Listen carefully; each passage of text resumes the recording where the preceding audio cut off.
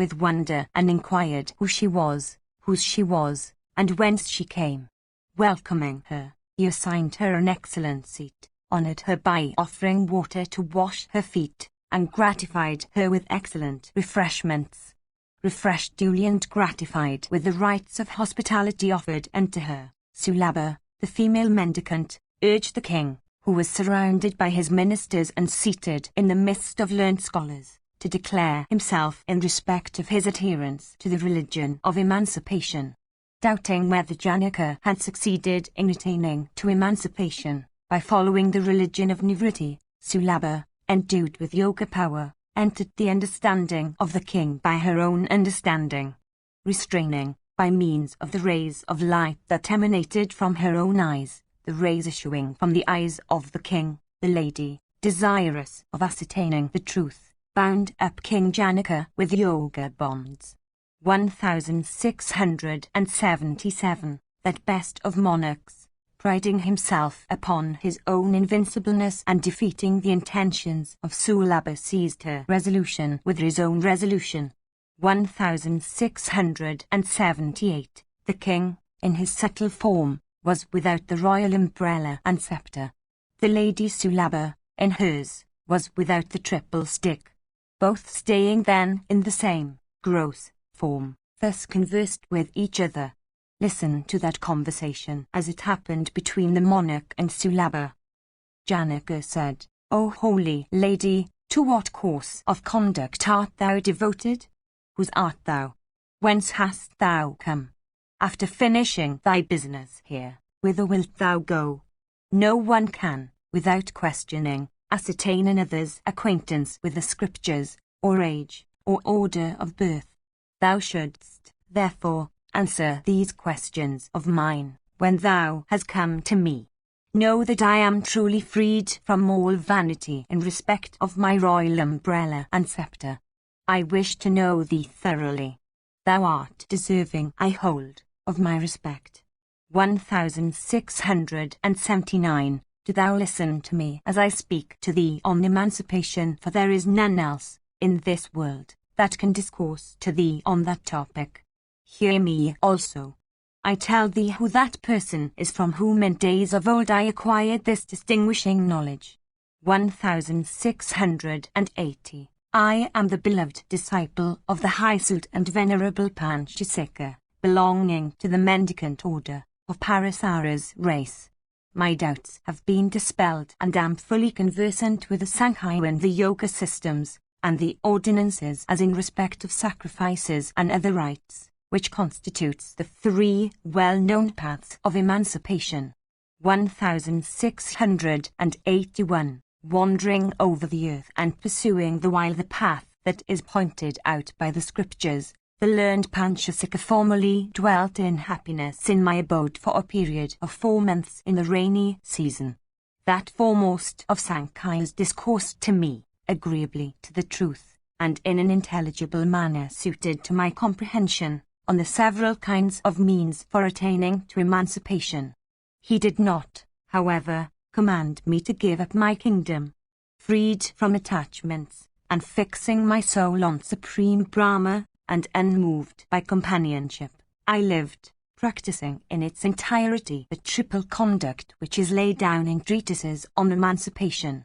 Renunciation of all kinds of attachments is the highest means prescribed for emancipation. It is from knowledge that renunciation, by which one becomes freed, is said to flow. From knowledge arises the endeavor after yoga, and through that endeavor one attains to knowledge of self or soul. Through knowledge of self one transcends joy and grief. That enables one to transcend death and attain to high success. That high intelligence, knowledge of self, has been acquired by me, and accordingly I have transcended all pairs of opposites. Even in this life have I been freed from stupefaction and have transcended all attachments. As a soil, saturated with water and softened thereby, causes their sown seed to sprout forth, after the same manner, the acts of men cause rebirth. As a seed, fried on a pan or otherwise, becomes unable to sprout forth, although the capacity for sprouting was there. After the same manner, my understanding having been freed from the productive principle constituted by desire, by the instruction of the holy Panchasika of the mendicant order, it no longer produces its fruit in the form of attachment to the object of the senses. I never experience love for my spouse or hate for my foes.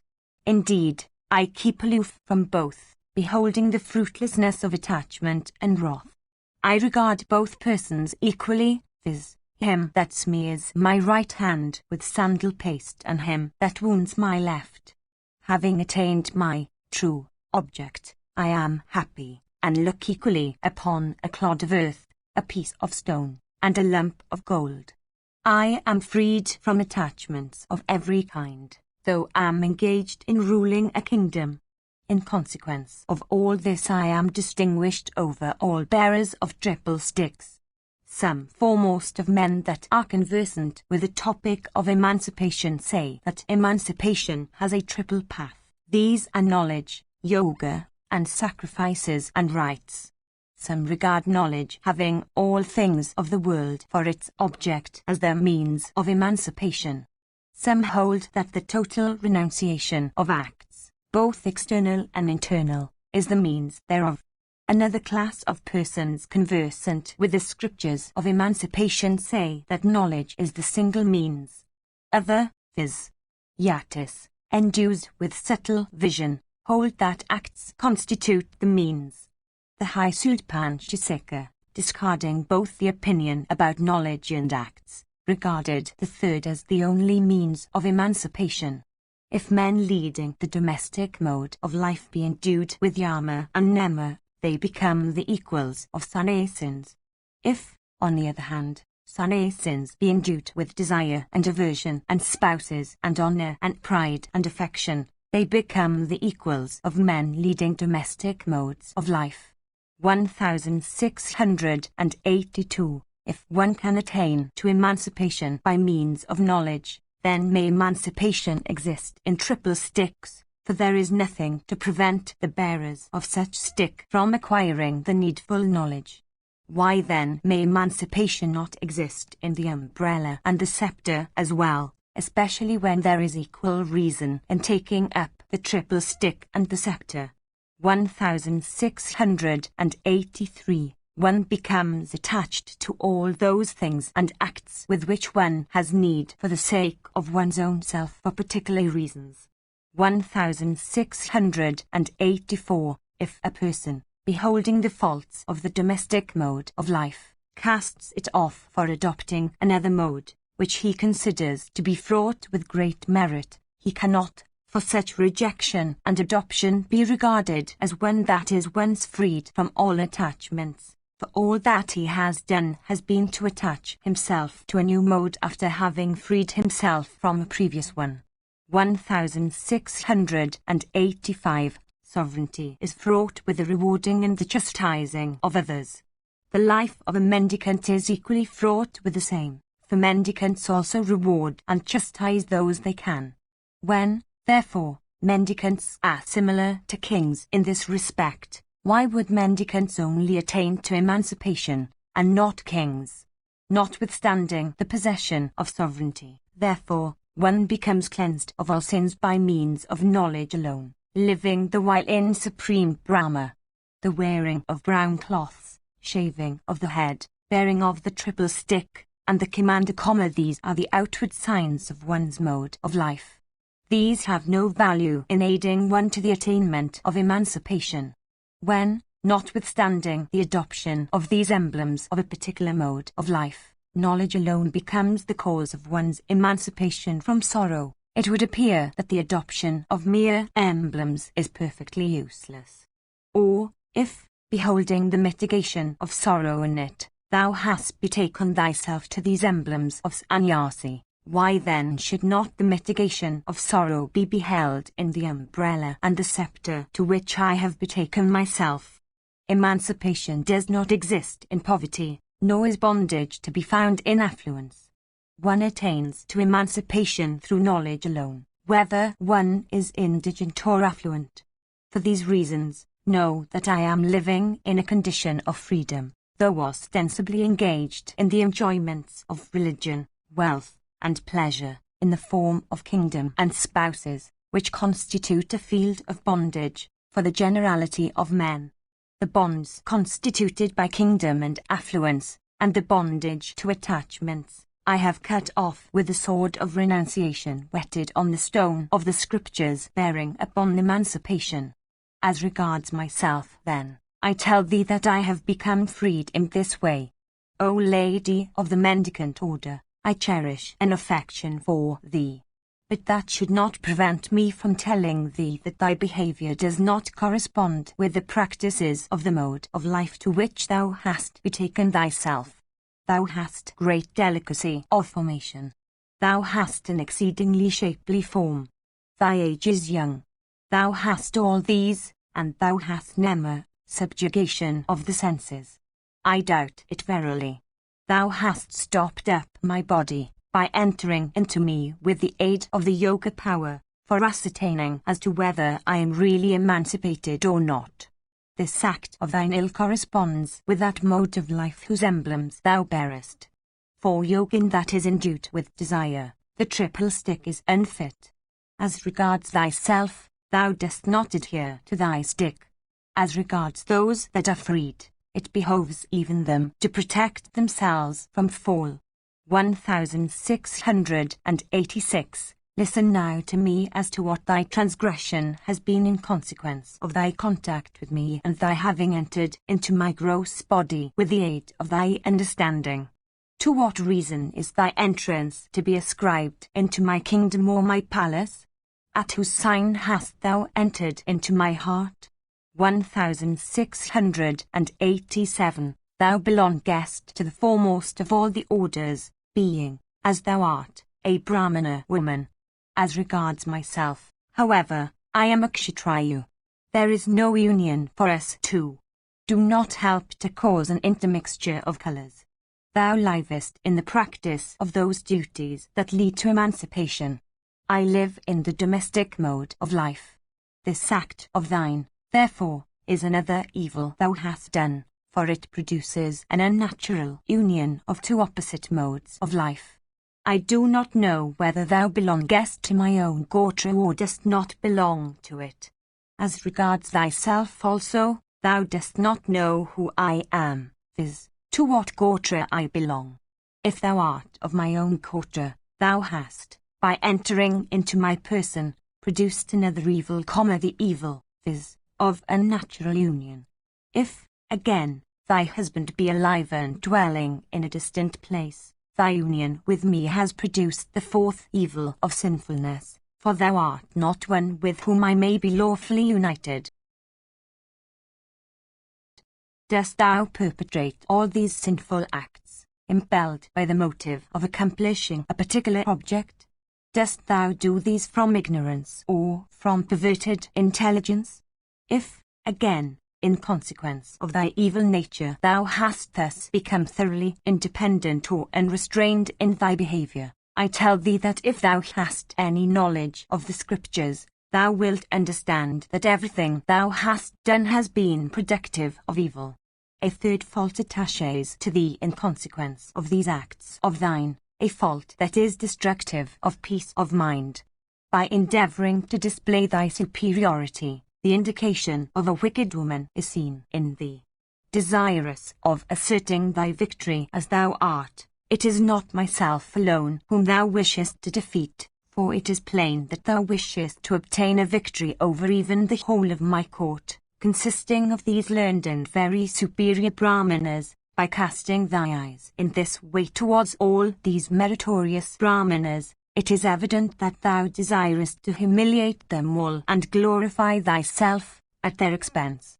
Stupefied by thy pride of yoga puissance that has been born of thy jealousy, at sight of my power, thou hast caused a union of thy understanding with mine and thereby hast really mingled together nectar with poison. That union, again, of man and woman, when each covets the other, is sweet as nectar. That association, however, of man and woman when the latter, herself coveting, fails to obtain an individual of the opposite sex that does not covet her, is, instead of being a merit, only a fault that is as noxious as poison. Do not continue to touch me. Know that I am righteous. Do thou act according to thy own scriptures. The inquiry thou hadst wished to make, viz., whether I am or I am not emancipated, has been finished. It behoves thee not to conceal from me all thy secret motives. It behoves thee not, that thus disguisest thyself, to conceal from me what thy object is, that is, whether this call of thine has been prompted by the desire of accomplishing some object of thy own, or whether thou hast come for accomplishing the object of some other king that is hostile to me. One should never appear deceitfully before a king, nor before a Brahmana, nor before one's wife when that wife is possessed of every wifely virtue. Those who appear in deceitful guise before these three very soon meet with destruction. The power of kings consists in their sovereignty. The power of Brahmanas conversant with the Vedas is in the Vedas. Women wield a high power in consequence of their beauty and youth and blessedness. These then are powerful in the possession of these powers. He, therefore, that is desirous of accomplishing his own object should always approach these three with sincerity and candor. Insincerity and deceit fail to produce success in these three quarters. It behoveth thee, therefore, to apprise me of the order to which thou belongest by birth, of thy learning and conduct and disposition and nature, as also of the object thou hast in view in coming to this place. Bhishma continued, though rebuked by the king in these unpleasant, improper, and ill-applied words, the lady Sulabha was not at all abashed. After the king had said these words, the beautiful Sulabha then addressed herself for saying the following words in reply that were more handsome than her person. Sulabha said, O king, speech ought always to be free from the 9 verbal faults and the 9 faults of judgment. It should also, while setting forth the meaning with perspicuity, be possessed of the 18 well-known merits. 1688. Ambiguity, ascertainment of the faults and merits of premises and conclusions, weighing the relative strength or weakness of those faults and merits, establishment of the conclusion, and the element of persuasiveness or otherwise that attaches to the conclusion thus arrived at, these 5 characteristics appertaining to the sense constitute the authoritativeness of what is said. Listen now to the characteristics of these requirements, beginning with ambiguity, one after another, as I expound them according to the combinations. When knowledge rests on distinction in consequence of the object to be known being different from one another, and when, as regards the comprehension of the subject, the understanding rests upon many points one after another, the combination of words, in whose case this occurs, is said to be vitiated by ambiguity. 1689. By ascertainment of faults and merits, called Sankhya, is meant the establishment, by elimination, of faults or merits, in premises and conclusions, adopting tentative meanings. 1690. Krama, or weighing the relative strength or weakness of the faults or merits, ascertained by the above process, consists in settling the propriety of the priority or subsequence of the words employed in a sentence. This is the meaning attached to the word grammar by persons conversant with the interpretation of sentences or texts. By conclusion is meant the final determination, after this examination of what has been said on the subjects of religion, pleasure, wealth, and emancipation, in respect of what particularly is what has been said in the text. 1691. The sorrow born of wish or aversion increases to a great measure. The conduct, O king, that one pursues in such a matter, for dispelling the sorrow experienced, is called prayojanam. 1692. Take it for certain, O king, at my word, that these characteristics of ambiguity and the other, numbering 5 in all, when occurring together, constitute a complete and intelligible sentence. 1693. The words I shall utter will be fraught with sense, free from ambiguity, in consequence of each of them not being symbols of many things, logical, free from pleonasm or tautology, smooth, certain, free from bombast, agreeable or sweet, truthful, not inconsistent with the aggregate of three, viz., righteousness, wealth and pleasure, refined, that is, free from prakriti, not elliptical or imperfect, destitute of harshness or difficulty of comprehension, characterized by due order, not far-fetched in respect of sense, corrected with one another as cause and effect and each having a specific object. 1694. I shall not tell thee anything, prompted by desire or wrath or fear or cupidity or abjectness or deceit or shame or compassion or pride. I answer thee because it is proper for me to answer what thou hast said. When the speaker, the hearer, and the words said thoroughly agree with one another in course of a speech, then does the sense or meaning come out very clearly. When, in the matter of what is to be said, the speaker shows disregard for the understanding of the hearer by uttering words whose meaning is understood by himself, then, however good those words may be, they become incapable of being seized by the hearer. 1695. That speaker, again, who, abandoning all regard for his own meaning, uses words that are of excellent sound and sense, awakens only erroneous impressions in the mind of the hearer. Such words in such connection become certainly faulty. That speaker, however, who employs words that are, while expressing his own meaning, intelligible to the hearer, as well, truly deserves to be called a speaker. No other man deserves the name. It behoveth thee, therefore, O King, to hear with concentrated attention these words of mine, fraught with meaning and endued with wealth of vocables. Thou hast asked me who I am, whose I am, whence I am coming, etc. Listen to me, O King, with undivided mind, as I answer these questions of thine. As lac and wood, as grains of dust and drops of water, exist commingled when brought together, even so are the existences of all creatures. 1696. Sound, touch, taste, form, and scent. These and the senses, though diverse in respect of their essences, exist yet in a state of commingling like lac and wood. It is again well known that nobody asks any of these, saying, Who art thou? Each of them also has no knowledge either of itself or of the others. The eye cannot see itself. The ear cannot hear itself.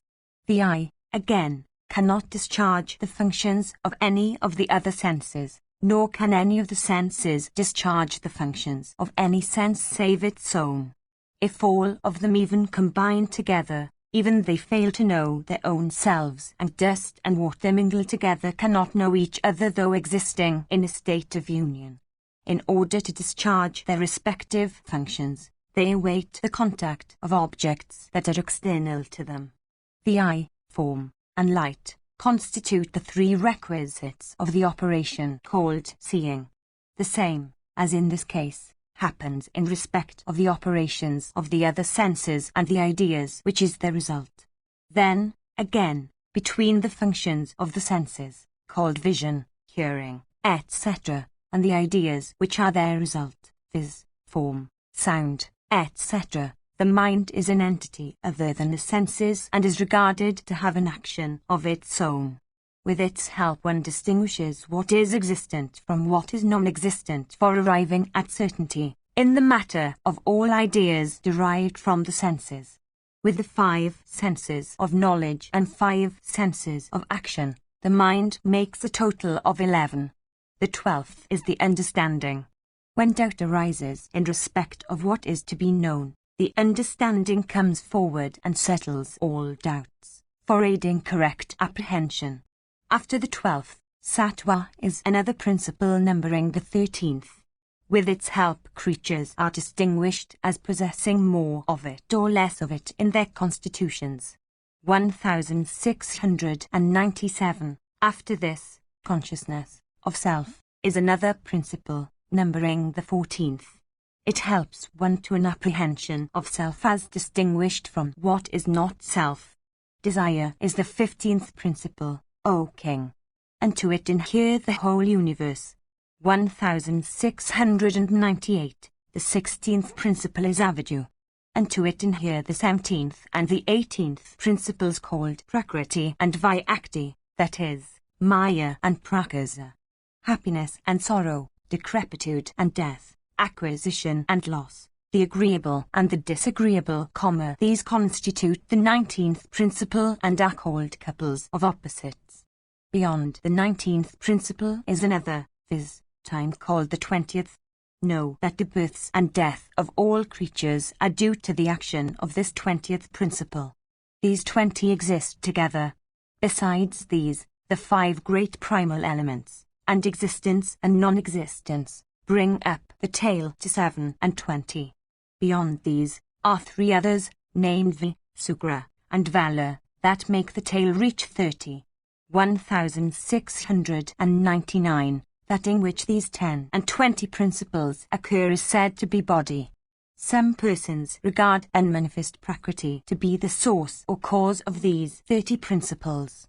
This is the view of the atheistic Sankhya school. The Kannadas of gross vision regard the manifest, or atoms, to be their cause. Whether the unmanifest or the manifest be their cause, or whether the two, viz., the supreme or Purusha and the manifest or atoms, be regarded as their cause, or fourthly, whether the 4 together, viz., the supreme or Purusha and his maya and jiva and avidya or ignorance, be the cause. They that are conversant with the Dhyatma behold prakriti as the cause of all creatures. That prakriti which is unmanifest becomes manifest in the form of these principles. Myself, thyself, O monarch, and all others that are endued with body are the result of that prakriti, so far as our bodies are concerned. Insemination and other embryonic conditions are due to the mixture of the vital seed and blood. In consequence of insemination, the result which first appears is called by the name of kalala. From kalala arises what is called tvadvuda, bubble. From the stage called tvadvuda springs what is called pisi.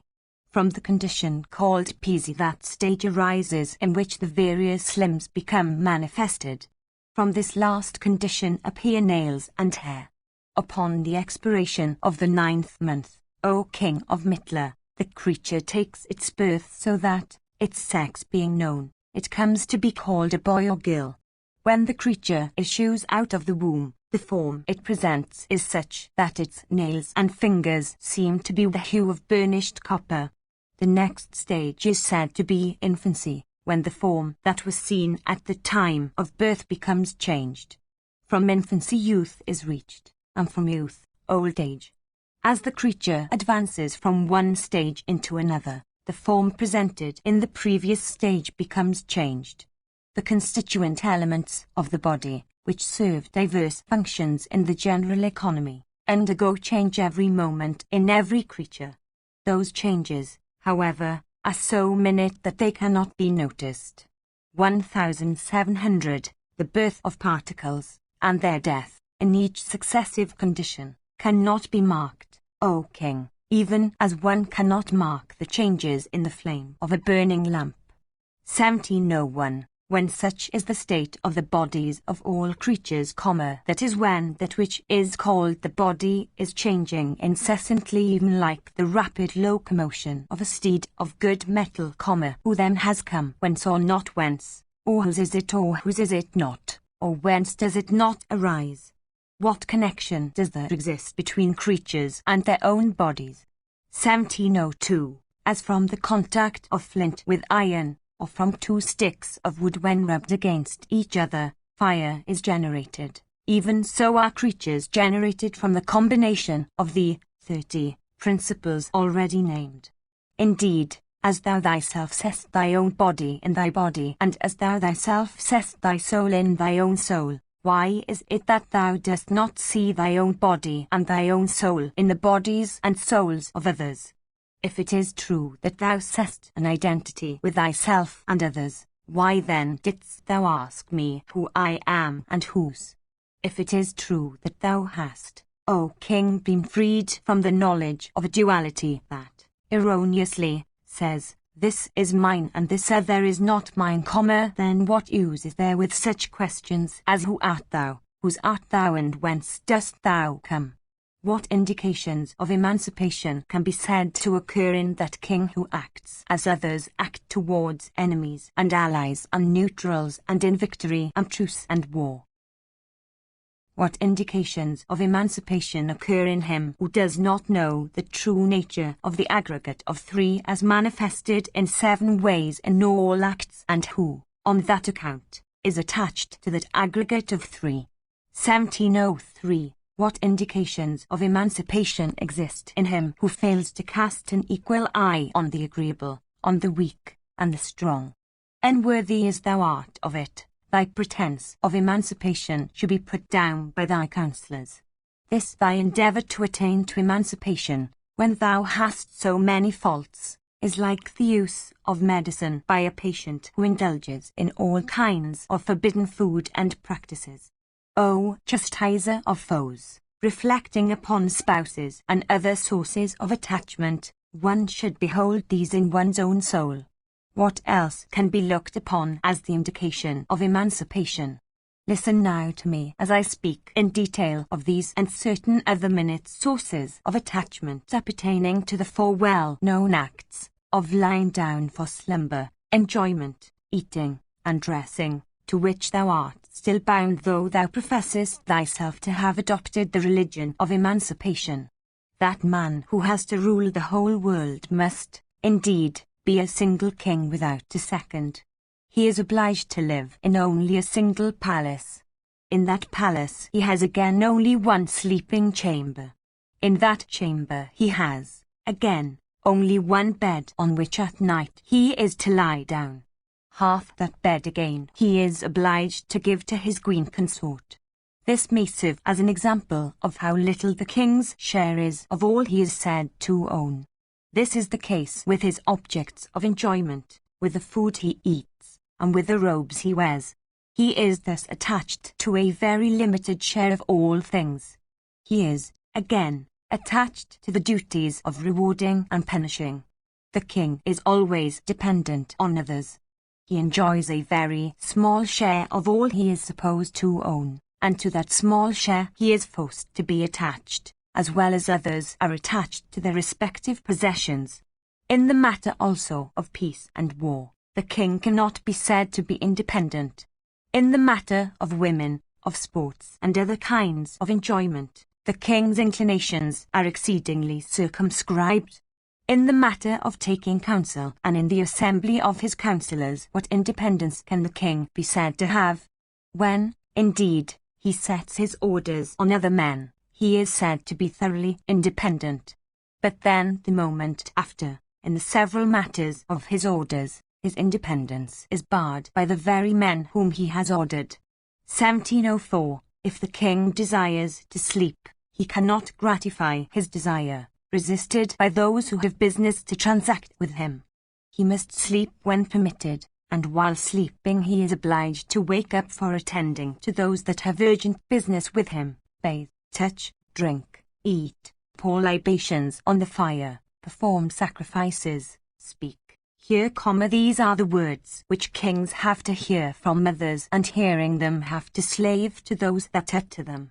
Men come in batches to the king and solicit him for gifts. Being, however, the protector of the general treasury, he cannot make gifts unto even the most deserving. If he makes gifts, the treasury becomes exhausted. If he does not, disappointed solicitors look upon him with hostile eyes. He becomes vexed, and as the result of this, misanthropical feelings soon invade his mind. If many wise and heroic and wealthy men reside together, the king's mind begins to be filled with distrust in consequence. Even when there is no cause of fear, the king entertains fear of those that always wait upon and worship him. Those I have mentioned, O king, also find fault with him. Behold, in what way the king's fears may arise from even them. Then again, all men are kings in their own houses. All men, again, in their own houses are householders. Like kings, O Janaka, all men in their own houses chastise and reward. Like kings others also have sons and spouses and their own selves and treasuries and friends and stores.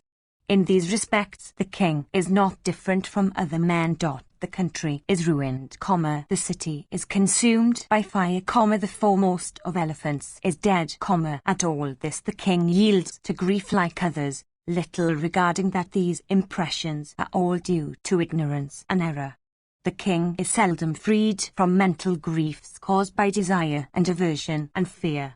He is generally afflicted also by headaches and diverse diseases of the kind.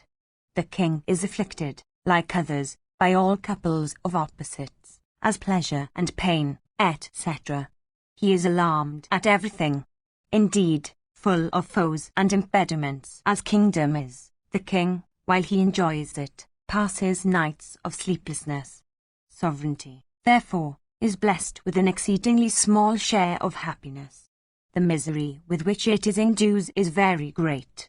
It is as insubstantial as burning flames fed by straw or the bubbles of froth seen on the surface of water. Who is there that would like to obtain sovereignty, or having acquired sovereignty can hope to win tranquility? Thou regardest this kingdom and this palace to be thine. Thou thinkest also this army, this treasury, and these counsellors to belong to thee. Whose, however, in reality are they, and whose are they not? Allies, ministers, capital, provinces, punishment, treasury, and the king, these 7 which constitute the limbs of a kingdom exist, depending upon one another, like 3 sticks standing with one another's support. The merits of each are set off by the merits of the others. Which of them can be said to be superior to the rest? At those times those particular ones are regarded as distinguished above the rest when some important end is served through their agency. Superiority, for the time being, is said to attach to that one whose efficacy is thus seen. The 7 limbs already mentioned, O best of kings, and the 3 others, forming an aggregate of 10, supporting one another, are said to enjoy the kingdom like the king himself. 1705. That king who is endued with great energy and who is firmly attached to kshatriya practices, should be satisfied with only a 10th part of the produce of the subject's field. Other kings are seen to be satisfied with less than a 10th part of such produce. There is no one who owns the kingly office without someone else owning it in the world, and there is no kingdom without a king. 1706. If there be no kingdom, there can be no righteousness, and if there be no righteousness, whence can emancipation arise? Whatever merit is most sacred and the highest, belongs to kings and kingdoms. 1707. By ruling a kingdom well, a king earns the merit that attaches to a horse sacrifice with the whole earth given away as dakshina. But how many kings are there that rule their kingdoms well? O ruler of Mithila, I can mention hundreds and thousands of faults like these that attach to kings and kingdoms. Then, again, when I have no real connection with even my body, how then can I be said to have any contact with the bodies of others? Thou canst not charge me with having endeavoured to bring about an intermixture of castes. Hast thou heard the religion of emancipation in its entirety from the lips of Panchasika together with its means, its methods, its practices, and its conclusion? 1708. If thou hast prevailed over all thy bonds and freed thyself from all attachments, may I ask thee, O king, who thou preservest thy connections still with this umbrella and these other appendages of royalty? I think that thou hast not listened to the scriptures, or thou hast listened to them without any advantage, or, perhaps, Thou hast listened to some other treatises looking like the scriptures. It seems that thou art possessed only of worldly knowledge, and that like an ordinary man of the world thou art bound by the bonds of touch and spouses and mansions and the like. If it be true that thou hast been emancipated from all bonds, what harm have I done thee by entering thy person with only my intellect? With Yatis, among all orders of men, the custom is to dwell in uninhabited or deserted abodes. What harm then have I done to whom by entering thy understanding which is truly of real knowledge? I have not touched thee, O king, with my hands, of arms, or feet, or thighs, O sinless one, or with any other part of the body. Thou art born in a high race. Thou hast modesty. Thou hast foresight. Whether the act has been good or bad, my entrance into thy body has been a private one, concerning us two only. Was it not improper for thee to publish that private act before all thy court? These Brahmanas are all worthy of respect. They are foremost of preceptors. Thou also art entitled to their respect, being the king. Doing them reverence, thou art entitled to receive reverence from them.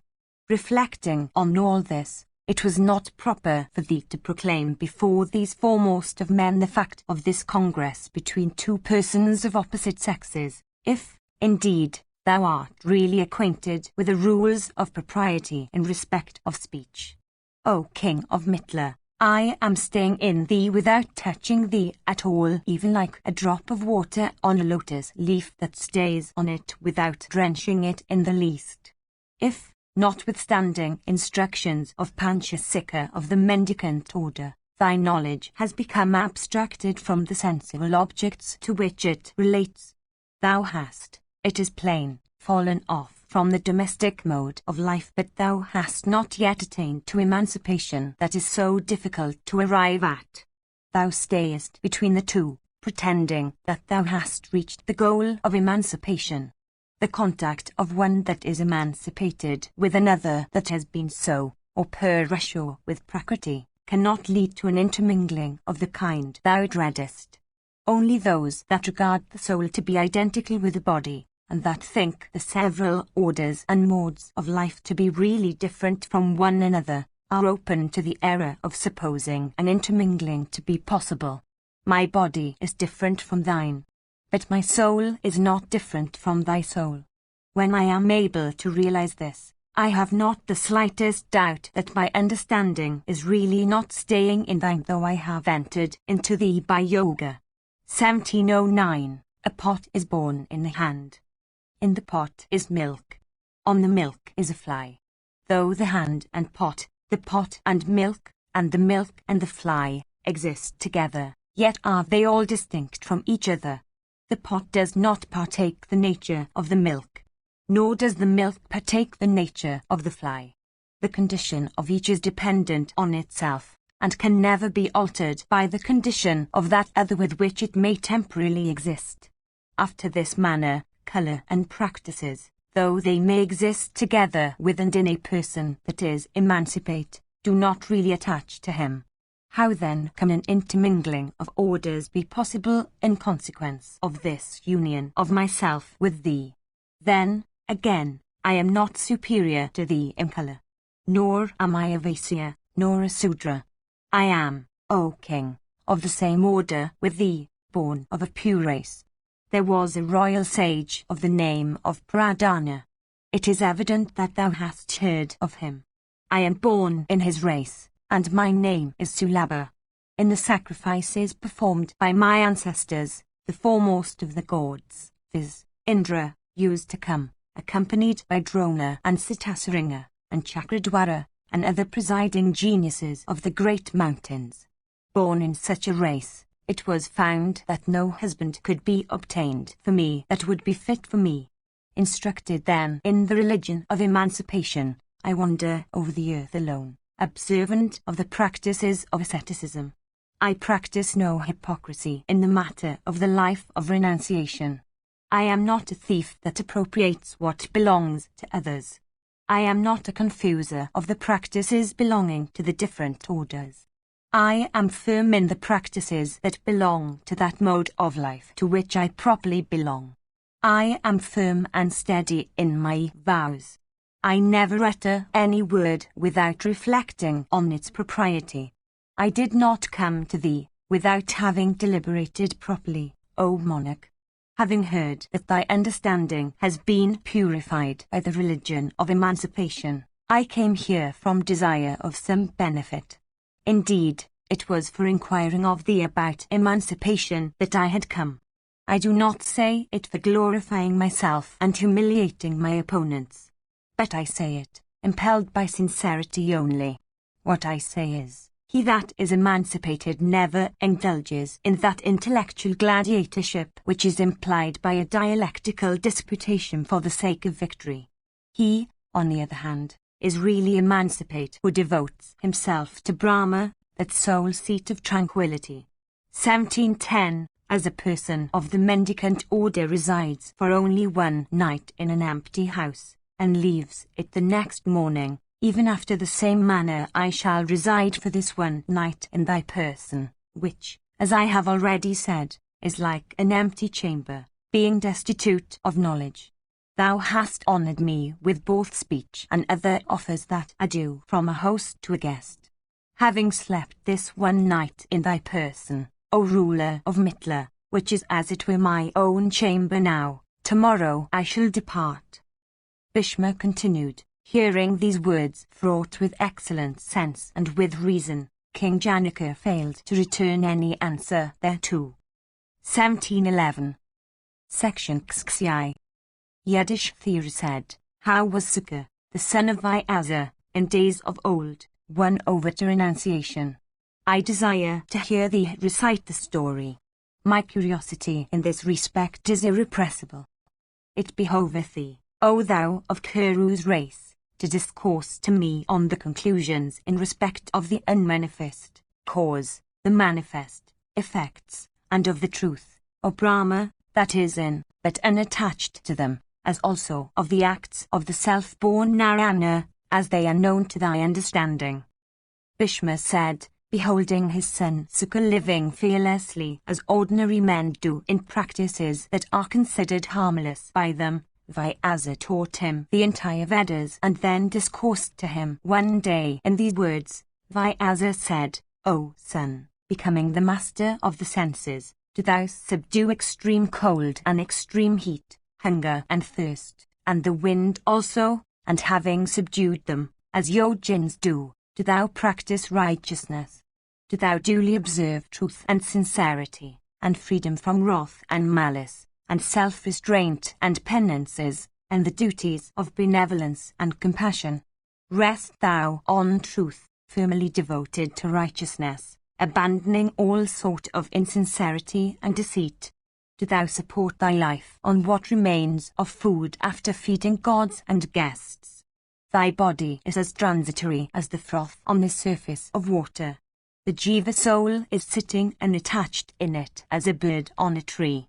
The companionship of all agreeable objects is exceedingly short-lived.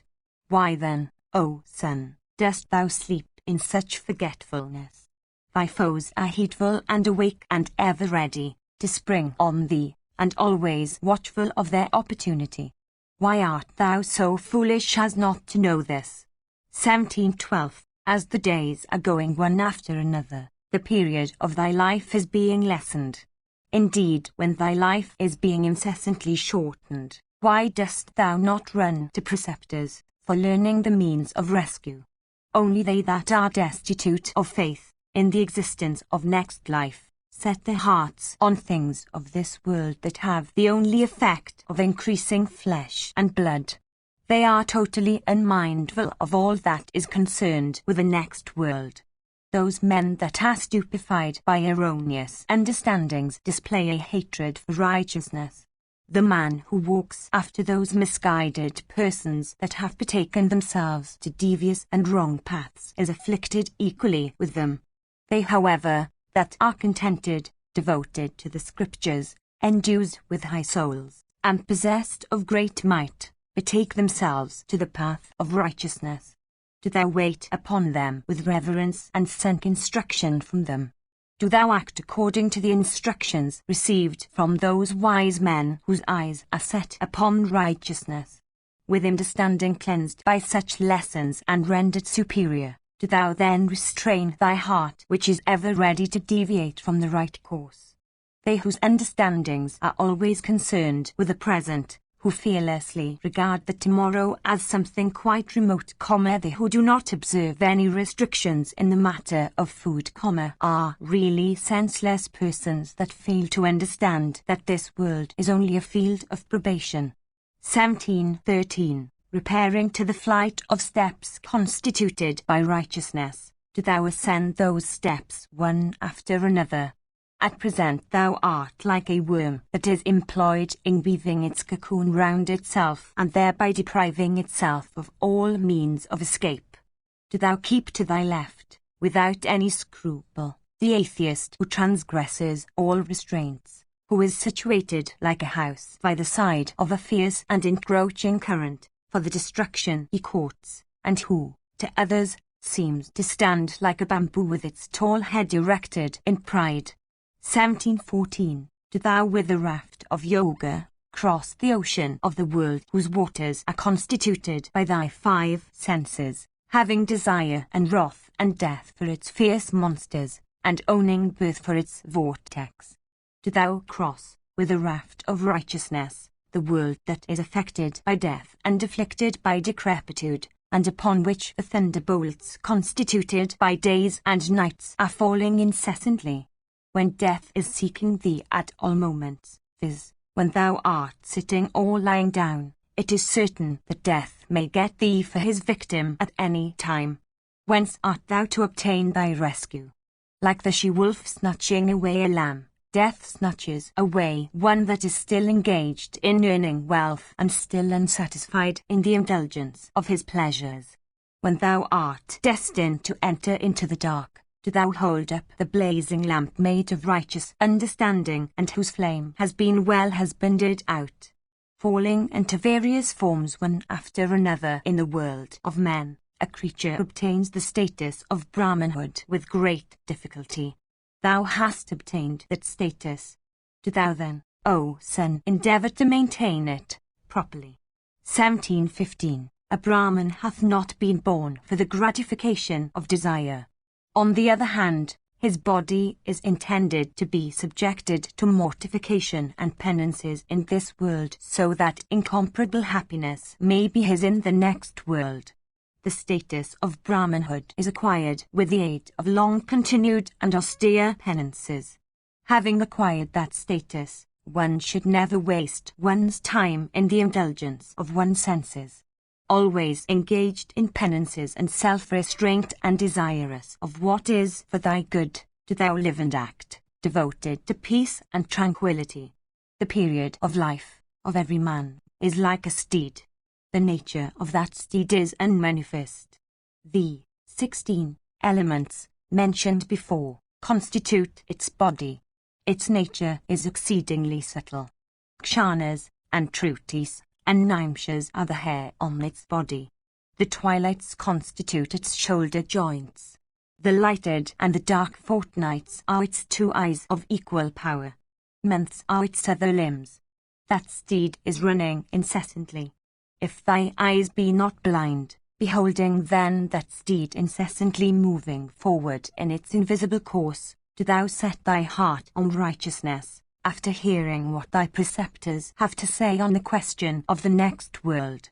They that fall away from righteousness and that conduct themselves recklessly, that always display malice towards others and betake themselves to evil ways, are obliged to assume physical bodies in the regions of Yama and suffer diverse afflictions, in consequence of their unrighteous acts of diverse kind.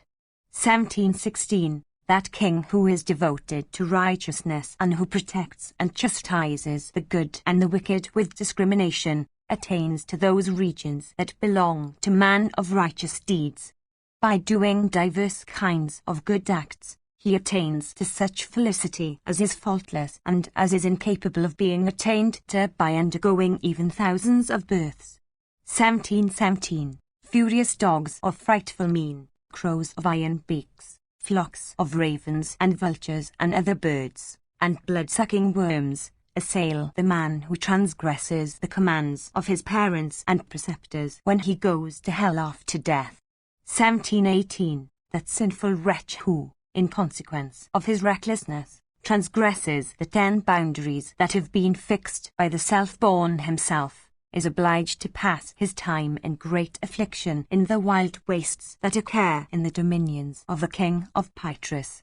1719. That man who is tainted with cupidity, who is in love with untruth, who always takes a delight in deception and cheating, and who does injuries to others by practicing hypocrisy and deception, has to go to deep hell and suffer great woe and affliction for his acts of wickedness.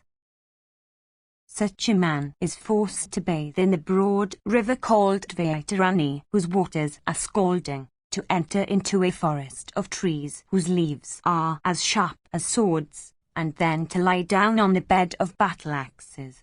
He has thus to pass his days in frightful hell in great affliction. Thou beholdest only the regions of Brahman and other deities, but thou art blind to that which is the highest, viz., emancipation. Alas, thou art ever blind also to that which brings death on its train, viz., decrepitude and old age. 1720. Go along the path of emancipation. Why tarriest thou? A frightful terror, destructive of thy happiness, is before thee. Do thou take prompt steps for achieving thy emancipation. Soon after death thou art sure to be taken before Yama at his command. For obtaining felicity in the next world, strive to attain to righteousness through the practice of difficult and austere vows. The puissant Yama, regardless of the sufferings of others, very soon takes the lives of all persons, that is, of thyself and thy friends. There is none capable of resisting him. Very soon the wind of Yama will blow before thee, and drive thee to his presence. Very soon wilt thou be taken to that dread presence all alone. Do thou achieve what will be for thy good there. Where now is that death wind which will blow before thee very soon? Art thou mindful of it? Very soon will the points of the compass, when that moment arrives, begin to whirl before thy eyes. Art thou mindful of that? O son, soon, when that moment comes, will thy Vedas disappear from thy sight as thou goest helplessly into that dread presence. Do thou, therefore, set thy heart on yoga, abstraction which is possessed of great excellence. 1721. Do thou seek to attain that one only treasure, so that thou mayst not have to grieve at the recollection, after death, of thy former deeds good and bad, all of which are characterized by error. 1722. Decrepitude very soon weakens thy body and robs thee of thy strength and limbs and beauty. Do thou, therefore, seek that one only treasure. Very soon the destroyer, with disease for his charioteer, will with a strong hand, for taking thy life, pierce and break thy body. Do thou, therefore, practice austere penance. Very soon will those terrible wolves that reside within thy body assail thee from every side. Do thou endeavour, therefore, to achieve acts of righteousness. 1723. Very soon wilt thou, all alone, behold a thick darkness, and very soon wilt thou behold golden trees on the top of the hill. Do thou, therefore, hasten to achieve acts of righteousness. 1724. Very soon will those evil companions and foes of thine, viz., the senses, dressed in the guise of friends, swerve thee from correct vision. Do thou, then, O son, strive to achieve that which is of the highest good. Do thou earn that wealth which has no fear from either kings or thieves, and which one has not to abandon even at death. Earned by one's own acts, that wealth has never to be divided among co-owners. Each enjoys that wealth in the other world, which each has earned for himself. O son, give that to others by which they may be able to live in the next world. Do thou also set thyself to the acquisition of that wealth which is indestructible and durable. Do not think that thou shouldst first enjoy all kinds of pleasures and then turn thy heart on emancipation, for before thou art satiated with enjoyment thou mayst be overtaken by death. Do thou, in view of this, hasten to do acts of goodness. 1725. Neither mother, nor son, nor relatives, nor dear friends, even when solicited with honors, accompany the man that dies. To the regions of Yama one has to go oneself, unaccompanied by anyone. Only those deeds, good and bad, that one did before death accompany the man that goes to the other world. The gold and gems that one has earned by good and bad means do not become productive of any benefit to one when one's body meets with dissolution. Of men that have gone to the other world, there is no witness better than the soul of all act done or undone in life. That when the acting Chaitanya, Jiva soul, enters into the witness Chaitanya, the destruction of the body takes place, is seen by yoga intelligence when yogins enter the firmament of their hearts. 1726. Even here, the god of fire, the sun and the wind, these three reside in the body. These, beholding as they do all the practices of one's life, become one's witnesses. Days and nights, the former characterized by the virtue of displaying all things and the latter characterized by the virtue of concealing all things, are running incessantly and touching all things, and thereby lessening their allotted periods of existence. Do thou, therefore, be observant of the duties of thy own order. 1727. The road in the other world, that leads to the regions of Yama, is infested by many foes, in the form of iron-beaked birds and wolves, and by many repulsive and terrible insects and worms. Do thou take care of thy own acts, for only acts will accompany you along that road. These one has not to share one's acts with others, but every one enjoys or endures the fruits of those acts which every one has himself performed. As Apsaras and great rishis attain to fruits of great felicity, after the same manner, men of righteous deeds, as the fruits of their respective righteous acts, obtain in the other world cars of transcendent brightness that move everywhere at the will of the riders. Men of stainless deeds and cleansed souls and pure birth obtain in the next world fruits that correspond with their own righteous acts in this life. By walking along the high road constituted by the duties of domesticity, men acquire happy ends by attaining to the region of Prajapati or Vrihaspati or of him of 100 sacrifices. I can give thee thousands and thousands of instructions. Know, however, that the puissant cleanser, viz., righteousness, keeps all foolish persons in the dark. 1728. Thou hast passed 24 years. Thou art now full 25 years of age. Thy years are passing away. Do thou begin to lay thy store of righteousness. The destroyer that dwells within error and heedlessness will very soon deprive thy senses of their respective powers. Do thou, before that consummation is brought about, hasten to observe thy duties, relying on thy body alone. 1729. When it is thy duty to go along that road in which thyself only shalt be in front and thyself only in the rear, what need then hast thou with either thy body or thy spouse and children? 1730. When men have to go individually and without companions to the region of Yama, it is plain that in a view of such a situation of terror, thou shouldst seek to acquire that one only treasure, viz., righteousness or yoga samadhi. The puissant Yama, regardless of the afflictions of others, snatches away the friends and relatives of one's race by the very roots. There is no one that can resist him. Do thou, therefore, seek to acquire a stock of righteousness. I impart to thee these lessons, O son, that are all agreeable with the scriptures I follow. Do thou observe them by acting according to their import. He who supports his body by following the duties laid down for his own order, and who makes gifts for earning whatever fruits may attach to such acts, becomes freed from the consequences that are born of ignorance and error. 1731. The knowledge which a man of righteous deeds acquires from Vedic declarations leads to omniscience. That omniscience is identical with the science of the highest object of human acquisition, viz., emancipation. Instruction, imparted to the grateful, became beneficial, in consequence of their leading to the attainment of that highest object of human acquisition.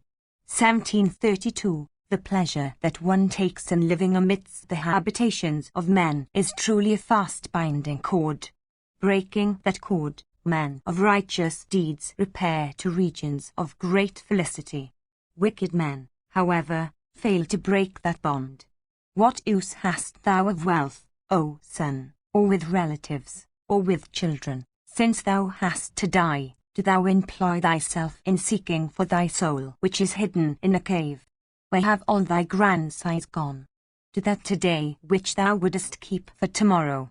Do that in the forenoon which thou wouldest keep for the afternoon. Death does not wait for any one to see whether one has or has not accomplished one's task. Following the body after one's death, to the crematorium, one's relatives and kinsmen and friends come back, throwing it on the funeral pyre. Without a scruple do thou avoid those men that are skeptics, that are destitute of compassion, and that are devoted to wicked ways, and do thou endeavour to seek, without listlessness or apathy, that which is for thy highest good. When, therefore, the world is thus afflicted by death, do thou, with thy whole heart, achieve righteousness, aided all the while by unswerving patience. That man who is well conversant with the means of attaining to emancipation and who duly discharges the duties of his order, certainly attains to great felicity in the other world. For thee that dost not recognize death in the attainment of a different body and that dost not deviate from the path trod by the righteous, there is no destruction. He that increases the stock of righteousness is truly wise. He, on the other hand, that falls away from righteousness is said to be a fool. One that is engaged in the accomplishment of good deeds attains to heaven and other rewards as the fruits of those deeds, but he that is devoted to wicked deeds has to sink in hell. Having acquired the status of humanity, so difficult of acquisition, that is the stepping stone to heaven, one should fix one's soul on Brahma so that one may not fall away once more. That man whose understanding, directed to the path of heaven, does not deviate therefrom, is regarded by the wise as truly a man of righteousness, and when he dies his friends should indulge in grief. That man whose understanding is not restless and which is directed to Brahma and who has attained to heaven, becomes freed from a great terror, viz., hell. They that are born in retreats of ascetics and that either do not earn much merit by abstaining all their life from enjoyments and the indulgence of desire. He, however, who though possessed of objects of enjoyment casts them off and engages himself in the practice of penances, succeeds in acquiring everything. The fruits of the penances of such a man are, I think, much higher. Mothers and sires and sons and spouses, by hundreds and thousands, every one had and will have in this world. Who, however, were they and whose are we? I am quite alone. I have no one whom I may call mine, nor do I belong to anyone else. I do not see that person whose I am, nor do I see him whom I may call mine. They have nothing to do with thee. Thou hast nothing to do with them. 1733. All creatures take birth agreeably to their acts of past lives. Thou also shalt have to go hence, for taking birth in a new order, determined by thy own acts. In this world it is seen that the friends and followers of only those that are rich behave towards the rich with devotion. The friends and followers of those, however, that are poor fall away during even the lifetime of the poor. Man commits numerous evil acts for the sake of his wife and children. From those evil acts he derives much distress both here and hereafter. The wise man beholds the world of life devastated by the acts performed by every living being. Do thou, therefore, O son, act according to all the instructions I have given thee. The man possessed of true vision, beholding this world to be only a field of action, should, from desire of felicity in the next world, do acts that are good. Time, exerting his irresistible strength, cooks all creatures in his own cauldron, with the aid of his ladle constituted by months and seasons, the sun for his fire, and days and nights for his fuel. Days and nights, that are the witnesses of the fruits of every act done by every creature. For what purpose is that wealth which is not given away and which is not enjoyed?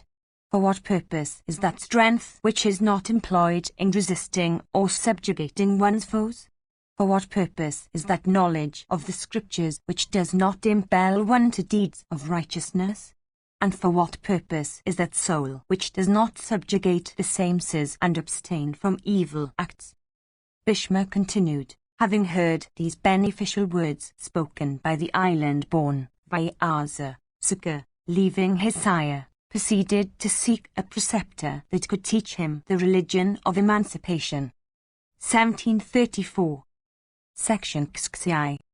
Yudhishthira said, if there is any efficacy in gifts, in sacrifices, in penances well performed, and in dutiful services rendered to preceptors and other reverend seniors, do thou, O grandsire, speak of the same to me.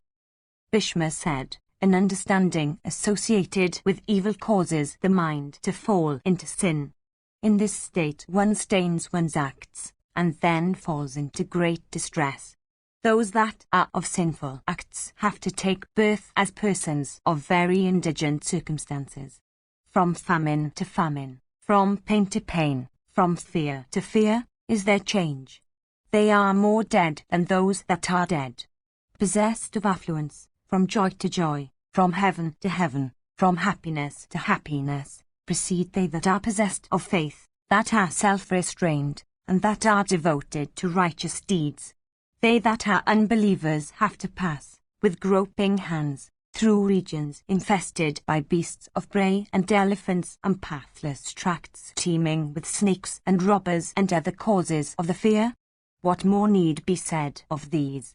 They, on the other hand, that are endued with reverence for gods and guests, that are liberal, that have proper regard for persons that are good, and that make gifts and sacrifices, have for theirs the path of felicity that belongs to men of cleansed and subdued souls. Those that are not righteous should not be counted among men, even as grains without kernel are not counted among grain, and as cockroaches are not counted among birds. The acts that one does follow one even when one runs fast. Whatever acts one does, lie down with the doer who lays himself down. Indeed, the sins one does, sit when the doer sits, and run when he runs. The sins act when the doer acts, and, in fact, follow the doer like his shadow. Whatever the acts one does by whatever means and under whatever circumstances, are sure to be enjoyed and endured, in respect of their fruits, by the doer in his next life. From every side time is always dragging all creatures, duly observing the rule in respect of the distance to which they are thrown and which is commensurate with their acts. 1735. As flowers and fruits, without being urged, never suffer their proper time to pass away without making their appearance, even so the acts one has done in past life make their appearance at the proper time. Honor and dishonor, gain and loss, destruction and growth, are seen to set in. No one can resist them when they come. One of them is enduring, for disappear it must after appearance. The sorrows one suffers is the result of one's acts. The happiness one enjoys flows from one's acts. From the time when one lies within the mother's womb one begins to enjoy and endure one's acts of a past life. Whatever acts good and bad one does in childhood, youth, or old age, one enjoys and endures their consequences in one's next life in similar ages. as the calf recognizes its dam even when the latter may stand among thousands of her species. After the same manner the acts done by one in one's past life come to one in one's next life, without any mistake, although one may live among thousands of one's species. As a piece of dirty cloth is whitened by being washed in water, after the same manner, the righteous, cleansed by continuous exposure unto the fire of fasts and penances, at last attain to unending happiness. O thou of high intelligence, the desires and purposes of those whose sins have been washed off by long-continued penances well performed, become crowned with fruition. The track of the righteous cannot be discerned even as that of birds in the sky or that of fishes in the water. There is no need of speaking ill of others, nor of reciting the instances in which others have tripped. On the other hand, one should always do what is delightful, agreeable, and beneficial to one's own self. 1736. Section Xxif. Yiddish theory said, "Tell me, O grandsire, how the Heiselsucker of austere penances took birth as the son of Vyaza, and how did he succeed in attaining to the highest success? Upon what woman did Vyaza, endued with wealth of asceticism, beget that son of his? We do not know who was Sukha's mother, nor do we know anything of the birth of that high-souled ascetic. How was it that, when he was a mere boy, his mind became directed to the knowledge of the subtle Brahma? Indeed, in this world no second person can be seen in whom such predilections could be marked at so early an age. I desire to hear all this in detail, O thou of great intelligence. I am never satiated with hearing thy excellent and nectar-like words. Tell me, O grandsire, in their proper order, of the greatness and the knowledge of Sukha and of his union with their supreme soul." Bhishma continued, "The rishis did not make merit depend upon years or decrepitude or wealth or friends. They said that he amongst them was great that studied the Vedas. All this that thou inquirest about has penances for its root. That penance, again, O son of Pandu, rises from the subjugation of the senses. Without doubt, one incurs fault by giving one's senses the reins. It is only by restraining them that one succeeds in earning success. The merit that attaches to 1,000 horse sacrifices or 100 Vajapas cannot come up to even a 16th portion of the merit that arises from yoga. I shall, on the present occasion, recite to thee the circumstances of Sukha's birth, the fruits he won of his penances, and the foremost end he achieved by his acts, topics that are incapable of being understood by persons of uncleansed soul. Once on a time, on the summit of Mru adorned with Kangara flowers, Mahadeva sported, accompanied by the terrible spirits that were his associates. The daughter of the king of mountains, viz., the goddess Parvati, was also there. There at the close vicinity of that summit, the island-born Vyaza underwent extraordinary austerities. O best of the Kuras, devoted to the practices of yoga, the great ascetic withdrawing himself by yoga into his own soul, and engaged in dharana, practiced many austerities for the sake of obtaining a son. The prayer he addressed to the great God was, O puissant one, let me have a son that will have the puissance of fire and earth and water and wind and space. Engaged in the austerest of penances, the island-born rishi begged that of that God who is incapable of being approached by persons of uncleansed souls, not by words but by his yoga resolution. The puissant Vyasa remained there for 100 years, subsisting on air alone, engaged in adoring Mahadeva of multifarious form, the Lord of Amma. Thither all the regenerate rishis and royal sages and the regents of the world and the Sadhyas along with the Vasas, and the Adityas, the Rudras, and Surya and Chandramas, and the Maruts, and the oceans, and the rivers and the Aswins, the deities, the Gandharvas, and Narada and Parvata and the Gandharvas, Vavasu, and the Siddhas, and the Apsaras. The Mahadeva, called also by the name of Rudra, sat decked with an excellent garland of kankara flowers, and blazed with effulgence like the moon with his rays. In those delightful and celestial woods populous with deities and heavenly rishis, the great rishi remained, engaged in high yoga contemplation, from desire of obtaining a son. His strength suffered no diminution, nor did he feel any pain. At this the three worlds were much amazed.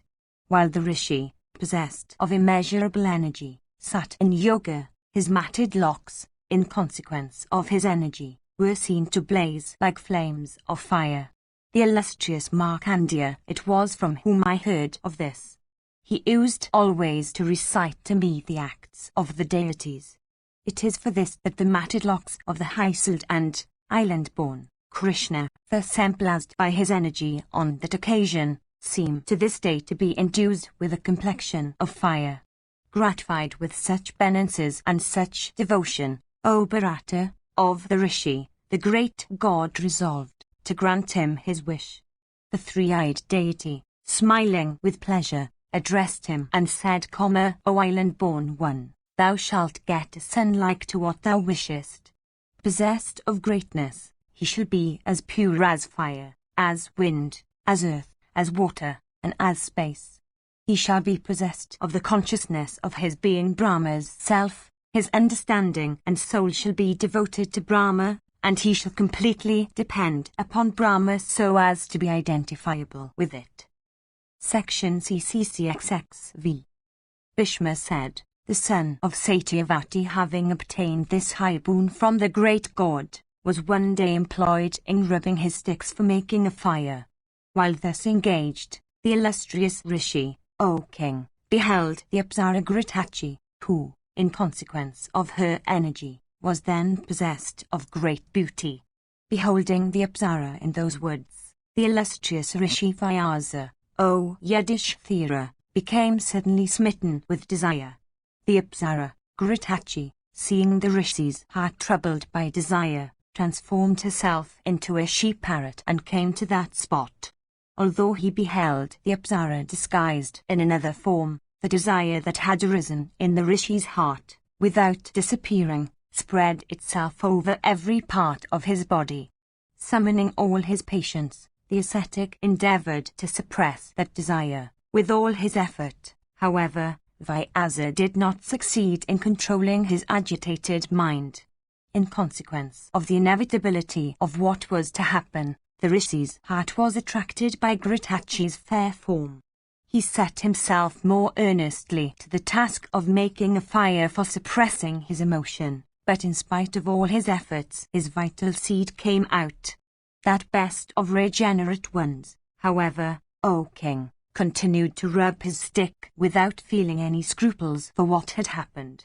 From the seed that fell was born a son unto him, called Sukha. In consequence of his circumstance attending his birth, he came to be called by name of Sukha. Indeed, it was thus that great ascetic, that foremost of rishis and highest of yogins, took birth from the two sticks his father had for making fire. As in a sacrifice a blazing fire shed its effulgence all around when libations of clarified butter are poured upon it, after the same manner did Sukha take his birth, blazing with effulgence in consequence of his own energy.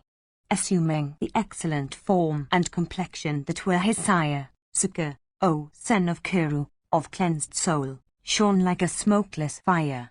The foremost of rivers, viz. Ganga, O king, coming to the breast of Meru, in her own embodied form, bathed Sukha, after his birth, with her waters. There fell from the welkin, O son of Kuru, an ascetic's stick and a dark deer skin for the ruse, O monarch, of the high-souled Sukha. The Gandharvas sang repeatedly and the diverse tribes of Apsaras danced, and celestial kettle drums of loud sound began to beat. The Gandharvas Vavasu and Tamvaru and Varada, and those of the Gandharvas called by the names of Haha, and who eulogized the birth of Sukha. The regents of the world with Sakra at their head came, as also the deities and the celestial and the regenerate rishis. The wind god poured showers of celestial flowers upon the spot. The entire universe, mobile and immobile, became filled with joy. The high-souled Mahadeva of great effulgence, accompanied by the goddess, and moved by affection, came there, and soon after the birth of the Muni's son invested him with the sacred thread. Sakra, the chief of the gods, gave him, from affection, a celestial commander of excellent form, and some celestial robes. Swans and satypatras and cranes by thousands, and many parrots and chasses, O Bharata, wheeled over his head. Endued with great splendor and intelligence, Sukha, having obtained his birth from the two sticks, continued to live engaged the while in the attentive observance of many vows and fasts. As soon as Sukha was born, the Vedas with all their mysteries and all their abstracts, came for dwelling in him, O king, even as they dwell in his sire.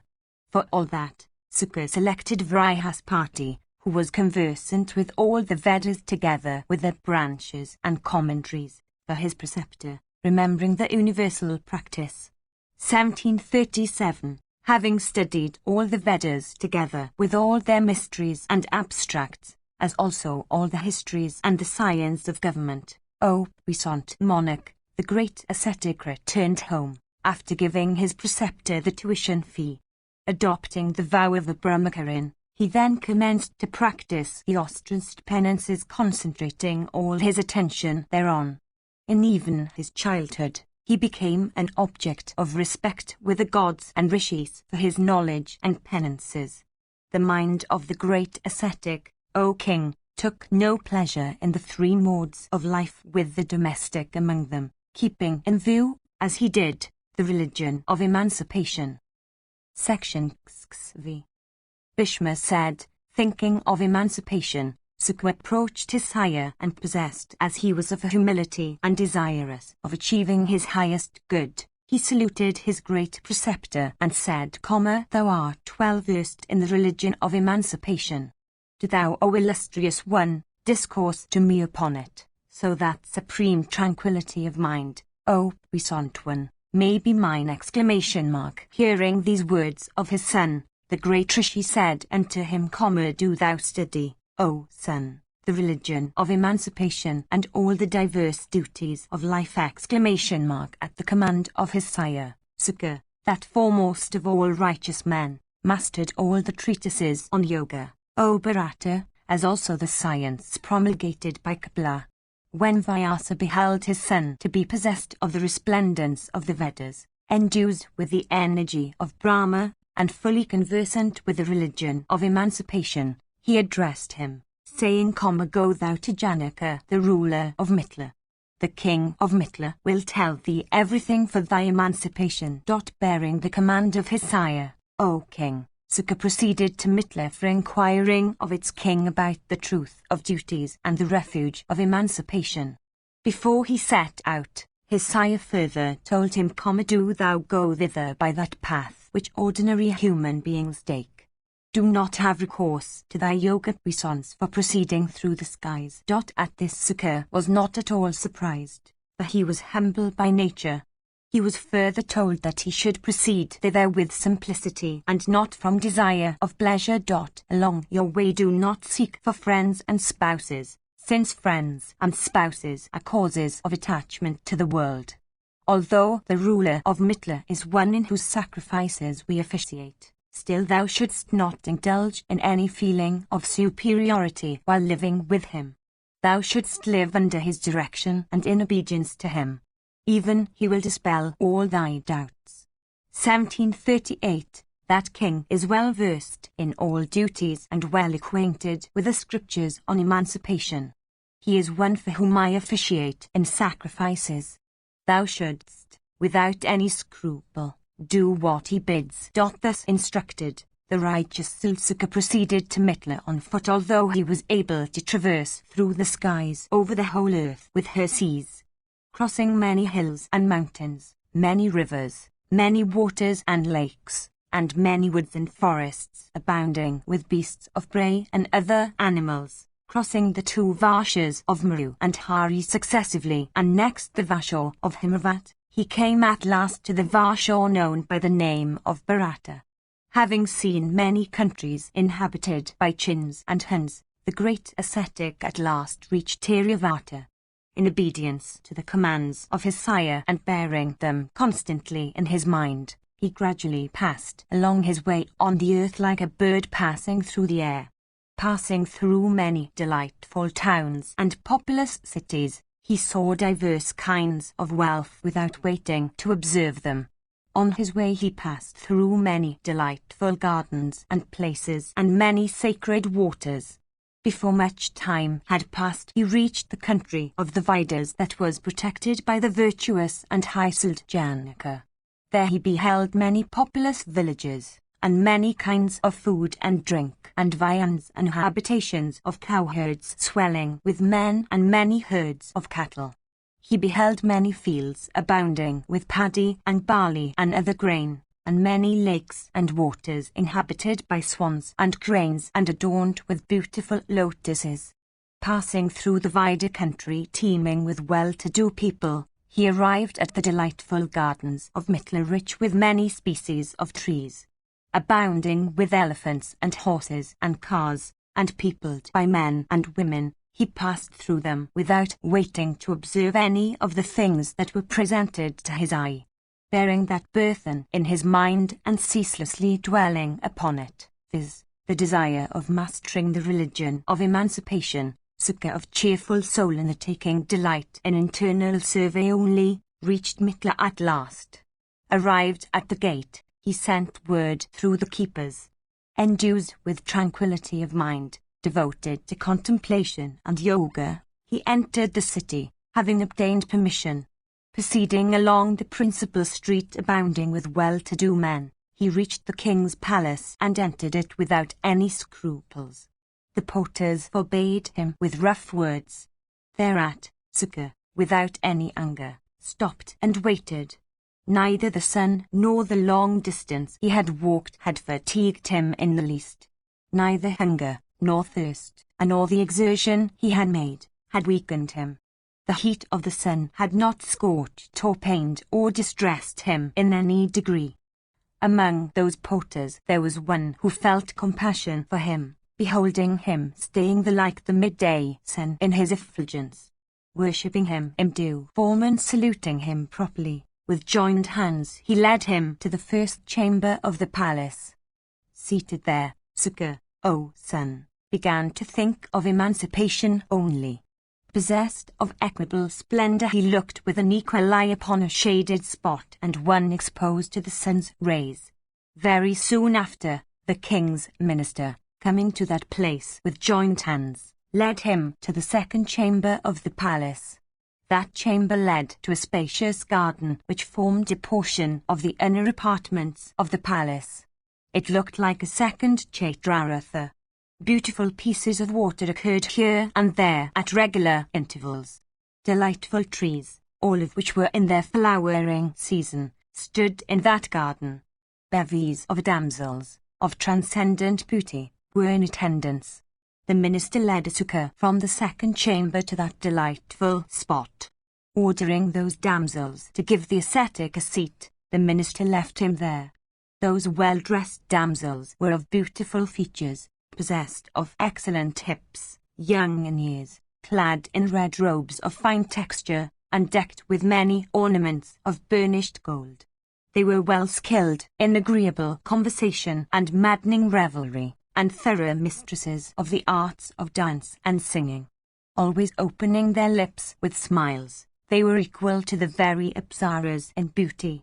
Well skilled in all the acts of dalliance, competent to read the thoughts of men upon whom they wait, possessed of every accomplishment, 50 damsels, of a very superior order and of easy virtue, surrounded the ascetic, presenting him with water for washing his feet, and worshipping him respectfully with the offer of the usual articles. They gratified him with excellent viands agreeable to the season. After he had eaten, those damsels then, one after another, singly led him through the grounds, showing him every object of interest, O Bharata. Sporting and laughing and singing, those damsels, conversant with the thoughts of all men, entertained that auspicious ascetic of noble soul, the pure-souled ascetic born in the fire sticks, observant without scruples of any kind of his duties, having all his senses under complete control, and a thorough master of his wrath, was neither pleased nor angered at all this. Then those foremost of beautiful women gave him an excellent seat. Washing his feet and other limbs, Sukkar said his evening prayers, sat on that excellent seat, and began to think of the object for which he had come there. In the first part of the night, he devoted himself to yoga. The puissant ascetic passed the middle portion of the night in sleep. Very soon waking up from his slumber, he went through the necessary rites of cleansing his body, and though surrounded by those beautiful women, he once again devoted himself to yoga. It was in this way, O Bharata, that the son of the island-born Krishna passed the latter part of that day and the whole of that night in the palace of King Janaka. Section XVI.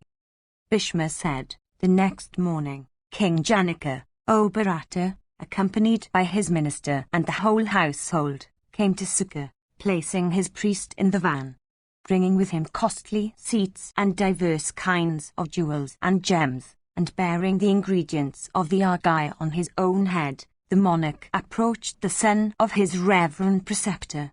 The king, taking with his own hands, from the hands of his priest, that seat adorned with many gems, overlaid with an excellent sheet, beautiful in all its parts, and exceedingly costly, presented it with great reverence to his preceptor's son Sukkar. After the son of the island-born Krishna had taken his seat on it, the king worshipped him according to prescribed rites. At first offering him water to wash his feet, he then presented him the argyll and kine. The ascetic accepted that worship offered with due rites and mantras. That foremost of regenerate persons, having thus accepted the worship offered by the king, and taking the kine also that were presented to him, then saluted the monarch. Possessed of great energy, he next inquired after the king's welfare and prosperity.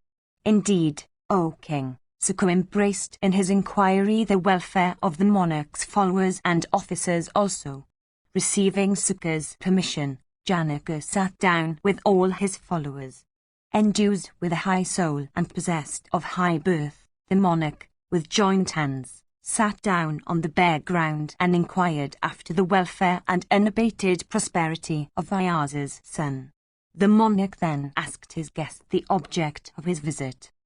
Sukkar said, Blessed be thou, my sire said unto me that his Yajamana, the ruler of the Vedas, known all over the world by the name of Janaka, is well versed in the religion of emancipation. He commanded me to come to him without delay, if I had any doubts requiring solution in the matter of the religion of either Pravriti or Nivritti. He gave me to understand that the king of Mithila would dispel all my doubts. I have, therefore, come hither, at the command of my sire, for the purpose of taking lessons from thee. It behoveth thee, O foremost of all righteous persons, to instruct me. What are the duties of a Brahmana, and what is the essence of those duties that have emancipation for their object? How also is emancipation to be obtained? Is it obtainable by the aid of knowledge or by that of penances? Janaka said, Hear what the duties are of a Brahmana from the time of his birth.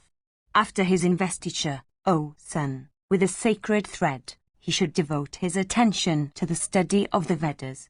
By practicing penances and dutifully serving his preceptor and observing the duties of Brahmacharya, O puissant one, he should pay off the debt he owes to the deities and the Pitris, and cast off all malice.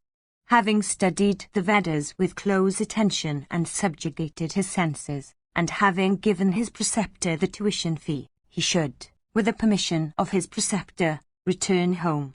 Returning home, he should betake himself to the domestic mode of life and wedding a spouse confine himself to her, and live freeing himself from every kind of malice, and having established his domestic fire.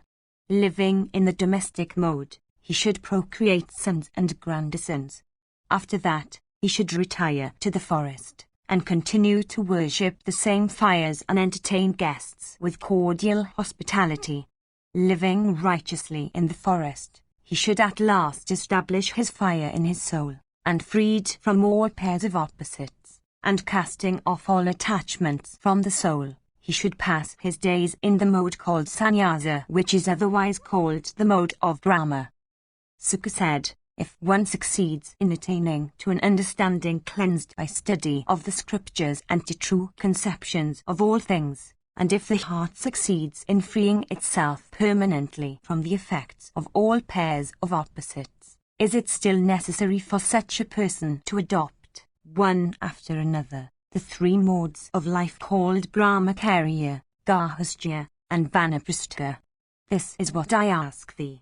It behoveth thee to tell me. Indeed, O ruler of men, do tell me this according to the true import of the Vedas. Janaka said, without the aid of an understanding cleansed by study of the scriptures and without that true conception of all things which is known by the name of Vijnana, the attainment of emancipation is impossible. That cleansed understanding, again, it is said, is unattainable without one's connection with the preceptor. The preceptor is the helmsman, and knowledge is the boat, aided by whom and which one succeeds in crossing the ocean of the world. After having acquired that boat, one becomes crowned with success. Indeed, having crossed the ocean, one may abandon both. For preventing the destruction of all the worlds and for preventing the destruction of acts, upon which the world depend, the duties appertaining to the four modes of life were practiced by the wise of old. By abandoning acts, good and bad, agreeably to this order of acts, one succeeds, in course of many births, in attaining to emancipation. 1739, that man who, through penances performed in course of many births, succeeds in obtaining a cleansed mind and understanding and soul, certainly becomes able to attain to emancipation, in a new birth, in even the very first mode viz. Brahmacharya. 1740, when, having attained to a cleansed understanding, emancipation becomes his and in consequence thereof he becomes possessed of knowledge in respect of all visible things. What desirable object is there to attain by observing the three other modes of life? 1741. One should always cast off false born of the attributes of Rajas and Dharmas. Adhering to the path of Sattva, one should know self by self. 1742. Beholding oneself in all creatures and all creatures in oneself, one should live, without being attached to anything, like aquatic animals living in water without being drenched by that element. He who succeeds in transcending all pairs of attributes and resisting their influence, succeeds in casting off all attachments, and attains to infinite felicity in the next world, going thither like a bird soaring into the sky from below.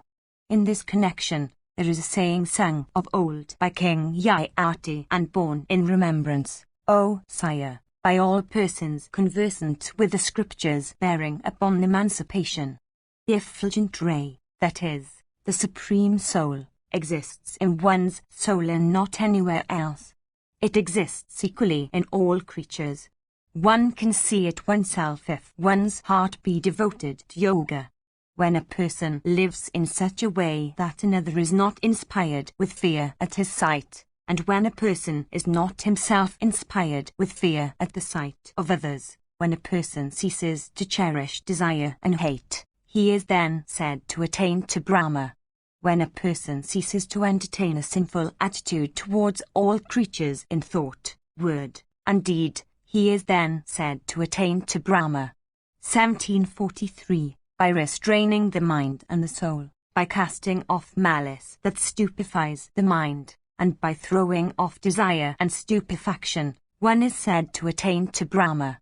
When a person assumes an equality of attitude in respect of all objects of hearing and vision, and the operations of the other senses, as also in respect of all living creatures, and transcends all pairs of opposites, he is then said to attain to Brahma.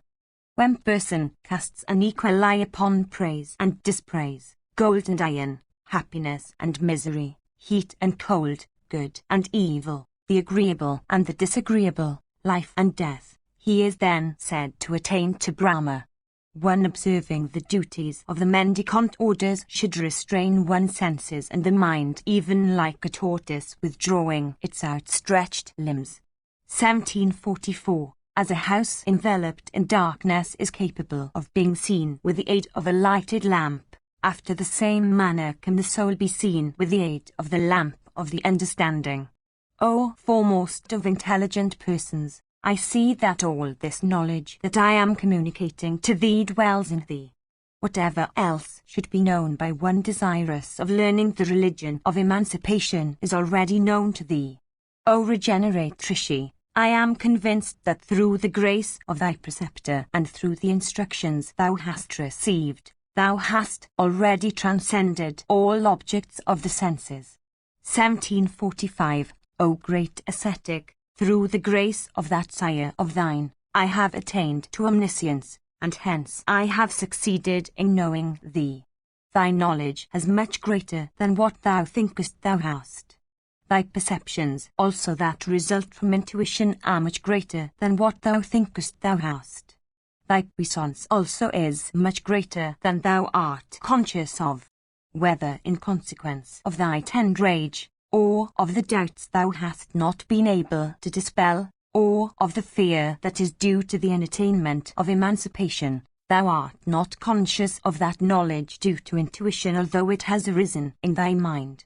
After one's doubts have been dispelled by persons like us, one succeeds in opening the knots of one's heart, and then, by righteous exertion, one attains to and becomes conscious of that knowledge.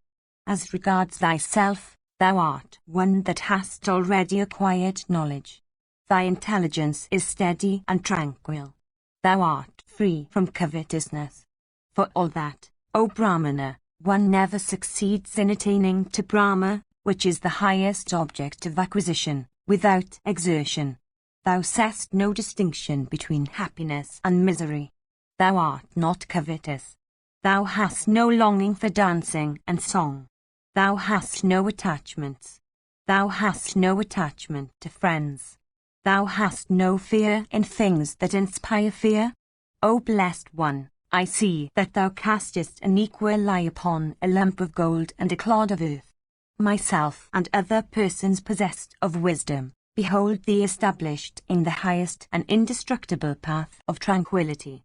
Thou stayest, O Brahmana, in those duties which obtain for the Brahmana that fruit which should be his and which is identical with the essence of the object represented by emancipation. What else hast thou to ask me? Section XVI. Bhishma said, having heard these words of King Janaka, Sukha of cleansed soul and settled conclusions began to stay in his soul by his soul, having of course seen self by self. 1746. His object being accomplished, he became happy and tranquil, and without putting further questions to Janaka, he proceeded northwards to the mountains of Himavat with the speed of the wind and like the wind. 1747. These mountains abounded with diverse tribes of apsaras and echoed with many lofty sounds, teeming with thousands of kinnaras and bringarajas. 1748. It was adorned, besides, with many magas and kanjaritas and many jivajivkas of variegated hue. And there were many peacocks also of gorgeous colours, uttering their shrill but melodious cries. Many bevies of swans also, and many flights of gladdened cuckoos too, adorned the place. The prince of birds, viz., Garuda, dwelt on that summit constantly. The four regions of the world, the deities, and diverse classes of rishis, used always to come from the desire of doing good to the world. It was there that the high Sud Vishnu had undergone the severest austerities for the object of obtaining a son. It was there that the celestial generalissimo named Kumara, in his younger days, disregarding the three worlds with all the celestial denizens, threw down his dart, piercing the earth therewith. Throwing down his dart, Skanda addressing the universe, said, if there be any person that is superior to me in might, or that holds Brahmanas to be dearer, or that can compare with me in devotion to the Brahmanas and the Vedas, or that is possessed of energy like unto me, let him draw up this dart or at least shake it! Hearing this challenge, the three worlds become filled with anxiety, and all creatures asked one another, saying, who will raise this dart? Vishnu beheld all the deities and asuras and rakshasas to be troubled in their senses and mind. He reflected upon what should be the best to be done under the circumstances. Without being able to bear that challenge in respect of the hurling of the dart, he cast his eyes on Skanda, the son of the fire god. The pure-souled Vishnu caught hold of the blazing dart with his left hand and began to shake it.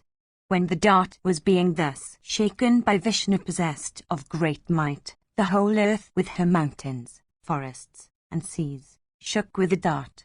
Although Vishnu was fully competent to raise the dart, still he contented himself with only shaking it. In this, the puissant Lord only kept the honor of Skanda intact. Having shaken it himself, the divine Vishnu, addressing Prahlada, said, behold the might of Kumara. None else in the universe can raise this dart. Unable to bear this, Prahlada resolved to raise the dart. He seized it, but was unable to shake it at all. Uttering a loud cry, he fell down on the hilltop in the swoon. Indeed, the son of Hiranyakasipu fell down on the earth. Repairing towards the northern side of those grand mountains, Mahadeva, having the bull for his sign, had undergone the austerest penances. The asylum where Mahadeva had undergone those austerities is encompassed on all sides with a blazing fire.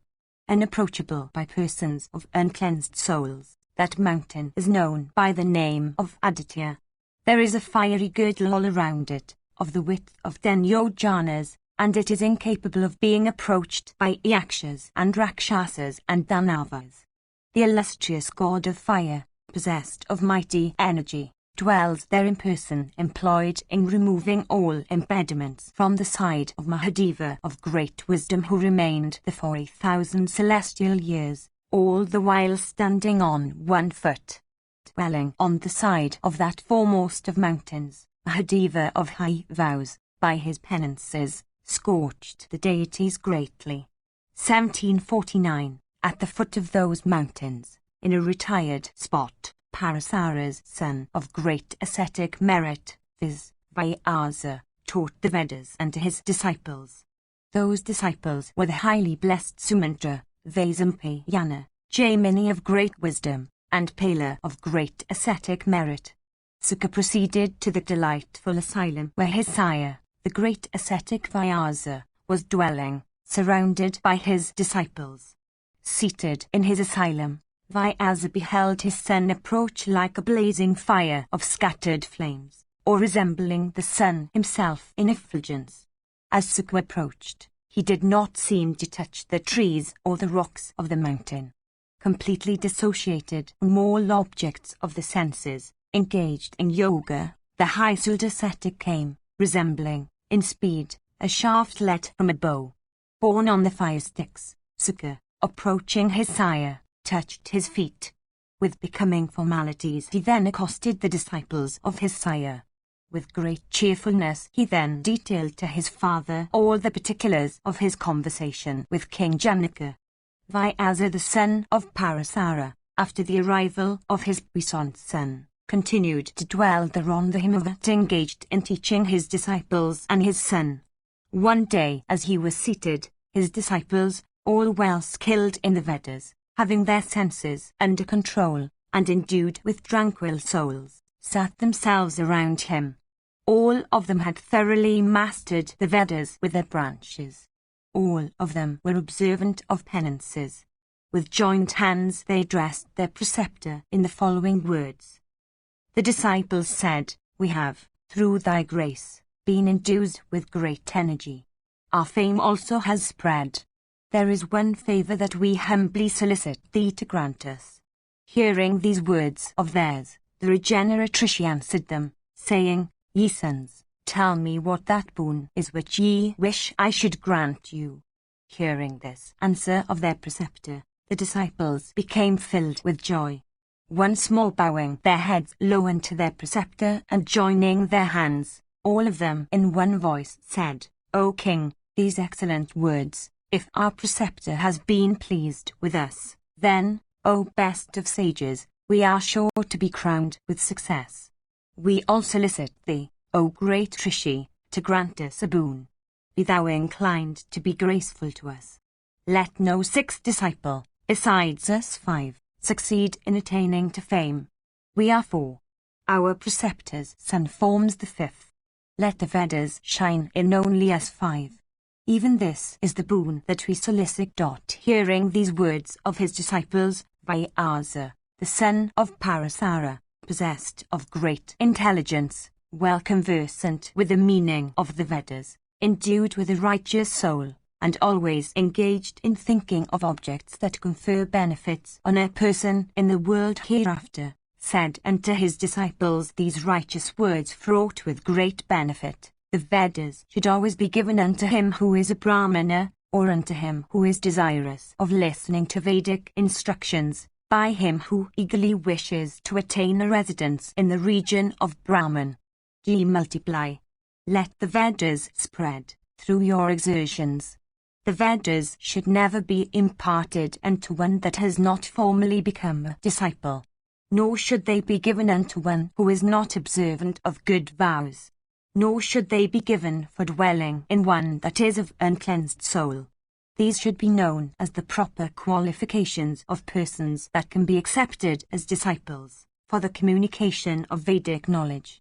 No science should be imparted unto one without a proper examination of one's character, as pure gold is tested by heat, cutting and rubbing. After the same manner disciples should be tested by their birth and accomplishments. Ye should never set your disciples to tasks to which they should not be set, or to tasks that are fraught with danger. One's knowledge has always commensurate with one's understanding and diligence in study. Let all disciples conquer all difficulties, and let all of them meet with auspicious success. Ye are competent to lecture on the scriptures and to persons of all the orders. Only ye should, while lecturing, address a Brahmana, placing him in the van. These are the rules in respect of the study of the Vedas. This again is regarded as a high task. The Vedas were created by the self-born for the purpose of praising the deities therewith. That man who, through stupefaction of intellect, speaks ill of a Brahmana well conversant with the Vedas, is certain to meet with humiliation in consequence of such evil speaking. He who disregarding all righteous rules, solicits knowledge, and he who, disregarding the rules of righteousness, communicates knowledge, either of them falls off, and instead of that affection which should prevail between preceptor and disciple, such questioning and such communication are sure to produce distrust and suspicion. I have now told ye everything about the way in which the Vedas should be studied and taught. Ye should act in this way towards your disciples, bearing these instructions in your minds. Section 6. Bhishma said, hearing these words of their preceptor, Vyasa's disciples endued with energy, became filled with joy and embraced one another. Addressing one another, they said, that which has been said by our illustrious preceptor in view of our future good, will live in our remembrance, and we shall certainly act according to it. Having said this unto one another with joyful hearts, the disciples of Vyasa, who were thorough masters of words, once more addressed their preceptor and said, If it pleases thee, O puissant one, we wish to descend from this mountain to the earth, O great ascetic, for the purpose of subdividing the Vedas! Hearing these words of his disciples, the puissant son of Parasara replied unto them in these beneficial words that were fraught, besides, with righteousness and profit, you may repair to the earth or to the regions of the celestials, as ye like. You should always be heedful, for the Vedas are such that they are always liable to be misunderstood. 1750 Permitted by their preceptor of truthful speech, the disciples left him after circumambulating him and bowing their heads unto him. Descending upon the earth they performed the Agnishtoma and other sacrifices, and they began to officiate at the sacrifices of Brahmanas and Kshatriyas and Vaisyas. Happily passing their days in the domestic mode of life, they were treated by the Brahmanas with great respect. Possessed of great fame and prosperity, they were employed in teaching and officiating in sacrifices. After his disciples had gone away, Vyasa remained in his asylum, with only his son in his company.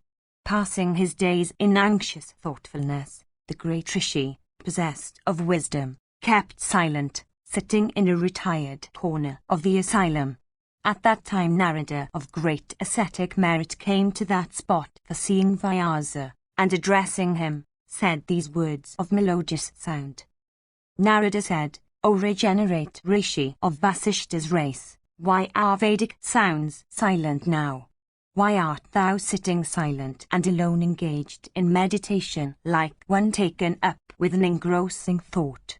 Alas, shorn of Vedic echoes, this mountain hath lost its beauty, even as the moon shorn of the splendor when assailed by Rahu or enveloped in dust. 1751, though inhabited by the celestial rishis, yet shorn of Vedic sounds, the mountain no longer looks beautiful now but resembles a hamlet of Nishadas. 1752, the rishis, the deities, and the Gandharvas, too, no longer shine as before in consequence of being deprived of Vedic sound! Hearing these words of Narada, the island-born Krishna answered, saying, O great Rishi, O thou art conversant with the declarations of the Vedas, all that thou hast said is agreeable to me, and it truly behoves thee to say it unto me. Thou art omniscient, thou hast seen everything. Thy curiosity also embraces all things within its sphere. All that has ever occurred in the three worlds is well known to thee. Do thou then, O regenerate Rishi, set thy commands on me. O, tell me what I am to do. Tell me, O regenerate Rishi, what should now be done by me? Separated from my disciples, my mind has become very cheerless now. Narada said, the stain of the Vedas is the suspension of their recitation. The stain of the Brahmanas is their non-observance of vows. The Valika race is the stain of the earth. Curiosity is the stain of women. Do thou with thy intelligent son recite the Vedas, and do thou with the echoes of Vedic sounds dispel the fears arising from Rakshasas. Bhishma continued, hearing these words of Narada, Vyasa, the foremost of all persons conversant with duties and firmly devoted to Vedic recitation, became filled with joy and answered Narada, saying, So be it. With his son Sukha, he set himself to recite the Vedas in a loud sonorous voice, observing all the rules of orthoepy and, as it were, filling the three worlds with that sound. One day, as sire and son, who were well conversant with all duties, were engaged in reciting the Vedas, a violent wind rose that seemed to be impelled by the gales that blow on the bosom of the ocean. Understanding from this circumstance that the hour was suited to sacred recitation, Vyasa immediately bade his son to suspend the recitation. Sukha, thus forbidden by his sire, became filled with curiosity. He asked his sire, saying, O regenerate one, whence is this wind? It behoveth thee to tell me everything about the conduct of the wind. Hearing this question of Sukha, Vyasa became filled with amazement.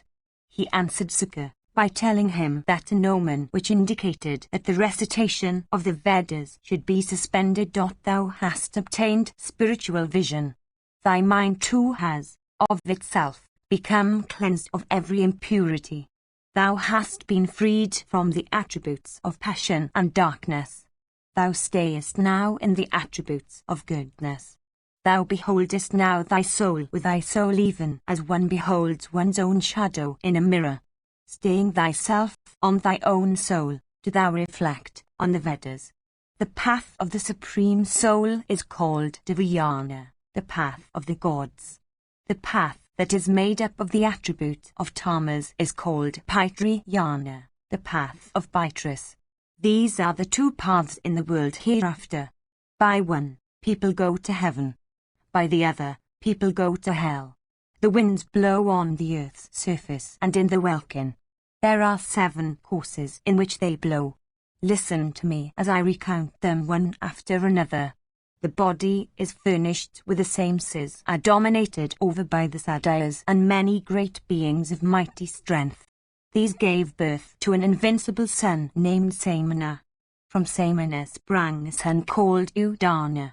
From Udana sprang Vyana, arose Apana, and lastly from Apana sprung the wind called Prana. That invincible scorcher of all foes, viz. Prana, became childless. I shall now recite to thee the different functions of those winds. The wind is the cause of the different functions of all living creatures, and because living creatures are enabled to live by it, therefore is the wind called Prana, or life. That wind which is the first in the above enumeration, and which is known by the name of Pravaha, Samana, urges, along the first course, masses of clouds born of smoke and heat. Coursing through the welkin, and coming into contact with the water contained in the clouds, that wind displays itself in effulgence among the darts of lightning. 1753. The second wind called Avaha blows with a loud noise. It is this wind that causes Soma and the other luminaries to rise and appear within the body, which is a microcosm of the universe. That wind is called Udana by the wise. That wind which sucks up water from the 4 oceans, and having sucked it up imparts it to the clouds in the welkin, and which, having imparted it to the clouds, present them to the deity of rain, is third in the enumeration and known by the name of Udvaha. That wind which supports the clouds and divided them into diverse portions, which melts them for pouring rain and once more solidifies them, which is perceived as the sound of the roaring clouds, which exists for the preservation of the world by itself assuming the form of the clouds, which bears the cars of all celestial beings along the sky, is known by the name of Samvaha. The fourth in the enumeration, it is endued with great strength so that it is capable of ending the very mountains. The fifth wind is fraught with great force and speed. It is dry and uproots and breaks down all trees. Existing with it, the clouds come to be called by the name of Ilahaka. That wind causes calamitous phenomena of many kinds, and produces roaring sounds in the firmament.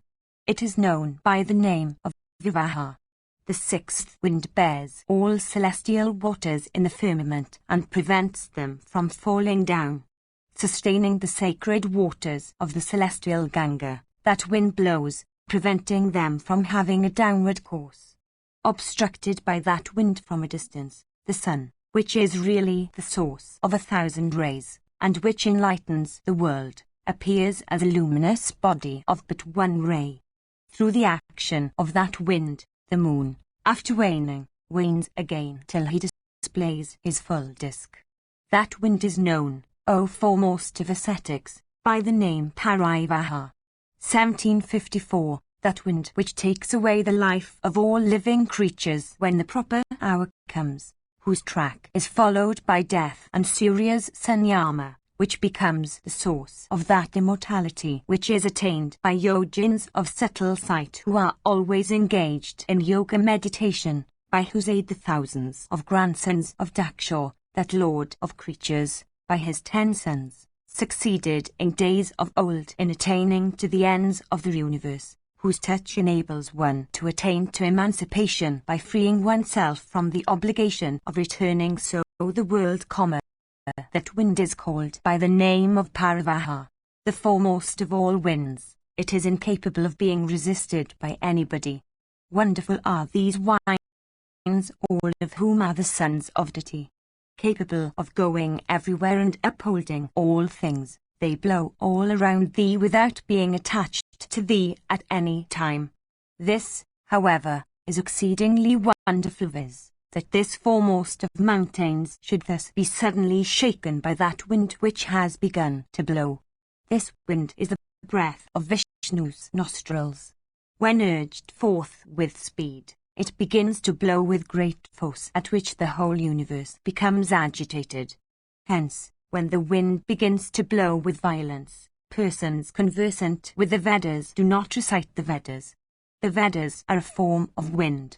If affected with force, the external wind becomes tortured.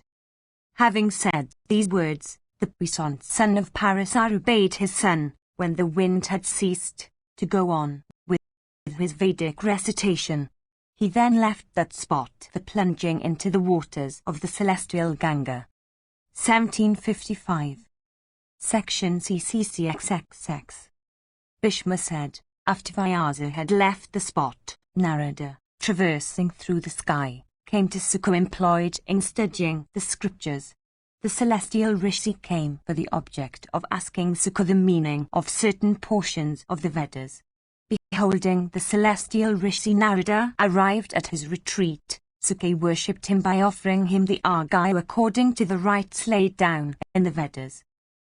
Pleased with the honours bestowed upon him, Narada addressed Sukha, saying, Tell me, O foremost of righteous persons, by what means, O dear child, may I accomplish what is for thy highest good!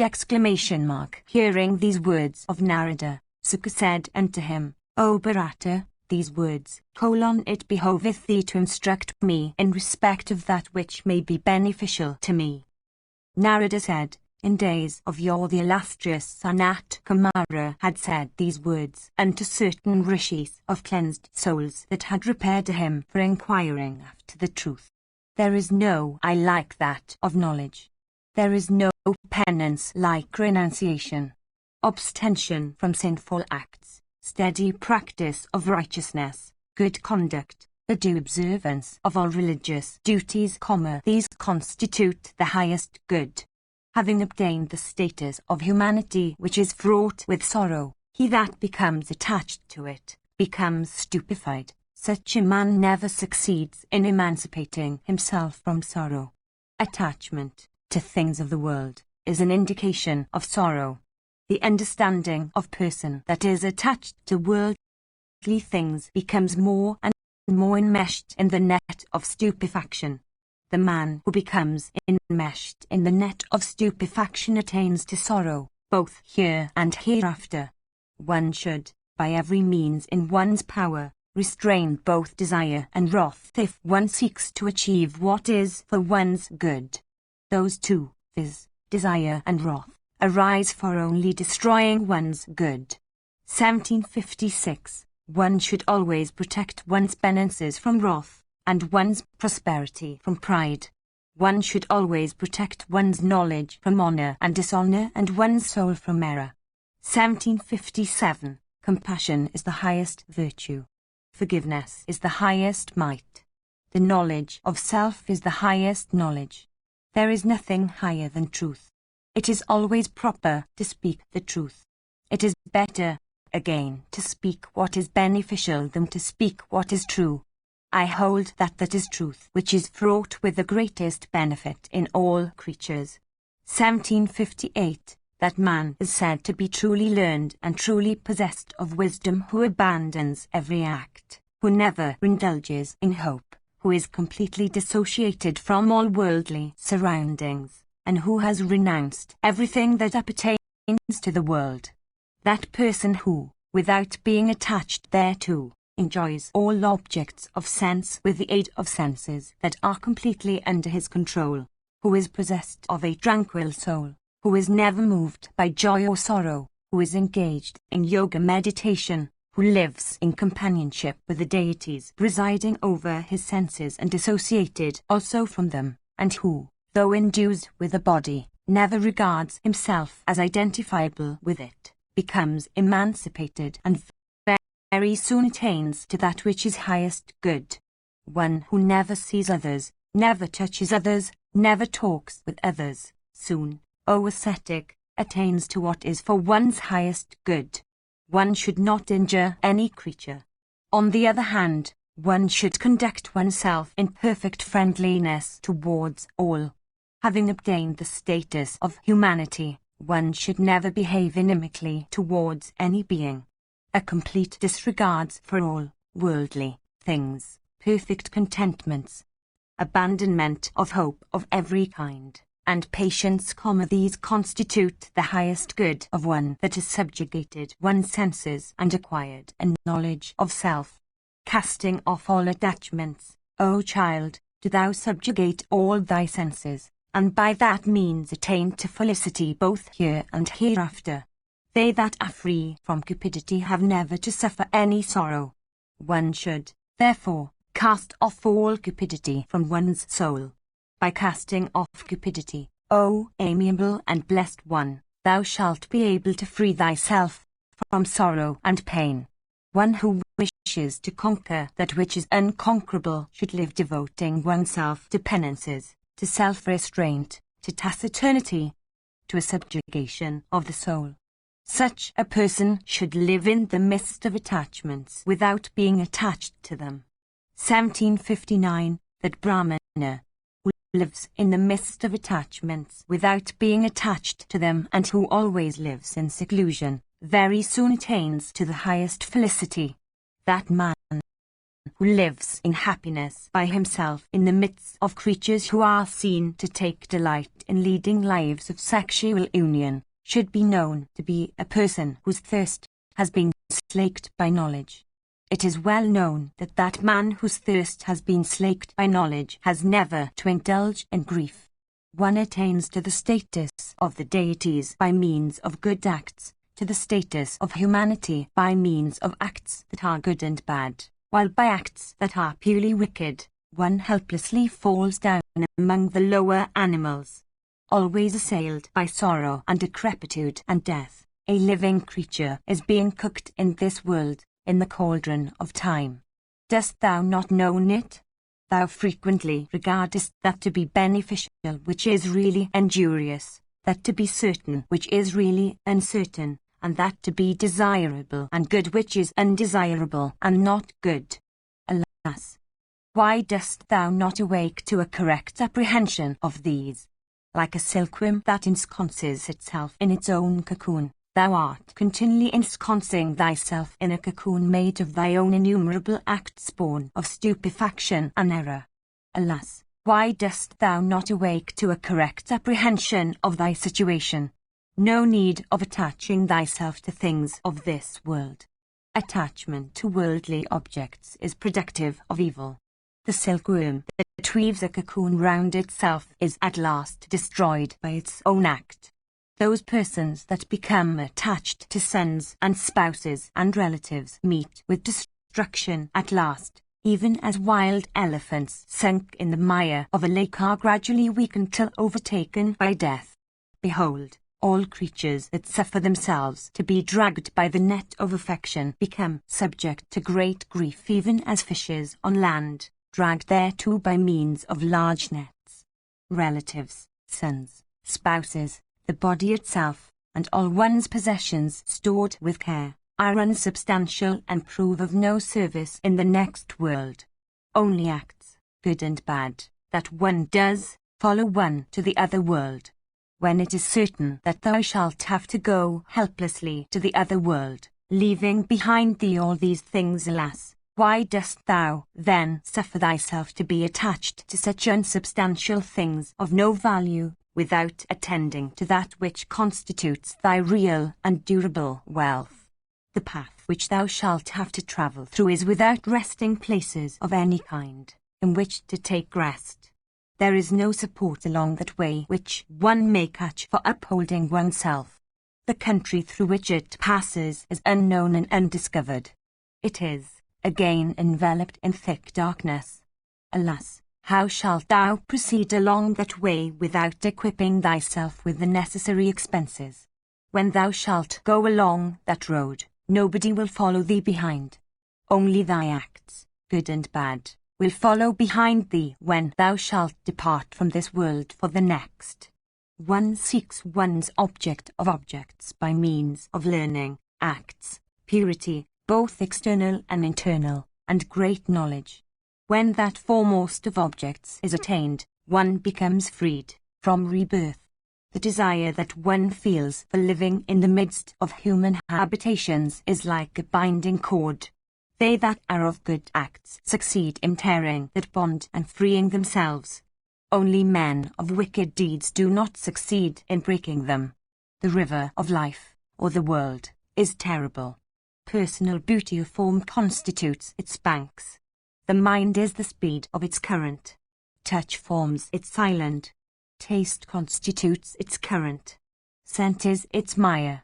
Sound is its waters. That particular part of it which leads towards heaven is attended with great difficulties. Body is the boat by which one must cross that river. Forgiveness is the oar by which it is to be propelled. Truth is the ballast that is to steady that board. The practice of righteousness is the string that is to be attached to the mast for dragging that boat along difficult waters. Charity of gift constitutes the wind that urges the sails of that board. Endues with swift speed, it is with that boat that one must cross the river of life.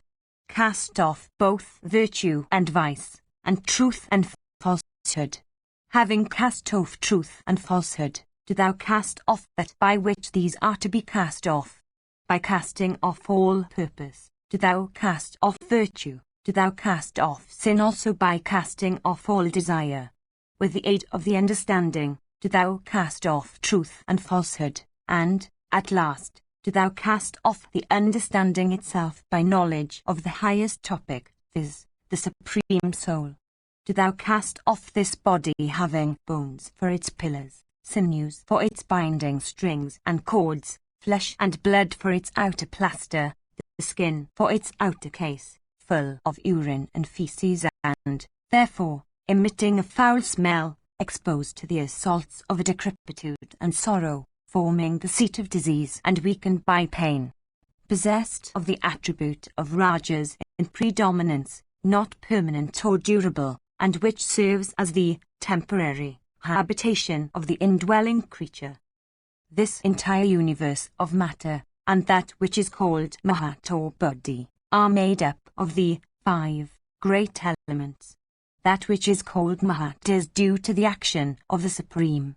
The 5 senses, the 3 attributes of Dharmas, Sattva, and Rajas, these, together with those which have been mentioned before, constitute a tale of 17. These 17, which are known by the name of the unmanifest, with all those that are called manifest, viz., the 5 objects of the 5 senses, that is to say, form, taste, sound, touch, and scent, with consciousness and the understanding, form the well-known tale of 24. When endued with these 24 possessions, one comes to be called by the name of Jiva, or Puman. He who knows the aggregate of 3, viz., religion, wealth, and pleasure, as also happiness and sorrow and life and death, truly and in all their details, is said to know growth and decay. Whatever objects exist of knowledge should be known gradually, one after another. All objects that are apprehended by the senses are called manifest. Whatever objects transcend the senses and are apprehended by means only of their indications are said to be unmanifest. By restraining the senses, one wins great gratification, even like a thirsty and parched traveller at a delicious shower of rain. Having subjugated the senses, one beholds one's soul spread out for embracing all objects, and all objects in one's soul. Having its roots in knowledge, the puissance is never lost of the man who, thus, beholds the Supreme in his soul, of the man, that is to say, who always beholds all creatures in all conditions, in his own soul. 1760. He who by the aid of knowledge transcends all kinds of pain born of error and stupefaction, never catches an evil by coming into contact with all creatures. 1761. Such a man, his understanding being fully displayed, never finds fault with the course of conduct that prevails in the world. One conversant with emancipation says that the Supreme Soul is without beginning and without end, that it takes birth as all creatures, that it resides, as a witness, in the Jiva soul, that it is inactive and without form. Only that man who meets with grief in consequence of his own misdeeds slays numerous creatures for the purpose of warding off that grief. 1762. In consequence of such sacrifices, the performers have to attain to rebirths and have necessarily to perform innumerable acts on every side. Such a man, blinded by error, and regarding that to be felicity which is really a source of grief, is continually rendered unhappy, even like a sick person that eats food that is improper. Such a man is pressed and grinded by his acts like any substance that is churned. Bound by his acts, he obtains rebirth, the order of his life being determined by the nature of his acts. Suffering many kinds of torture, he travels in a repeated round of rebirths, even like a wheel that turns ceaselessly. Thou, however, hast cut through all thy bonds. Thou abstainest from all acts, possessed of omniscience and the master of all things. Let success be thine, and do thou become freed from all existent objects. Through subjugation of their senses and the power of their penances, many persons, in days of yore, having destroyed the bonds of action, attained to high success and uninterrupted felicity. Section C. Narada said, by listening to such scriptures as are blessed, as bring about tranquility, as dispel grief, and as are productive of happiness, one attains to a pure understanding, and having attained to it obtains to high felicity. 1,000 causes of sorrow, 100 causes of fear, from day to day, afflict one that is destitute of understanding, but not one that is possessed of wisdom and learning. Do thou, therefore, listen to some old narratives as I recite them to you, for the object of dispelling thy griefs. If one can subjugate one's understanding, one is sure to attain to happiness. By association of what is undesirable and dissociation from what is agreeable, only men of little intelligence become subject to mental sorrow of every kind. When things have become past, one should not grieve, thinking of their merits. He that thinks of such past things with affection can never emancipate himself. One should always seek to find out the faults of those things to which one begins to become attached. One should always regard such things to be fraught with much evil. By doing so, one should soon free oneself therefrom. The man who grieves for what is past fails to acquire either wealth or religious merit or fame. That which exists no longer cannot be obtained.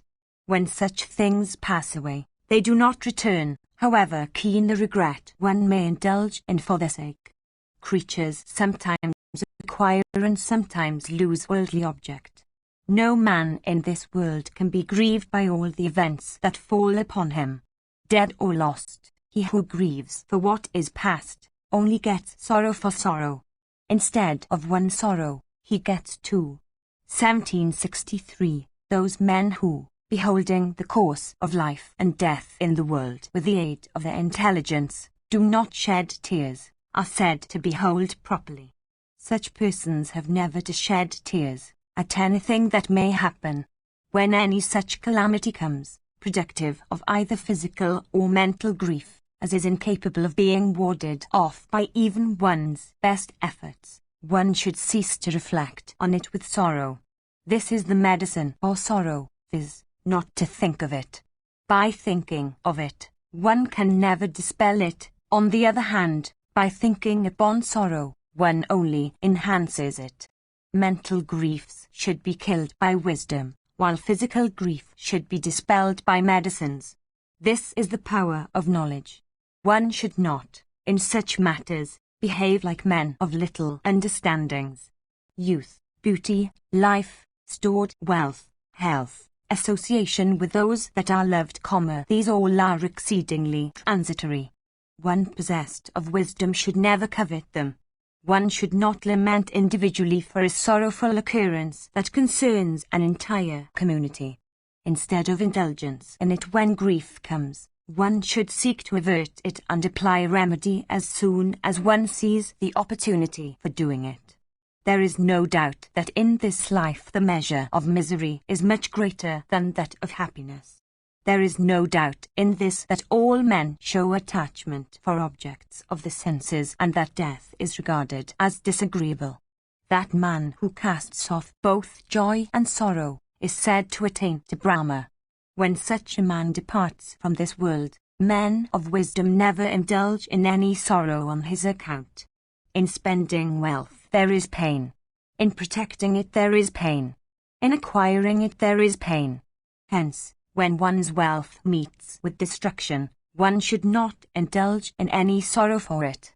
Men of little understanding, attaining to different grades of wealth, fail to win contentment and at last perish in misery. Men of wisdom, however, are always contented. All combinations are destined to end in dissolution. All things that are high are destined to fall down and become low.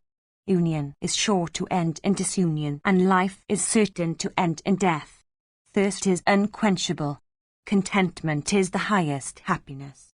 Hence, persons of wisdom regard contentment to be the most precious wealth. One's allotted period of life is running continually. It stops not in its course for even a single moment.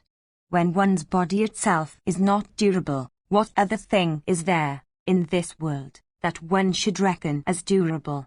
Those persons who, reflecting on the nature of all creatures and concluding that it is beyond the grasp of the mind, turn their attention to the highest path, and, setting out, achieve a fair progress in it, have not to indulge in sorrow.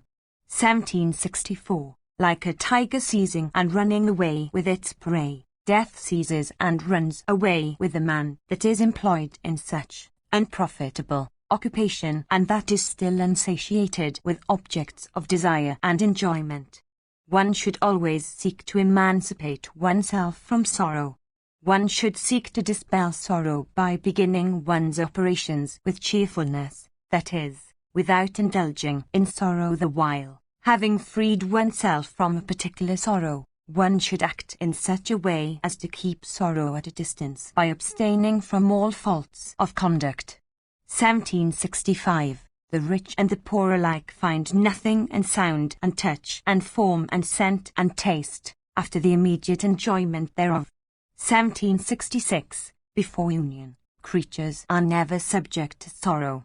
Hence, one that has not fallen off from one's original nature never indulges in sorrow when that union comes to an end.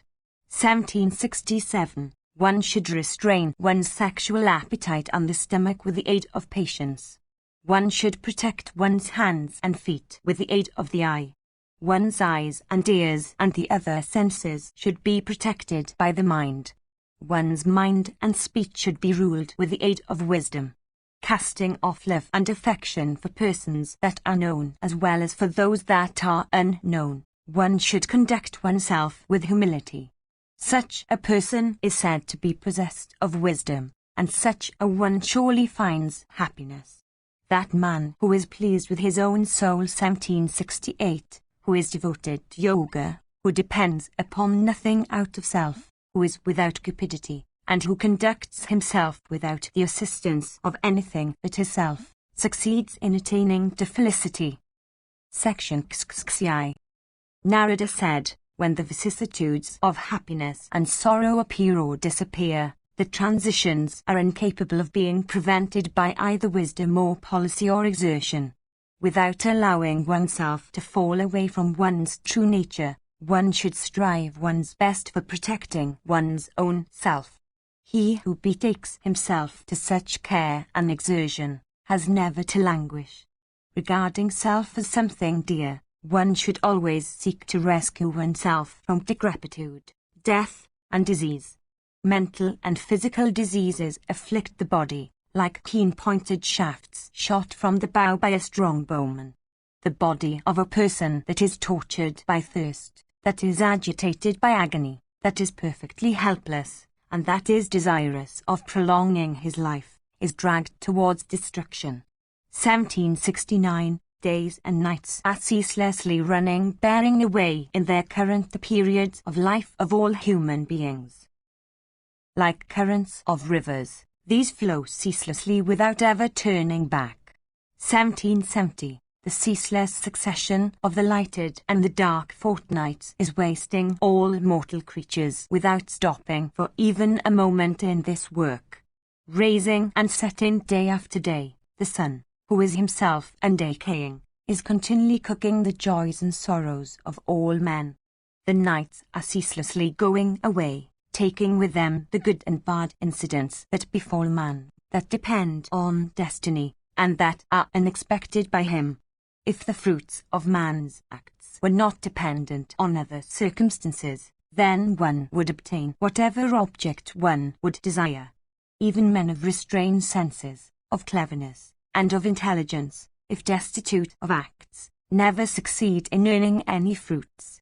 1771. Others, though destitute of intelligence and unendued with accomplishments of any kind, and who are really the lowest of men, are seen, even when they do not long after success, to be crowned with the fruition of all their desires.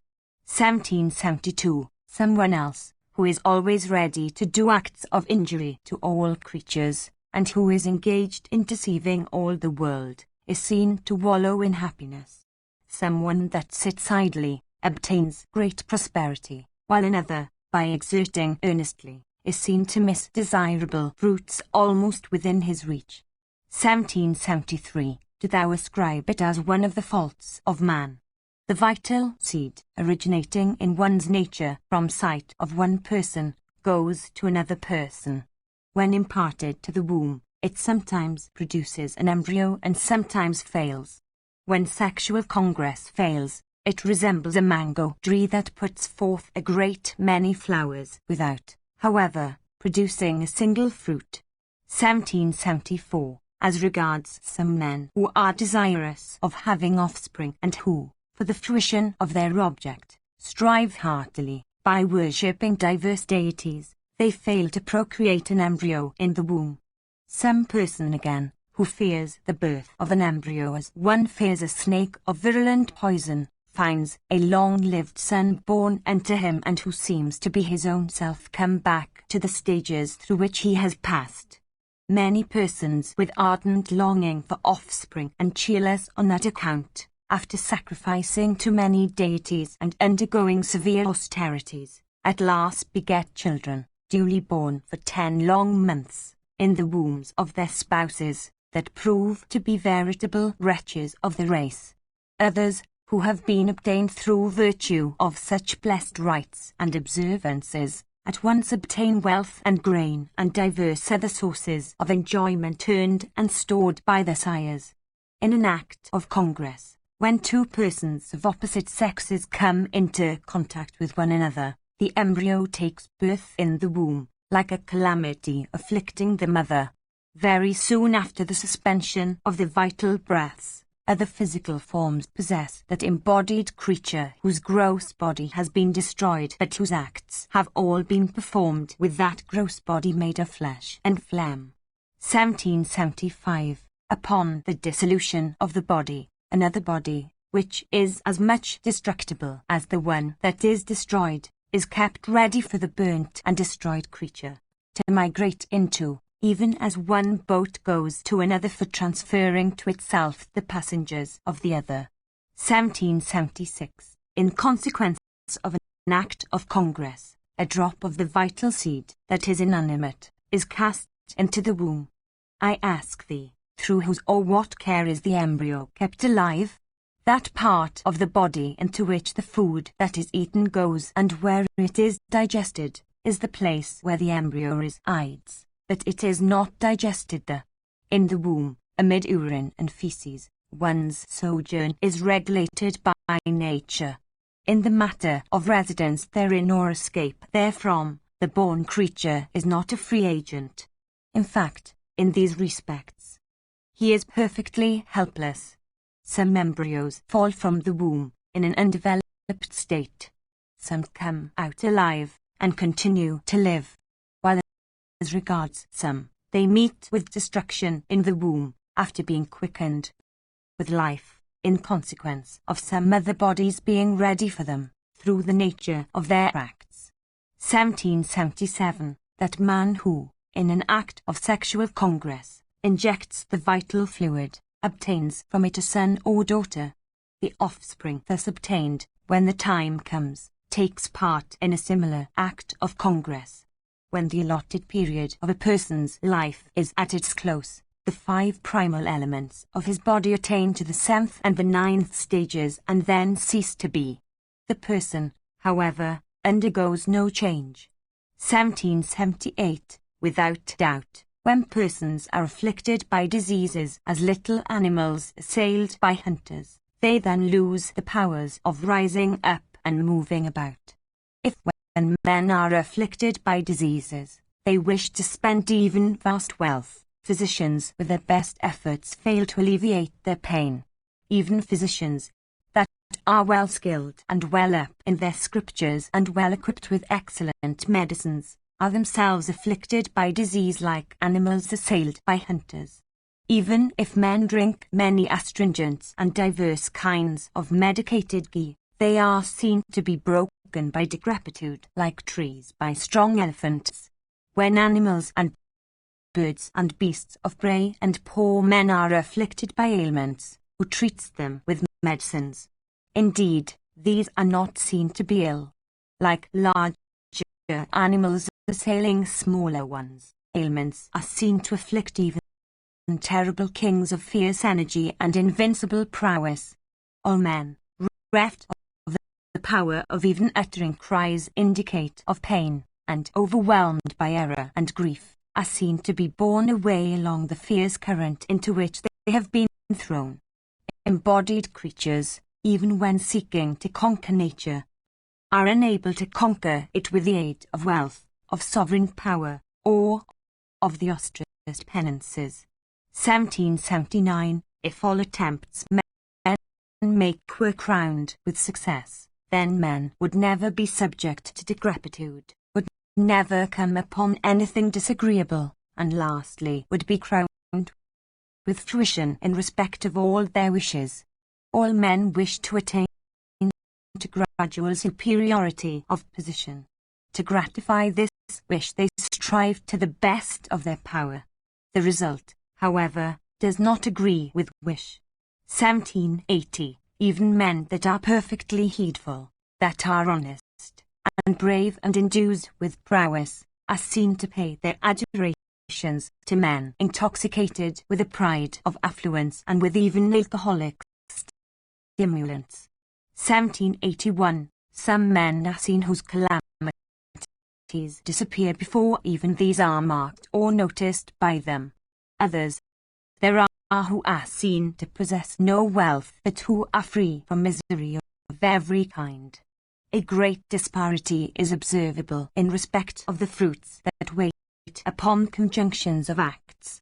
Some are seen to bear vehicles on their shoulders, while some are seen to ride on those vehicles. All men are desirous of affluence and prosperity. A few only have cars, and elephants and steeds, dragged, or walking, in their processions.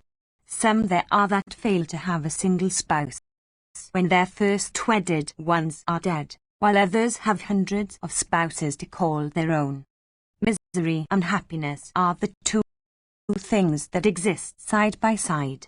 Men have either misery or happiness. Behold, this is a subject of wonder. Do not, however, suffer thyself to be stupefied by error at such a sight. Cast off both righteousness and sin. Cast off also truth and falsehood. Having cast off truth and falsehood, do thou then cast off that with whose aid thou shalt cast off the former. O best of rishis, I have now told thee that which is a great misery. With the aid of such instructions, the deities, who were all human beings, succeeded in leaving the earth for becoming the denizens of heaven. Hearing these words of Narada, Suka, endued with great intelligence and possessed of tranquility of mind, reflected upon the drift of the instructions he received, but could not arrive at any certainty of conclusion. He understood that one suffers great misery in consequence of the accession of children and spouses, that one has to undergo great labor for the acquisition of science and Vedic law. He, therefore, asked himself, saying, what is that situation which is eternal and which is free from misery of every kind, but in which there is great prosperity? Reflecting for a moment upon the course ordained for him to run through, Suka, who was well acquainted with the beginning and the end of all duties, resolved to attain to the highest end that is fraught with the greatest felicity. He questioned himself, saying, how shall I, tearing all attachments and becoming perfectly free, attain to that excellent end? How, indeed, shall I attain to that excellent situation whence there is no return into the ocean of diverse kinds of birth? I desire to obtain that condition of existence whence there is no return.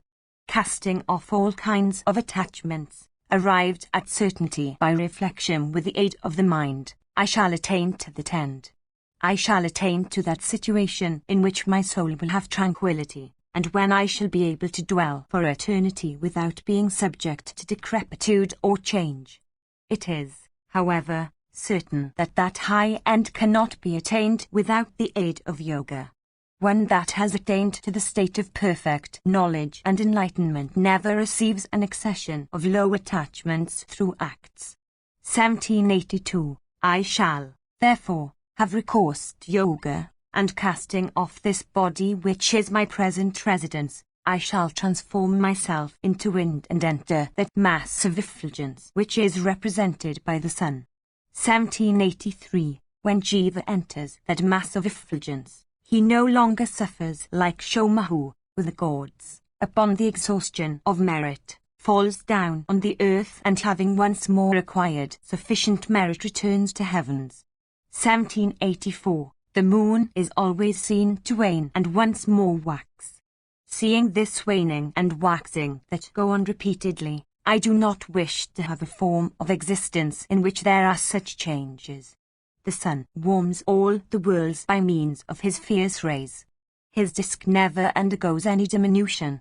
Remaining unchanged, he drinks energy from all things. Hence, I desire to go into the sun of blazing effulgence. 1785. There I shall live, invincible by all, and in my inner soul freed from all fear, having cast off this body of mine in the solar region. With the great rishis I shall enter the unbearable energy of the Sunday. I declare unto all creatures, unto these trees, these elephants, these mountains, the earth herself, the several points of the compass, the welkin, the deities, the Danavas, the Gandhavas, the Pisachas, the Uragas, and the Rakshasas, that I shall, verily, enter all creatures in the world. 1786. Let all the gods with the rishis behold the prowess of my yoga today! Having said these words, Suka informed Narada of worldwide celebrity of his intention. Obtaining Narada's permission, Suka then proceeded to where his sire was. Arrived at his presence, the great Muni, viz., the high-suit and island-born Krishna, Suka walked round him and addressed him the usual inquiries. Hearing of Suka's intention, the high-suit rishi became highly pleased. Addressing him, the great rishi said, O son, O dear son, do thou stay here today, so that I may behold thee for some time for gratifying my eyes. Suka, however, was indifferent to that request. Freed from affection and all doubt, he began to think only of emancipation, and set his heart on the journey. Leaving his sire, that foremost of rishis, then proceeded to the spacious breast of Kailasa, which was inhabited by crowds of ascetics crowned with success. Section XXI. Bhishma said, having ascended the summit of the mountain, O Bharata, the son of Vyasa sat down upon the level spot free from blades of grass and retired from the haunts of other creatures, agreeably to the direction of the scriptures and to the ordinances laid down. That ascetic, conversant with the gradual order of the successive processes of yoga, held his soul first in one place and then in another, commencing from his feet and proceeding through all the limbs. Then, when the sun had not risen long, Sukha sat, with his face turned eastwards, and hands and feet drawn in an humble attitude. In that spot where the intelligent son of Vyasa sat prepared to address himself to yoga, there were no flocks of birds, no sound, and no sight that was repulsive or terror-inspiring.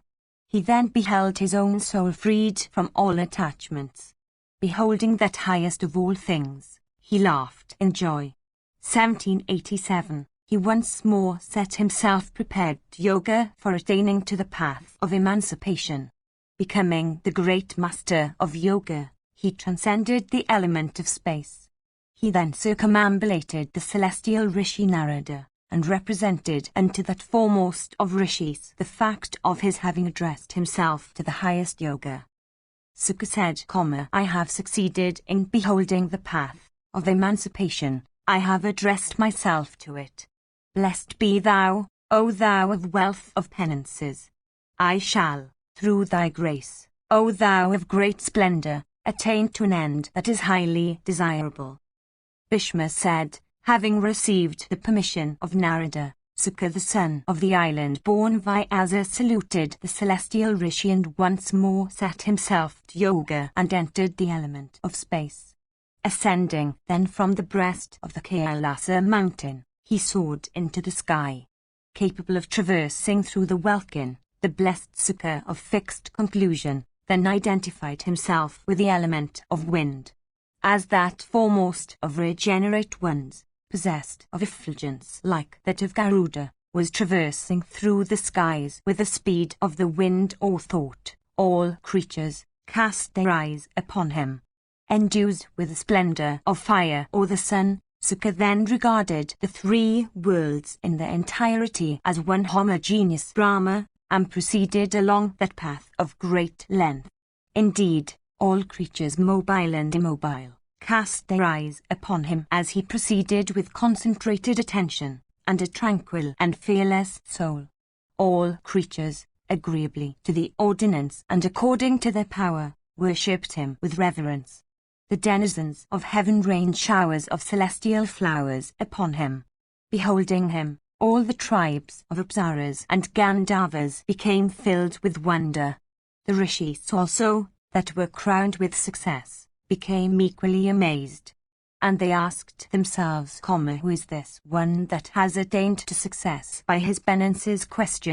With gaze withdrawn from his own body but turned upwards, he is filling us all with pleasure by his glances! Of highly righteous soul and celebrated throughout the three worlds. Sukha proceeded in silence, his face turned towards the east and gaze directed towards the sun.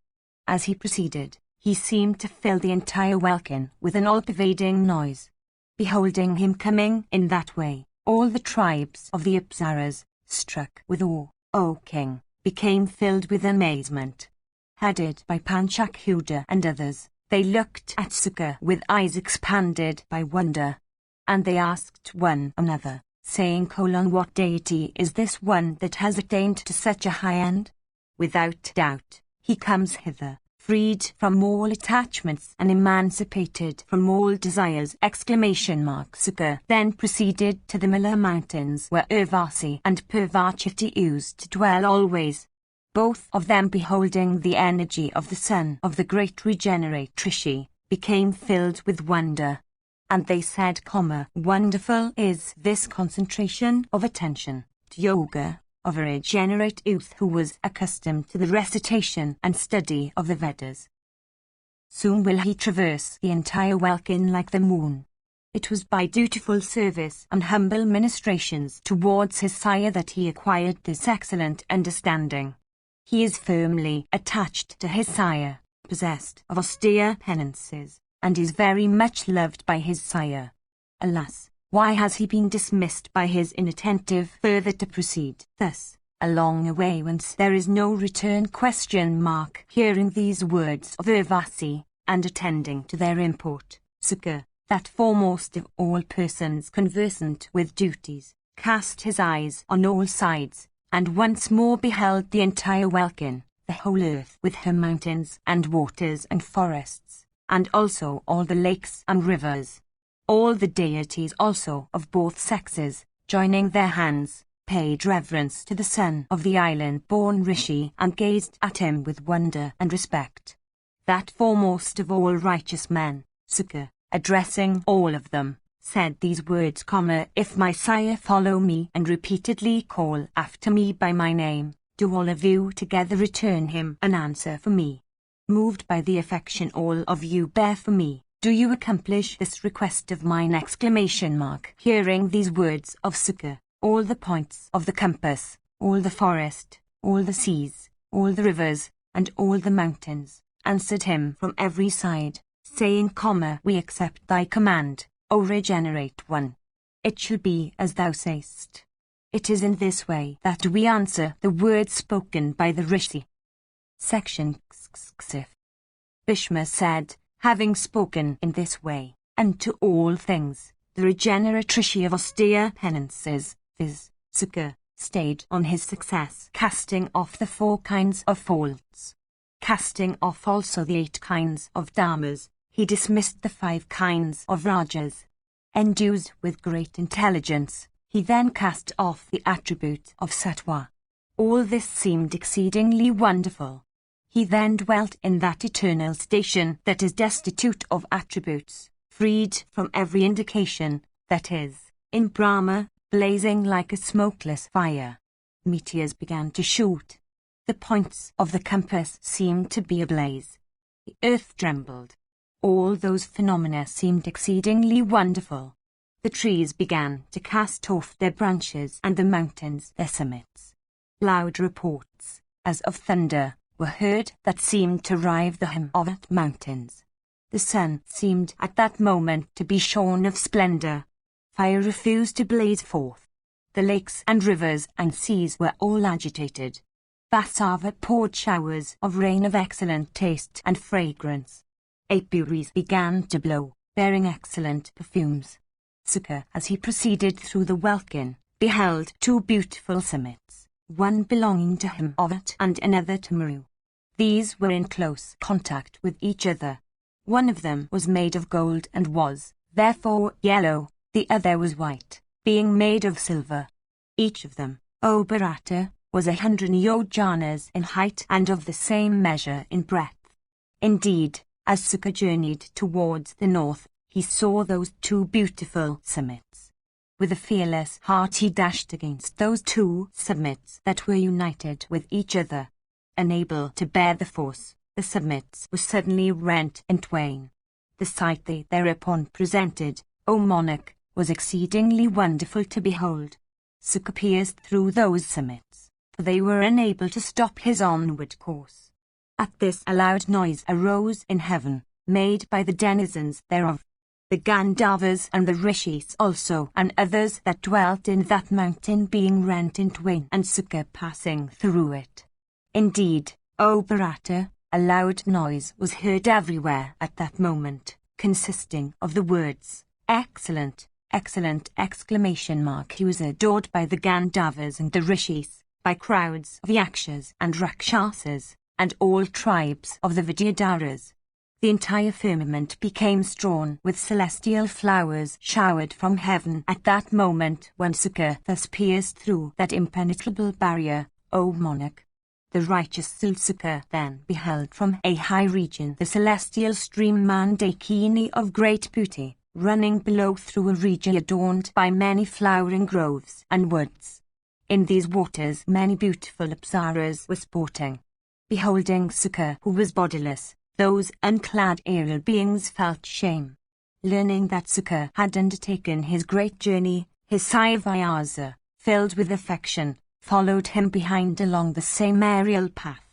Meanwhile Sukha, proceeding through that region of the firmament that is above the region of the wind, displayed his yoga prowess and identified himself with Brahma.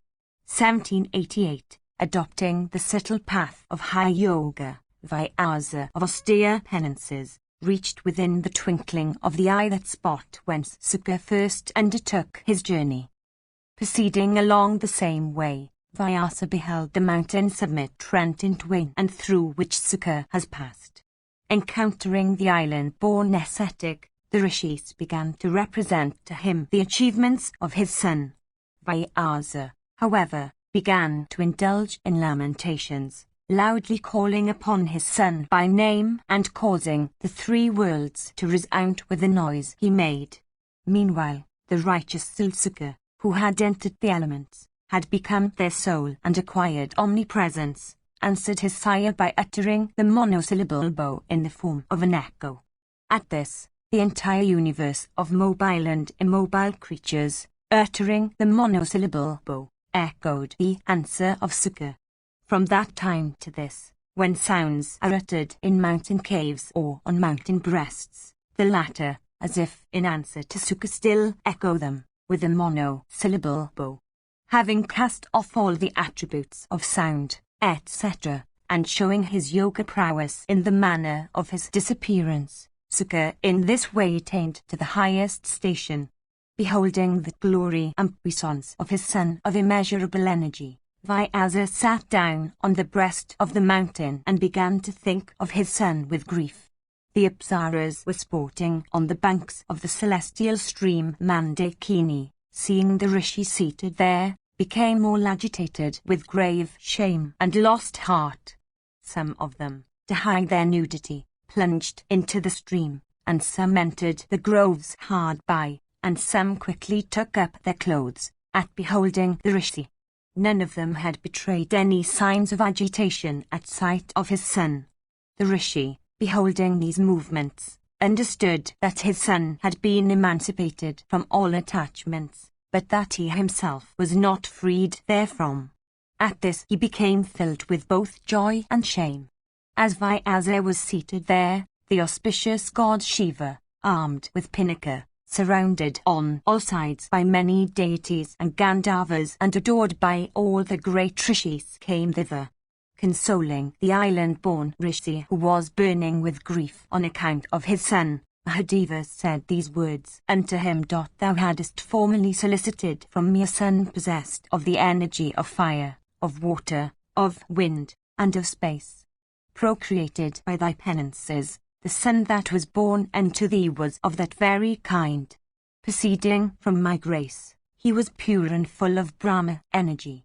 He has attained to the highest end, an end which none can win that is not completely subjugated his senses, nor can be won by even any of the deities. Why then, O regenerate Rishi, dost thou grieve for that son? As long as the hills will last, as long as the ocean will last, so long will the fame of thy son endure undiminished. Through my grace, O great Rishi, thou shalt behold in this world a shadowy form resembling thy son, moving by the side and never deserting thee for a single moment! Thus favoured by the illustrious Rudra himself, O Bharata, the Rishi beheld a shadow of his son by his side. He returned from that place, filled with joy at this. I have now told thee, O chief of Bharata's race, everything regarding the birth and life of Sukha about which thou hadst asked me. The celestial Rishi Narada and the great Yogin Vyasa had repeatedly told all this to me in days of yore when the subject was suggested to him in course of conversation. That person devoted to tranquility hears this sacred history directly connected with the topic of emancipation is certain to attain to the highest end. 1789. Section CCCXXXV. Yudhishthira said, if a man be a householder or a brahmacharin, a forest recluse or a mendicant, and if he desires to achieve success, what deity should he adore? How can he certainly acquire heaven and attain that which is of the highest benefit, viz., emancipation? According to what ordinances should he perform the Homer in honor of the gods and the Pytris? What is the region to which one goes when one becomes emancipated? What is the essence of emancipation? What should one do so that one, having attained to heaven, would not have to fall down thence? Who is the deity of the deities? And who is the Pytri of the Pytris? Who is he that is superior to him? Who is the deity of the deities and the Pytri of the Pytris? Tell me all this, O grandsire.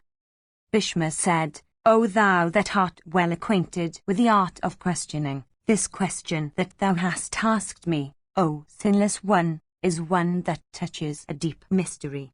One cannot answer it with the aid of the science of argumentation, even if one were to strive for 100 years.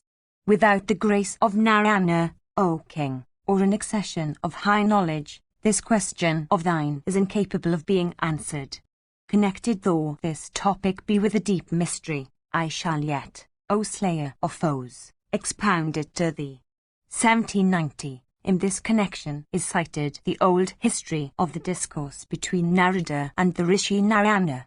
I heard it from my sire that in the Krita age, O monarch, during the epoch of the self-born Manu, the eternal Narayana, the soul of the universe, took birth as the son of Dharma in the quadruple form, viz., as Nara, Narayana, Hari, and self-create Krishna. 1791. Amongst them all, Narayana and Nara underwent the severest austerities by repairing to the Himalayan retreat known by the name of Vadari, by riding on their golden ears. Each of those cars was furnished with 8 wheels, and made up of the 5 primal elements, and looked exceedingly beautiful. 1792. Those original regents of the world who had taken birth as the sons of Dharma, became exceedingly emaciated in person in consequence of the austerities they had undergone. Indeed, for those austerities and for their energy, the very deities were unable to look at them. Only that deity with whom they were propitiated could behold them. Without doubt, with his heart devoted to them, and impelled by a longing desire to behold them, Narada dropped down on Gandhamadana from a summit of the high mountains of Meru and wandered over all the world. Possessed of great speed, he at last repaired to that spot where on was situated the retreat of Vadari. Impelled by curiosity, he entered that retreat at the hour of Nara's and Narayana's performing their daily rites. He said unto himself, This is truly the retreat of that being in whom are established all the worlds, including the deities, the Asuras, the Gandharvas, the Kinnaras, and the great snakes. There was only one form of this great being before. That form took birth in 4 shapes for the expansion of the race of Dharma which have been reared by that deity.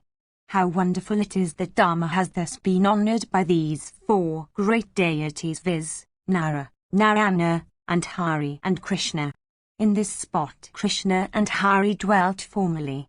The other 2, however, viz., Nara and Narayana, are now dwelling here engaged in penances for the object of enhancing their merit. These 2 are the highest refuge of the universe. What can be the nature of the daily rites these 2 perform? They are the sires of all creatures, and the illustrious deities of all beings. Endued with high intelligence, what is that deity whom these 2 worship? Who are those Pytris whom these 2 Pytris of all beings adore? Thinking of this in his mind, and filled with devotion towards Narayana, Narada suddenly appeared before those 2 gods. After those 2 deities had finished their adoration to their deities and the rishis, they looked at the celestial rishi arrived at their retreat. The latter was honored with those eternal rites that are ordained in the scriptures. Beholding that extraordinary conduct of the 2 original deities in themselves worshipping other deities and Pytris, the illustrious Rishi Narada took his seat there, well pleased with the honors he had received. With a cheerful soul he cast his eyes then on Narayana, and bowing unto Mahadeva he said these words. Narada said, In the Vedas and the Puranas, in the Angas and the subsidiary Angas that art sung with reverence, Thou art unborn and eternal. Thou art the Creator. Thou art the Mother of the universe. Thou art the embodiment of immortality, and thou art the foremost of all things. The past and the future, indeed, the entire universe has been established on thee. The four modes of life, O Lord, having the domestic for their first, ceaselessly sacrifice to thee that art of diverse forms. Thou art the Father and the Mother and the eternal preceptor of the universe. We know not who is that deity or that bitary unto whom thou art sacrificing today.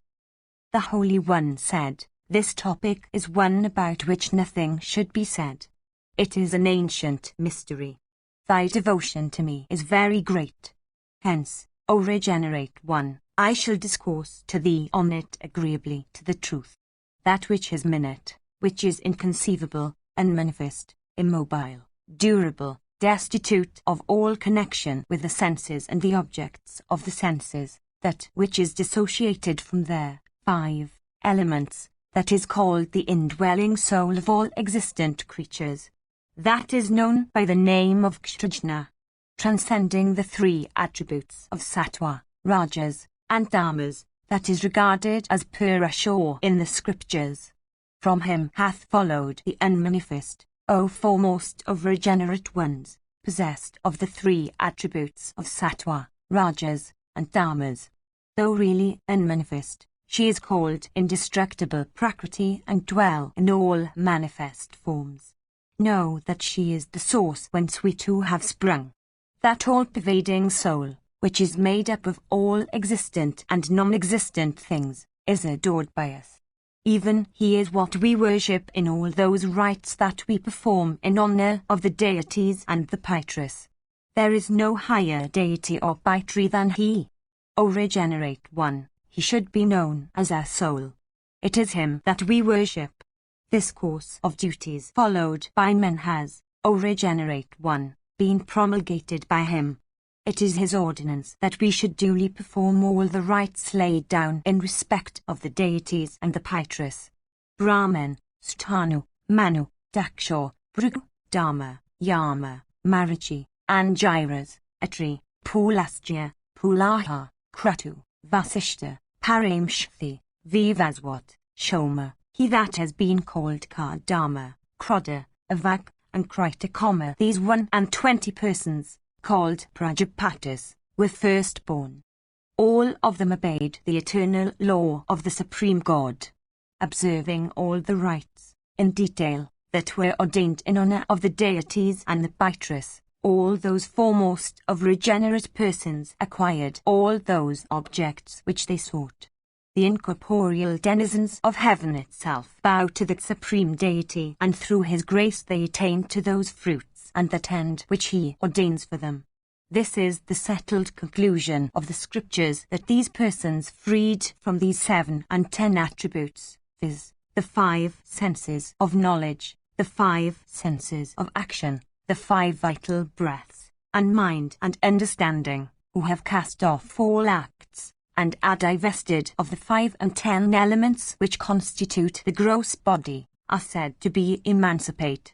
That which the emancipate attain to as their ultimate end is called by the name of Kshtrajna. He is regarded, in the scriptures, as both possessed of and free from all the attributes. He can be apprehended by knowledge alone. We too have sprung from him. Knowing him in that way, we adore that eternal soul of all things. The Vedas and all the modes of life, though characterized by divergences of opinion, all worship him with devotion. It is he who, speedily moved to grace, confers on them high ends fraught with felicity.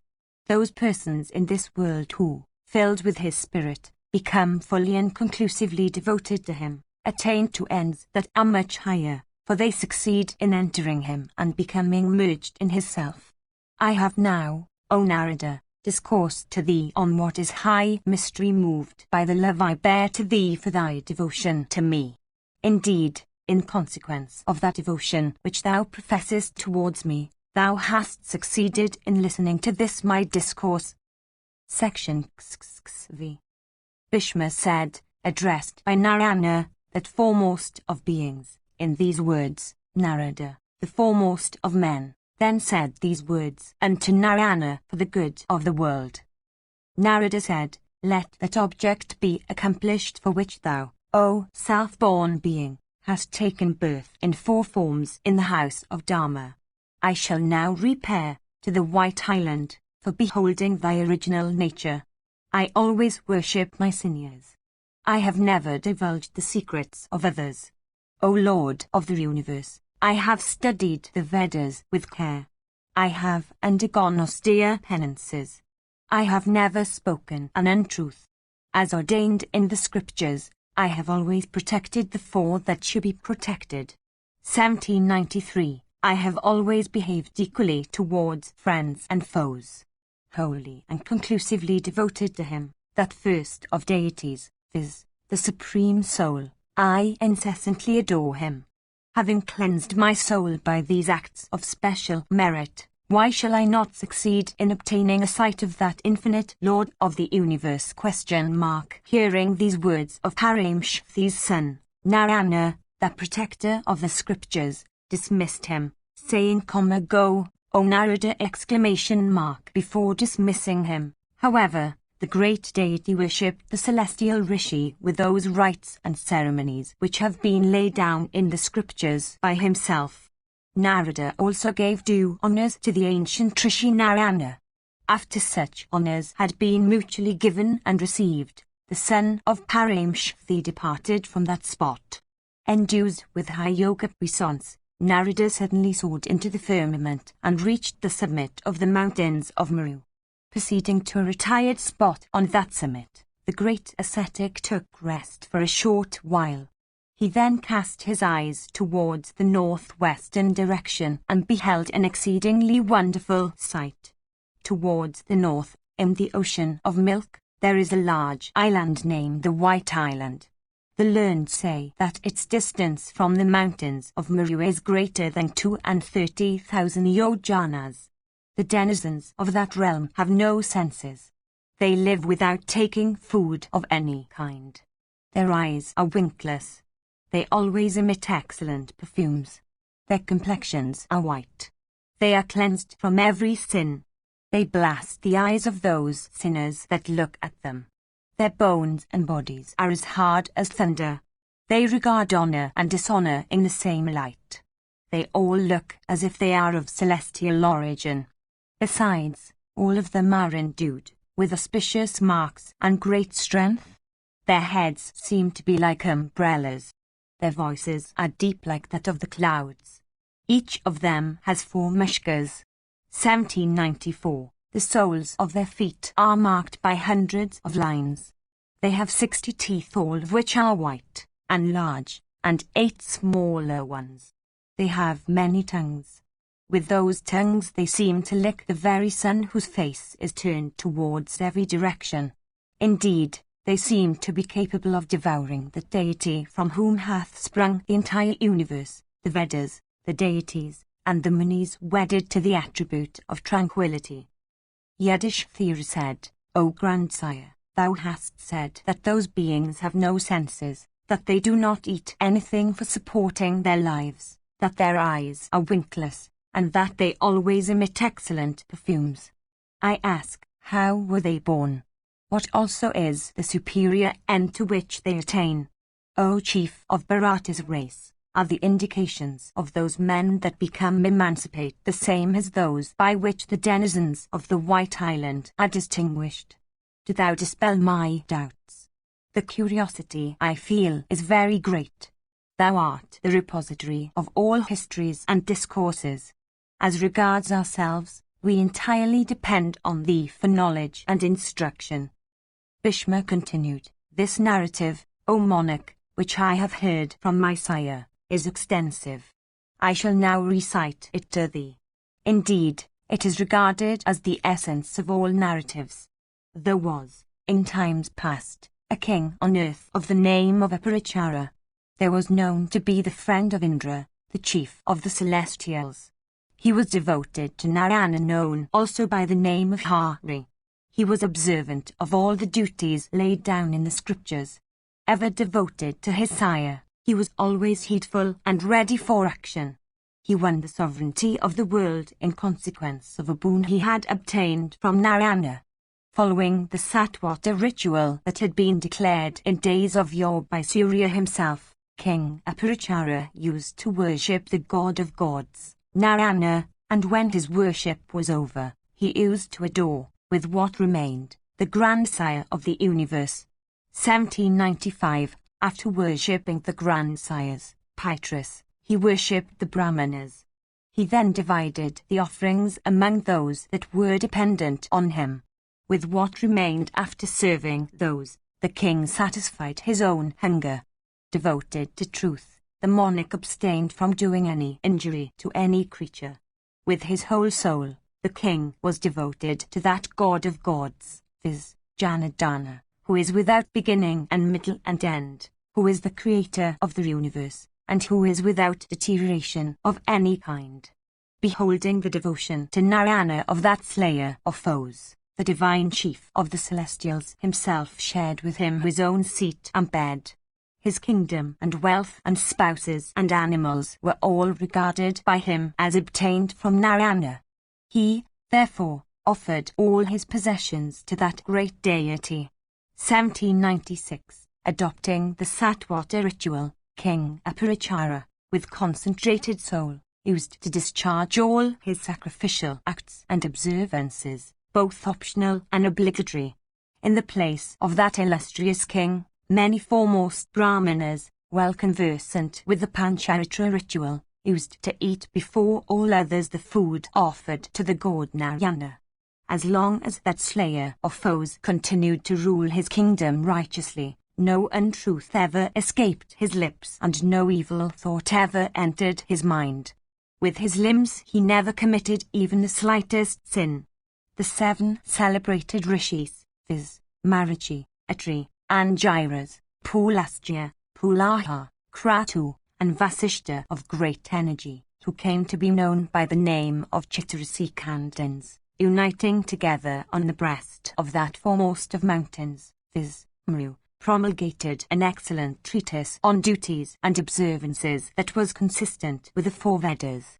The contents of that treatise were uttered by 7 mouths, and constituted the best compendium of human duties and observances.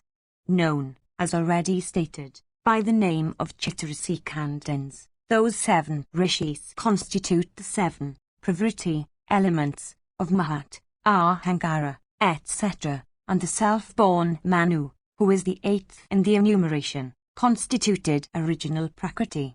These 8 uphold the universe, and it was these 8 that promulgated the treatise adverted to. With their senses and minds under complete control, and ever devoted to yoga, these 8 ascetics, with concentrated souls, are fully conversant with the past, the present and the future, and are devoted to the religion of truth. This is good, this is Brahma, this is highly beneficial, reflecting in their minds in this way. Those rishis created the worlds, and the science of morality and duty that governs those worlds. In that treatise the authors discoursed on religion and wealth and pleasure, and subsequently on emancipation also. They also laid down in it the various restrictions and limitations intended for the earth as also for heaven. They composed the treatise after having worshipped with penances the puissant and illustrious Narayana, called also Hari, for 1,000 celestial years, in company with many other rishis. Gratified with their penances and worship, Narayana commanded the goddess of speech, viz. Saraswati, to enter into the person of those rishis. The goddess, for the good of the worlds, did what she was ordered. In consequence of the entrance of the goddess of speech into their persons, those rishis, well conversant with penances, succeeded in composing that foremost of treatises in respect of vocables, import, and reason. 1797, having composed the treatise sanctified with the syllable Om, the rishis first of all read it to Narayana, who became highly pleased with what he heard.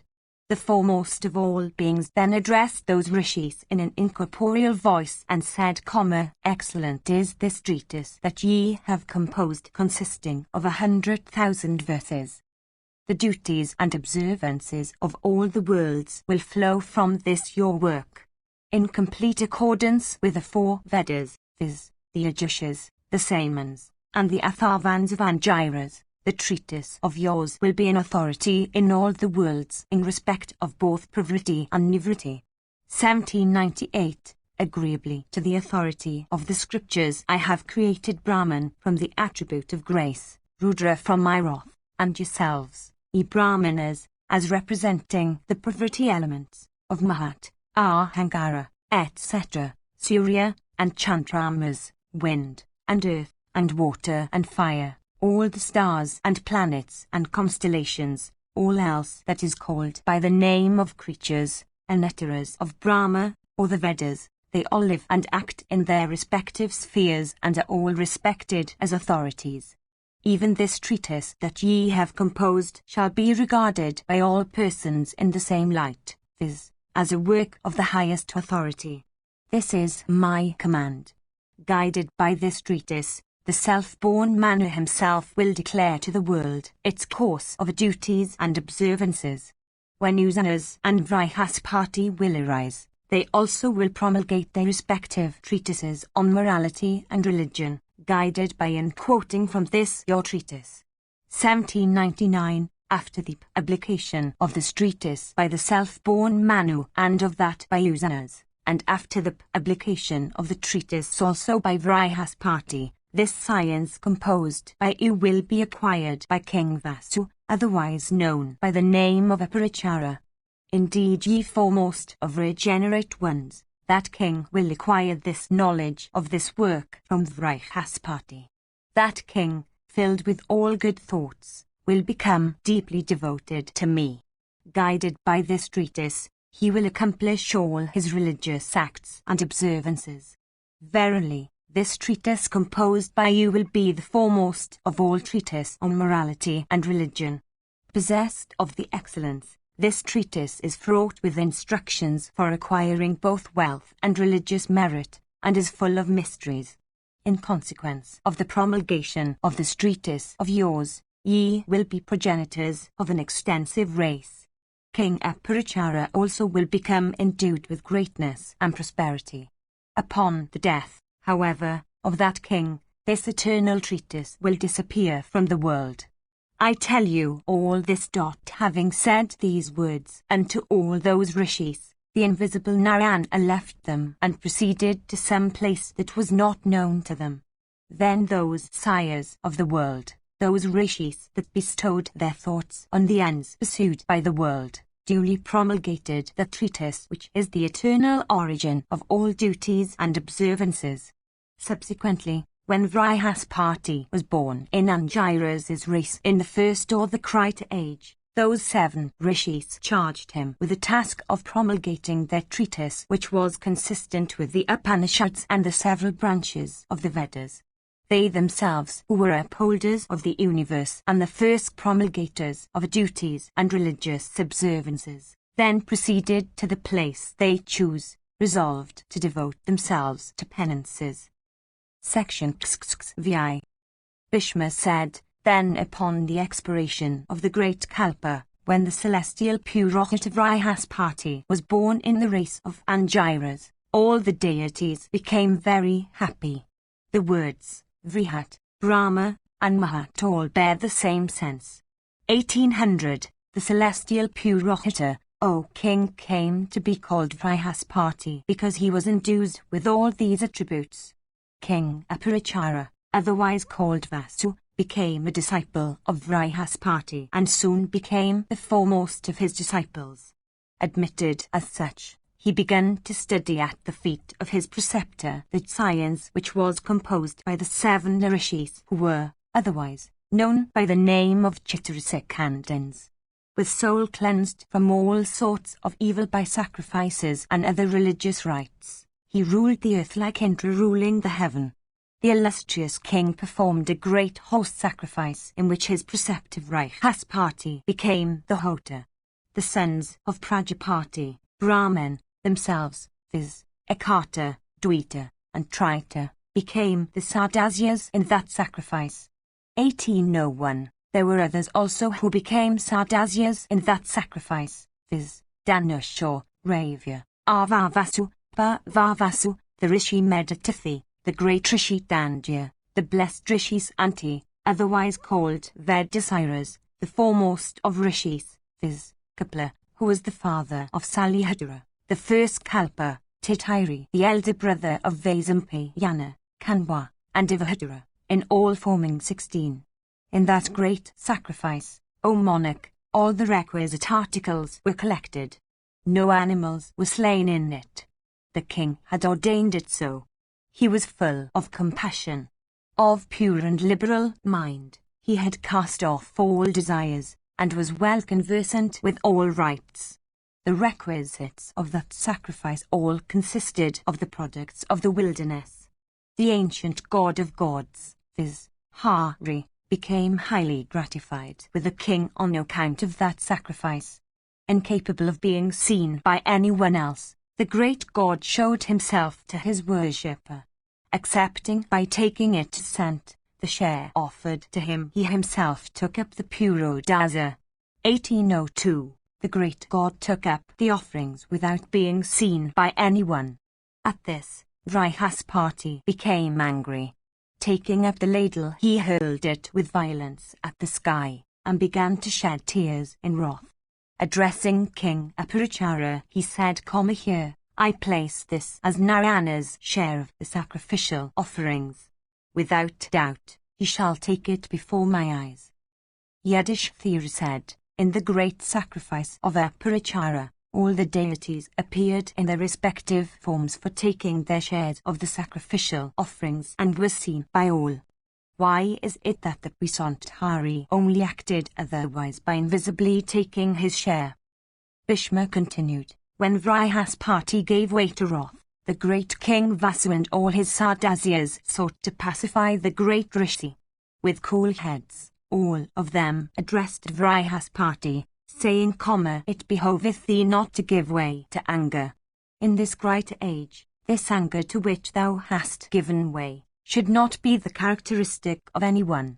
The great deity for whom the share of the sacrificial offerings was designed by thee is himself free from anger. He is incapable of being seen either by ourselves or by thee, O Brihaspati. Only he can see him to whom he becomes gracious. Then the Rishi Sakata, Dvita, and Trita, who were well conversant with the science of morality and duties compiled by the 7 rishis, addressed that conclave and began the following narration. We are the sons of Brahman, begotten by a fiat of his will, and not in the ordinary way. Once on a time we repaired to the north for obtaining what is for our highest good. Having undergone penances for thousands of years and acquired great ascetic merit, we again stood on only 1 foot like fixed stakes of wood. The country where we underwent the austerest of penances lies to the north of the mountains of Meru and on the shores of the ocean of milk. The object we had in mind was how to behold the divine Narayana in his own form. Upon the completion of our penances and after we had performed the final ablutions, an incorporeal voice was heard by us, O puissant Brihaspati, at once deep as that of the clouds and exceedingly sweet and filling the heart with joy. The voice said, "Ye Brahmanas, well have ye performed these penances with cheerful souls. Devoted unto Narayana, ye seek to know how ye may succeed in beholding that God of great puissance. On the northern shores of the ocean of milk there is an island of great splendor called by the name of White Island. The men that inhabit that island have complexions as white as the rays of the moon and that are devoted to Narayana. Worshippers of that foremost of all beings, they are devoted to him with their whole souls. They all enter that eternal and illustrious deity of 1,000 rays. 1803. They are divested of senses. They do not subsist on any kind of food. Their eyes are winkless. Their bodies always emit a fragrance. Indeed, The denizens of White Island believe and worship only one God. Go there, ye ascetics, for that I have revealed myself. All of us, hearing these incorporeal words, proceeded by the way indicated to the country described. Eagerly desirous of beholding him and our hearts full of him, we arrived at last at that large island called White Island. Arrived there, we could see nothing. Indeed, our vision was blinded by the energy of the great deity, and accordingly we could not see him. 1804. At this, the idea, due to the grace of the great God himself, arose in our minds that one that had not undergone sufficient penances could not speedily behold Narayana. Under the influence of this idea we once more set ourselves to the practice of some severe austerities, suited to the time and place, for 100 years. Upon the completion of our vows, we beheld a number of men of auspicious features. All of them were white and looked like the moon, in colour, and possessed of every mark of blessedness. Their hands were always joined in prayer. The faces of some were turned towards the north and of some towards the east. They were engaged in silently thinking on Brahma. 1805. The yapa performed by those high-souled persons was a mental yapa, and did not consist of the actual recitation of any mantras in words. In consequence of their hearts having been entirely set upon him, Hari became highly pleased with them. The effulgence that was emitted by each of those men resembled, O foremost of ascetics, the splendours which Surya assumes when the time comes for the dissolution of the universe. Indeed, we thought that island was the home of all energy. All the inhabitants were perfectly equal in energy. There was no superiority or inferiority there among them. 1806. We then suddenly beheld once more a light arise, that seemed to be the concentrated effulgence of 1,000 suns, over Ihaspati. The inhabitants, assembling together, ran towards that light, with hands joined in reverential attitude, full of joy, and uttering the one word Namas, we bow thee. We then heard a very loud noise uttered by all of them together. It seemed that those men were employed in offering a sacrifice to the great God. As regards ourselves, we were suddenly deprived of our senses by his energy. Deprived of vision and strength and all the senses, we could not see or feel anything. 1807. We only heard a loud volume of sound uttered by the assembled inhabitants. It said, "Victory to thee, O thou of eyes like lotus petals. Salutations to thee, O Creator of the universe. Salutations to thee, O Hrishikasa, O foremost of beings, O thou that art the firstborn." Even this was the sound we heard, uttered distinctly and agreeably to the rules of orthoepy. 1808. Meanwhile, a breeze, fragrant and pure, blew, bearing perfumes of celestial flowers, and of certain herbs and plants that were of use on the occasion. Those men, endued with great devotion, possessed of hearts full of reverence, conversant with the ordinances laid down in the Pancharitra, were then worshipping the great deity with mind, word, and deed. 1809. Without doubt, Hari appeared in that place whence the sound we heard arose. As regards ourselves, stupefied by his illusion, we could not see him. After the breeze had ceased and the sacrifice had been over, our hearts became agitated with anxiety, O foremost one of Angira's race. As we stood among those thousands of men, all of whom were of pure descent, no one honoured us with a glance or nod. Those ascetics, all of whom were cheerful and filled with devotion and who were all practicing the Brahma frame of mind, did not show any kind of feeling for us. 1810. We had been exceedingly tired. Our penances had emaciated us. At that time, an incorporeal being addressed us from the sky and said unto us these words: "These white men, who are divested of all outer senses, were competent to behold Narayana. Only those foremost of regenerate persons whom these white men honored with their glances become competent to behold the great God. 18:11. Go hence, ye Moonies, to the place whence ye have come. That great deity is incapable of being ever seen by one that is destitute of devotion, incapable of being seen in consequence of his dazzling effulgence. That illustrious deity can be beheld by only those persons that in course of long ages succeed in devoting themselves wholly and solely to him. Ye foremost of regenerate one, ye have a great duty to perform. After the expiration of this the greater age, when the greater age comes in course of the Vivaswat cycle, a great calamity will overtake the worlds. Ye Moonies, ye shall then have to become the allies of the deities, for dispelling that calamity. Having heard these wonderful words that were sweet as nectar, we soon got back to the place we desired, through the grace of that great deity. When with the aid of even such austere penances and of offerings devoutly given in sacrifices, we failed to have a sight of the great deity, how, indeed, can you expect to behold him so easily? Narayana is a great being. He is the creator of the universe. He is adorned in sacrifices with offerings of clarified butter and other food dedicated with the aid of Vedic mantras. He has no beginning and no end. He is unmanifest. Both the deities and the Danavas worship him. Induced by these words spoken by Akata and approved by his companions, viz. Hita and Trita, and solicited also by the other Sardasyas, the high-minded Vrihaspati brought that sacrifice to a completion after duly offering the accustomed adorations to the deities. King Aparachara also, having completed his great sacrifice, began to rule his subjects righteously. At last, casting off his body, he ascended to heaven.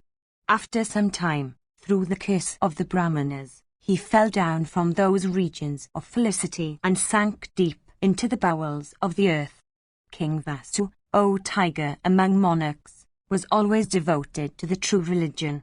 Although sunk deep into the bowels of the earth, his devotion to virtue did not abate. Ever devoted to Narayana, and ever reciting sacred mantras having Narayana for their deity, he once more ascended to heaven through Narayana's grace.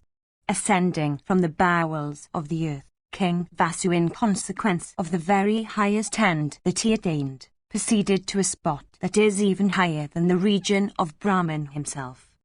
1812. Section XXVI. Yudhishthira said, when the great King Vasu was so wholly devoted to Narayana, for what reason then did he fall down from heaven, and why again had he to sink beneath the surface of the earth?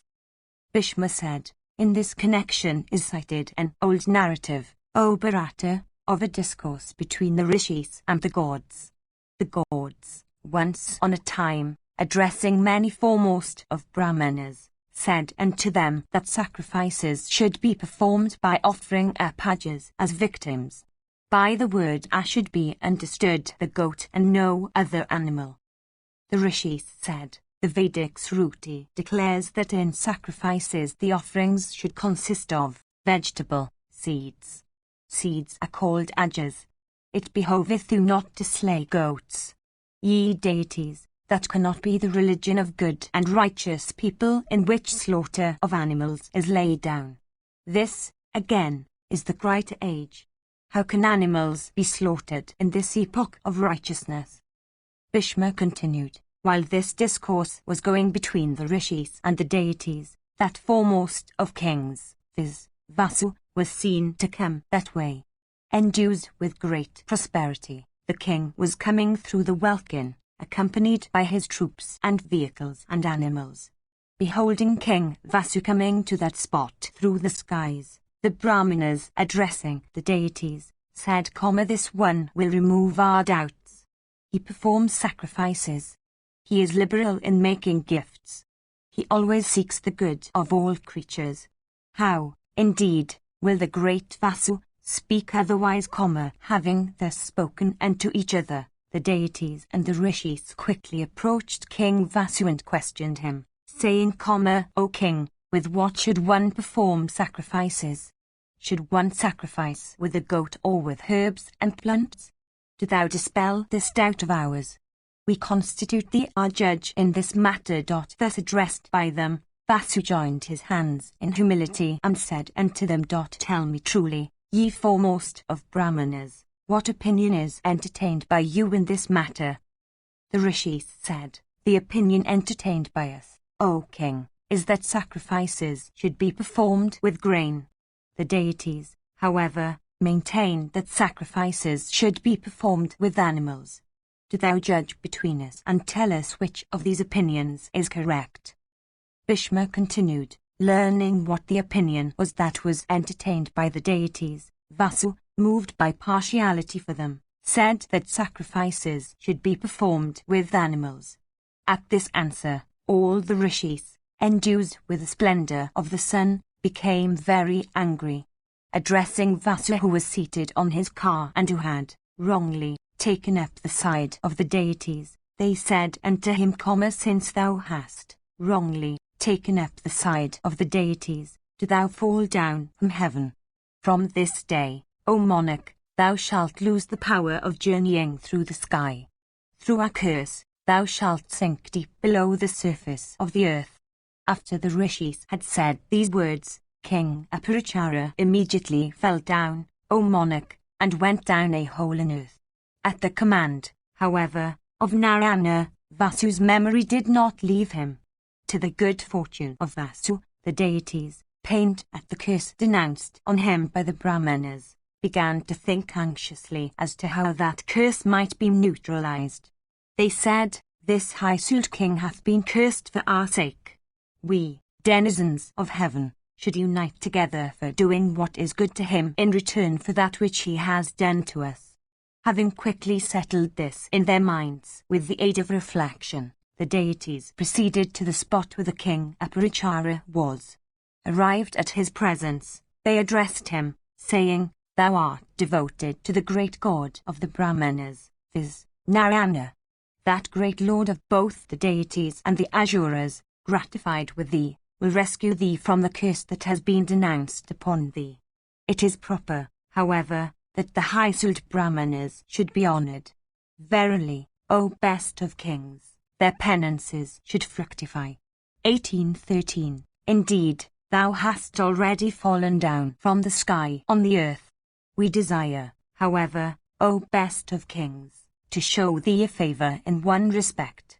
As long as thou, O sinless one, shalt dwell in his hole, so long shalt thou receive due sustenance through our boon. Those streaks of clarified butter which Brahmins with concentrated minds pour in sacrifices in accompaniment with sacred mantras, and which are called by the name of Vasudhara, shall be thine, through our care for thee. Indeed, weakness or distress shall not touch thee. 1814. While dwelling, O King of Kings, in the whole of the earth, neither hunger nor thirst shall afflict thee, for thou shalt drink those streaks of clarified butter called Vasudhara. Thy energy also shall continue unabated. In consequence also of this our boon that we grant thee, the God of gods, viz. Narayana, will be gratified with thee, and he will bear thee hence to the region of Brahman! Having granted these boons unto the king, the denizens of heaven, as also all those rishis possessed of wealth of penances, returned each to his respective place. Then Vasu, O Bharata, began to adore the creator of the universe and to recite in silence those sacred mantras that had come out of Narayana's mouth in days of yore. 1815. Although dwelling in a pit of the earth, the king still worshipped Hari, the lord of all the deities, in the well-known 5 sacrifices that are performed 5 times every day, O slayer of foes. In consequence of these adorations, Narayana, otherwise called Hari, became highly pleased with him who thus showed himself to be entirely devoted to him, by wholly relying upon him as his sole refuge, and who had completely subjugated his senses. The illustrious Vishnu, that giver of boons, then addressing Garuda of great speed, that foremost of birds, who waited upon him as his servant, said these desirable words: O know, foremost of birds, O thou that art highly blessed, listen to what I say. There is a great king of the name of Vasa who is of righteous soul and rigid vows. Through the wrath of the Brahmanas, he has fallen into a pit of the earth. The Brahmins have been sufficiently honored, for their curse has fructified.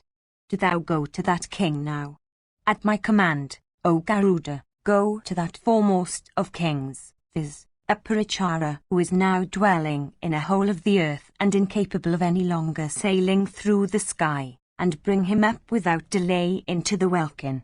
Hearing these words of Vishnu, Garuda, spreading his wings and rushing with the speed of the wind, entered that hole in the earth in which King Vasu was living. Suddenly taking the king up, the son of Vinata soared into the sky and there released the king from his beaks. At that moment, King Aparichara once more acquired his celestial form and re-entered the region of Brahman.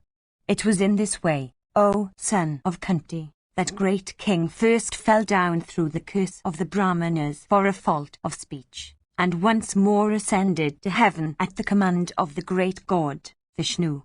Only the puissant Lord Hari, that foremost of all beings, was devoutly worshipped by him. It was for this devout worship that the king succeeded very soon in escaping from the curse denounced upon him by the Brahmanas and in regaining the felicitous regions of Brahman. Bhishma continued, I have thus told thee everything respecting the origin of the spiritual sons of Brahman. Listen to me with undivided attention, for I shall now narrate to thee how the celestial Rishi Narada proceeded in days of yore to White Island. Section 6. Bhishma said, arrived at the spacious realm called White Island, the illustrious Rishi beheld those same white men possessed of lunar splendor, of whom I have already spoken to thee. Worshipped by them, the Rishi worshipped them in return by bending his head and reverencing them in his mind. 1816. Desirous of beholding Narayana, he began to reside there, attentively engaged in the silent recitation of mantras, sacred to him, and observant of vows of the most difficult kind. With concentrated mind, the regenerate Rishi, with arms upraised, stood in yoga, and then sang the following hymn unto the Lord of the universe, him, viz., who is at once the soul of attributes and divested of all attributes. Narada said, Salutations to thee, O God of gods, O thou that art freed from all acts.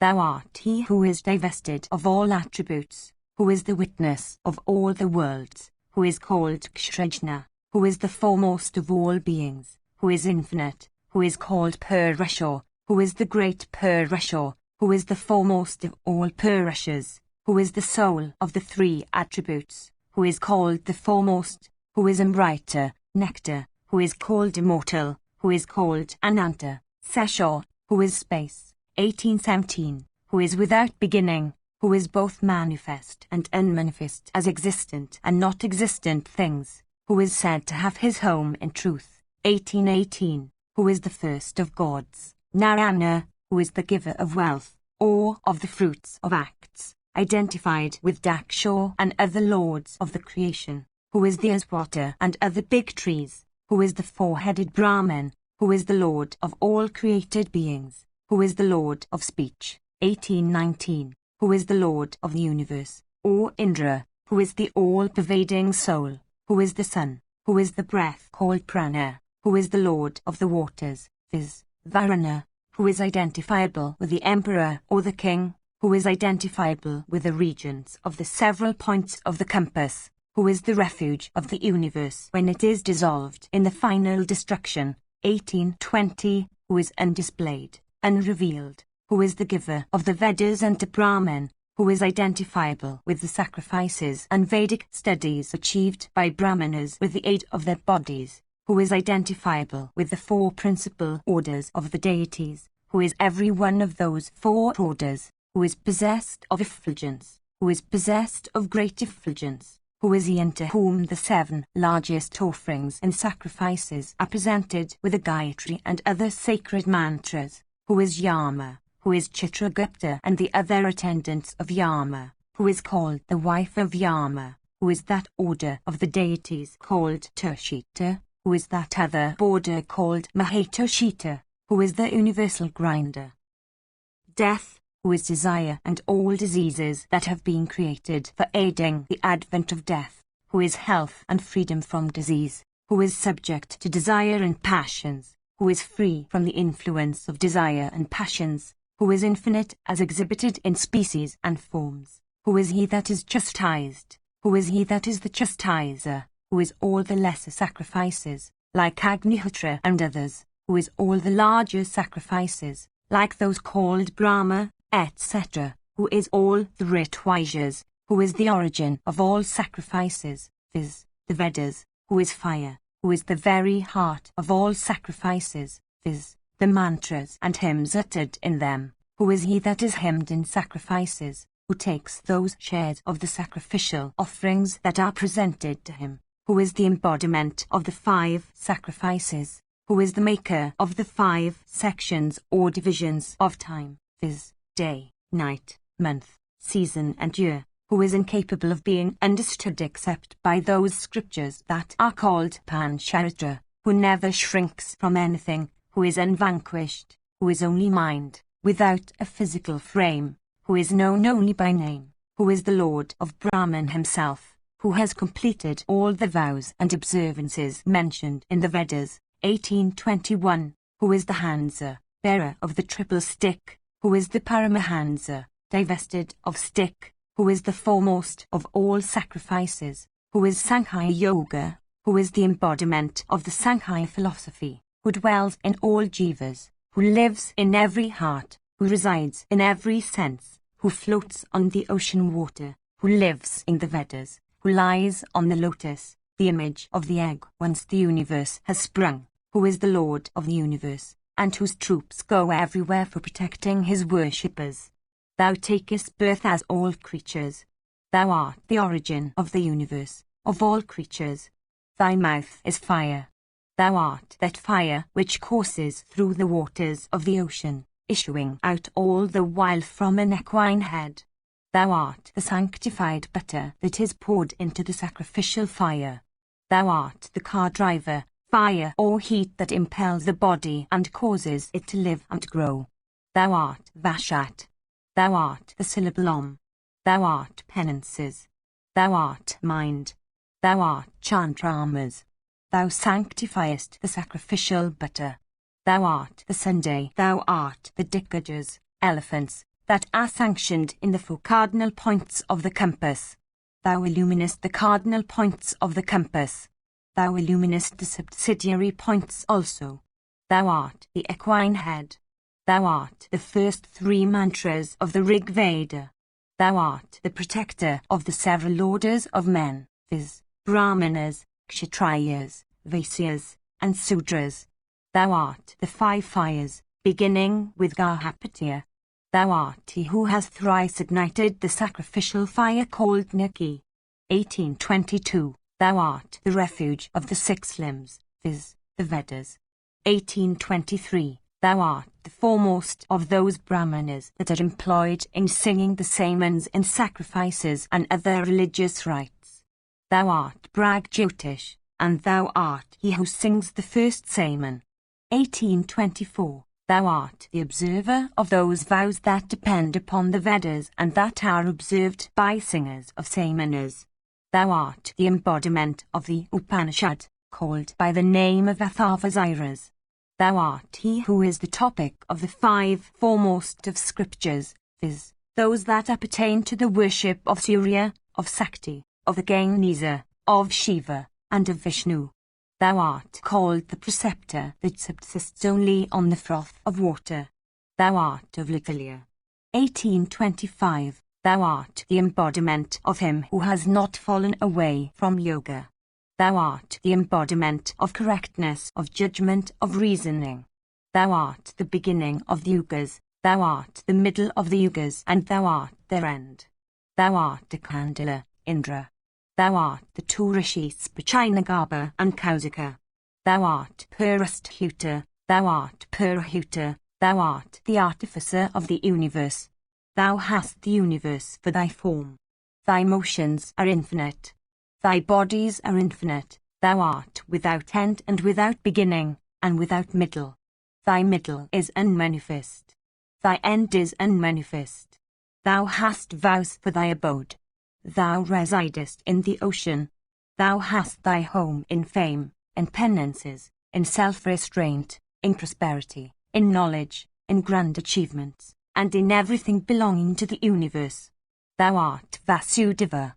Thou art the grantor of every wish. Thou art an human that bore Rama on his shoulders. Thou art the great horse sacrifice. Thou takest thy share of offerings made in great sacrifices. 1826. Thou art the grantor of boons, of happiness, of wealth.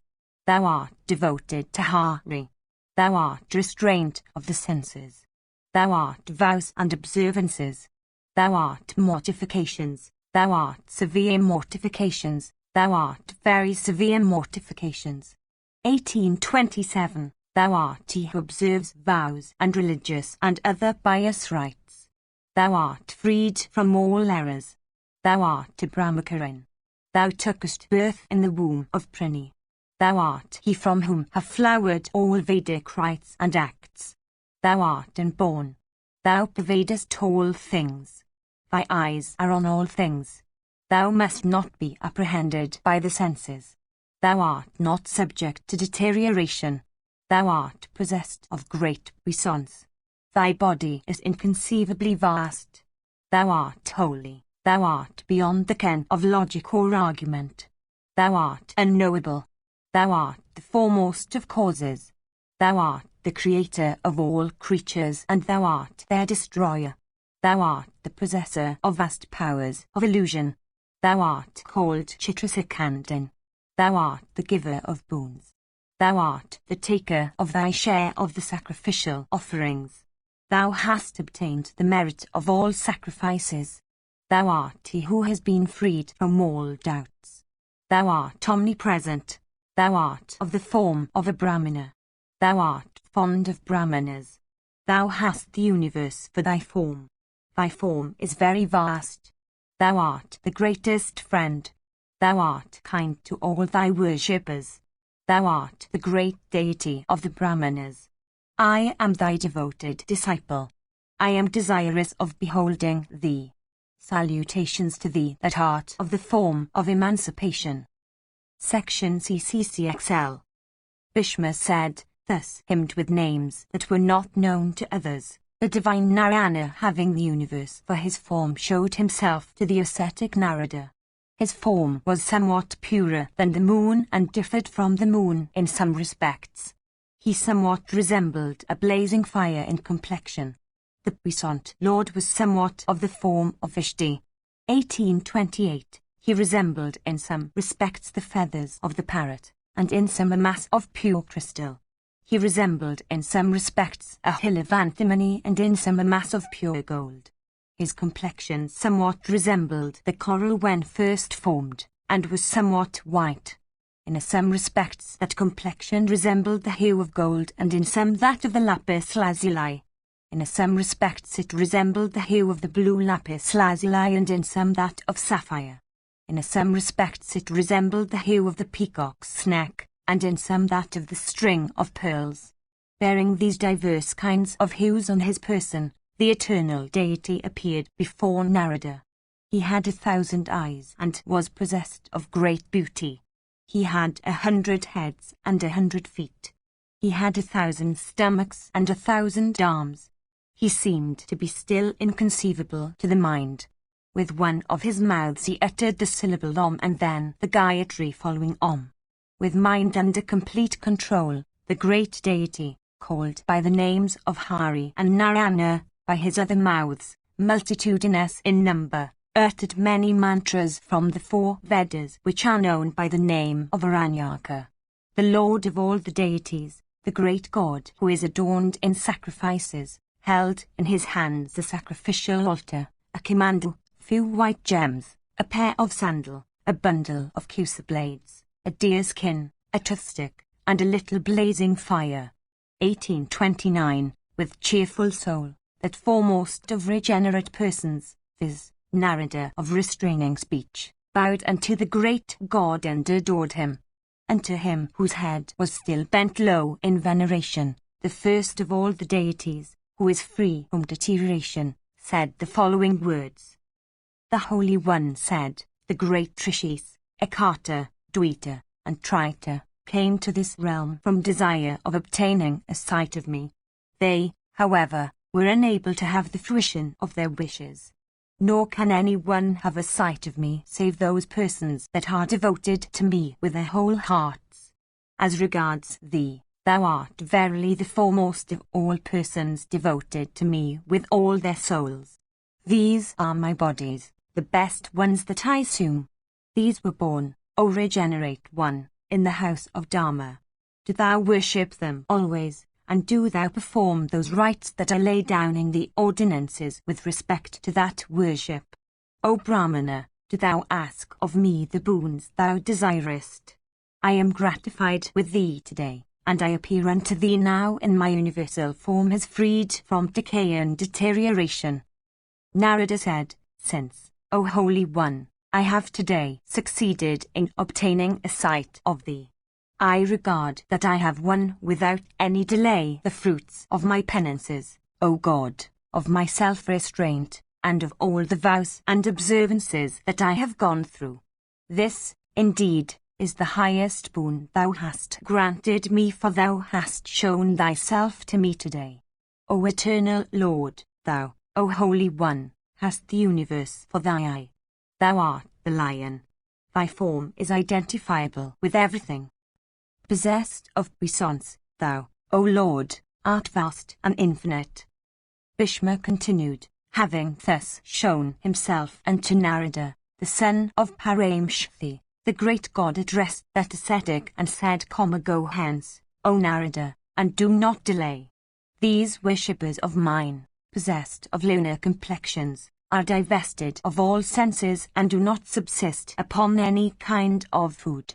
They are, again, all emancipate, with minds wholly concentrated upon me. People should think of me. Such worshippers will never meet with any impediments. These men are all crowned with ascetic success and are highly blessed. In ancient times they became entirely devoted to me. They have been freed from the attributes of Rajas and Dharmas. Without doubt, they are competent to enter me and become merged into myself.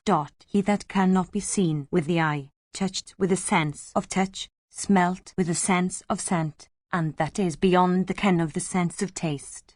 He whom the three attributes of Sattva, Rajas, and Tamas do not touch, who pervades all things and is the one witness of the universe, and who is described as the soul of the entire universe, he who is not destroyed upon the destruction of the bodies of all created things, who is unborn and unchangeable and eternal, who is freed from all attributes, who is indivisible and entire, he who transcends the twice 12 topics of inquiry and is regarded the 25th, who is called by the name of Purusha, who is inactive, and who was said to be apprehended by knowledge alone, he into whom the foremost of the regenerate persons enter and become emancipate. He who is the eternal supreme soul and is known by the name of Vasudeva. Behold, O Narada, the greatness and puissance of God. He is never touched by acts good or bad. Sattva, Rajas and Dharmas are said to be the three original attributes. These dwell and act in the bodies of all creatures. The Jiva soul, called Kshatrajna, enjoys and endorses the action of these three attributes. He, however, transcends them and they cannot touch him. Freed from these attributes, he is again their enjoyer and endorser. Having created them himself, he is above them all. O celestial Rishi, the earth, which is the refuge of the universe, disappears 1830, when the hour for universal dissolution comes, into water, water disappears into light, and light into wind, wind disappears into space, and space into mind. Mind is a great creature, and it disappears into unmanifest Prakriti. Unmanifest Prakriti, O Brahmana, disappears into inactive Purusha. There is nothing higher than Purusha which is eternal. There is nothing among mobile and immobile things in the universe that is immutable, except Vasudeva, the eternal Purusha. Endued with great puissance, Vasudeva is the soul of all creatures. Earth, wind, space, water, and light forming the fifth, the primal elements of great puissance. Mingling together they form what is called the body. Possessed of subtle prowess and invisible to all eyes, O Brahmana, the puissant Vasudeva then enters that combination of the five primal elements, called body. Such entrance is called his birth, and taking birth. He causes the body to move about and act. Without a combination of the five primal elements, no body can ever be formed. Without, again, the entrance of Jiva into the body, the mind dwelling within it cannot cause it to move and act. He that enters the body is possessed of great puissance and is called Jiva. He is known also by other names, viz., Sasho and Sankarshana. He that takes his rise from that Sankarshana by his own acts, Sanat Kumara, and in whom all creatures merge when the universal dissolution comes, is the mind of all creatures and is called by the name of Pradama. From him, that is, Pradama, arises he who is the creator, and who is both cause and effect. From this last, everything, viz., the mobile and immobile universe, takes its rise. This one is called Aniruddha. He is otherwise called Asana, and he is manifest in all acts. 1831, that illustrious one, viz., Vasudeva, who is called Kshrajna, and who is freed from attributes, should, O King of Kings, be known as the puissant Sankarshana, when he takes birth as Jiva. 1832, from Sankarshana arises Pradama, who is called he that is born as mind. From Pradama is he who is Aniruddha. He is consciousness. He is Isvara, Supreme Lord. It is from me that the entire mobile and immobile universe springs. It is from me, O Narada, that the indestructible and destructible, the existent and the non-existent, flow. They that are devoted to me enter into me and become emancipate. I am known as Purusha. Without acts, I am the 25th. Transcending attributes, I am entire and indivisible. I am above all pairs of opposite attributes and freed from all attachments.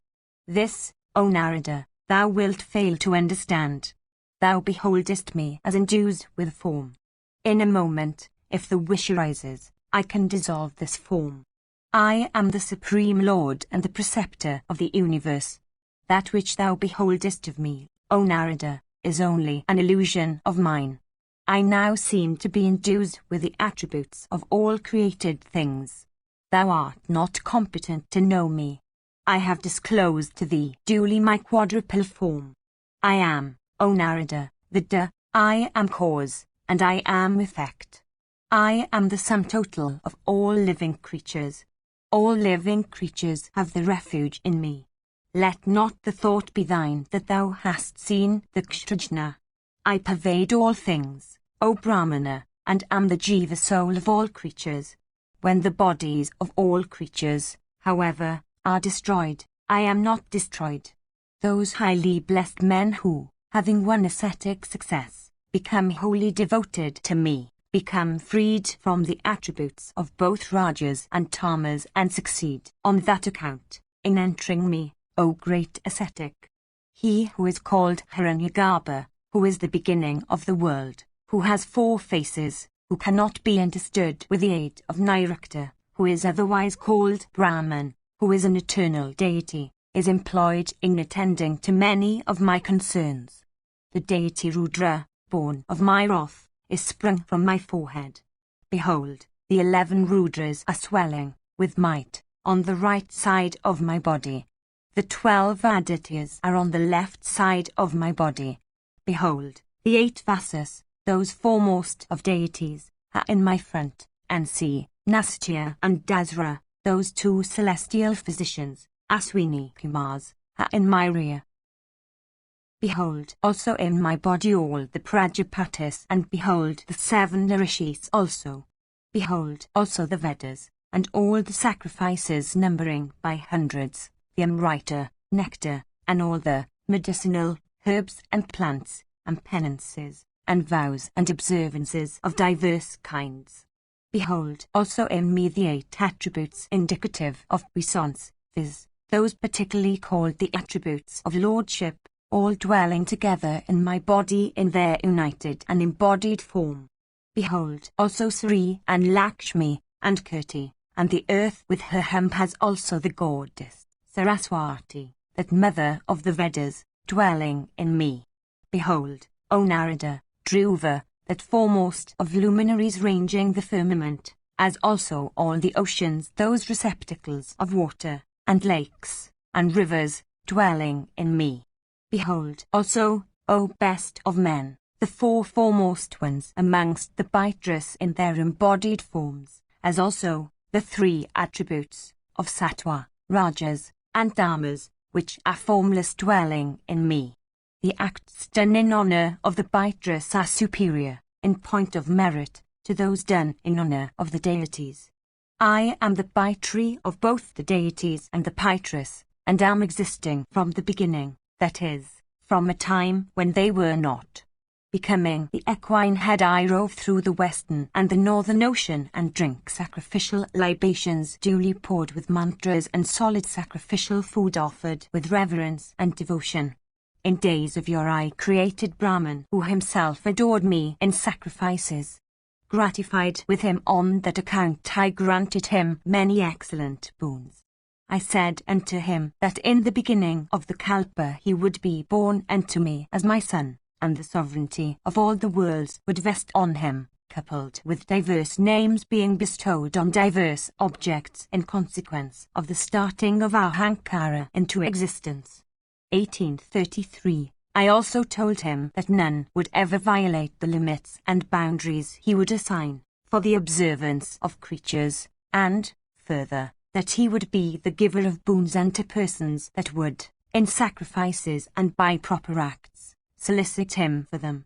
I further assured him that he would be an object of adoration with all the deities and asuras, all the rishis and Bhaitrus, and the diverse creatures forming the creation. I also gave him to understand that I would always manifest myself for accomplishing the business of the deities, and that for that matter I would suffer myself to be commanded by him even as a son by his sire. 1834. Granting these and other highly agreeable boons unto Brahman of immeasurable energy in consequence of my being gratified with him, I, once more, adopted the course dictated by Nivritti. The highest Nivritti is identical with the annihilation of all duties and acts. Hence, by adopting Nivritti one should conduct oneself in complete felicity. Learned preceptors, with settled convictions deducted from the truths of the Sankhya philosophy, have spoken of me as Kapu endued with the puissance of knowledge, dwelling within the effulgence of Surya, and concentrated in yoga. 1835. And Chandas, Vedas, I have been repeatedly hymned as the illustrious Hiranyagarbha. In the yoga scriptures, O Brahmana, I have been spoken of as one who takes a delight in yoga. I am eternal. Assuming a form that is manifest, I dwell, at present, in the heavens. At the end of 1,000 yugas I shall once more withdraw the universe into myself. Having withdrawn all creatures, mobile and immobile, into myself, I shall exist all alone with knowledge only for my companion. After the lapse of ages I shall again create the universe, with the aid of that knowledge. That which is my fourth form creates the indestructible Sesho. That Sesho is called by the name of Sankarshana. Sankarshana creates Pradima. From Pradima I take birth myself as Aniruddha. I create myself repeatedly. From Aniruddha springs Brahman. The latter takes birth from Aniruddha's navel. From Brahman spring all creatures mobile and immobile. Know that creation springs in this way repeatedly at the beginning of every kalpa. Creation and destruction succeed each other even as sunrise and sunset in this world. Then, again, as time, endues with immeasurable energy, forcibly brings back the sun after his disappearance, after the same manner I shall, assuming the form of boar and putting forth my strength, bring back the earth with her belt of seas to her own position for the good of all creatures when she becomes submerged in water. I shall then slay their son of deity, named Hiranyaksha, filled with pride of strength. 1836. Assuming the form then of a man-lion, Nasinga, I shall, for benefiting the deities, slay Hiranyakasipu the son of deity, who will be a great destroyer of sacrifices. And to Virachana, the son of Prahlada, will be born a mighty son of the name of Vali. That great Asura will be unslayable in the whole universe consisting of deities, Asuras and Rakshasas. He will hurl Sakra from the sovereignty of the universe. When after routing the Lord of Sakhi, that Asura will take unto himself the sovereignty of the three worlds.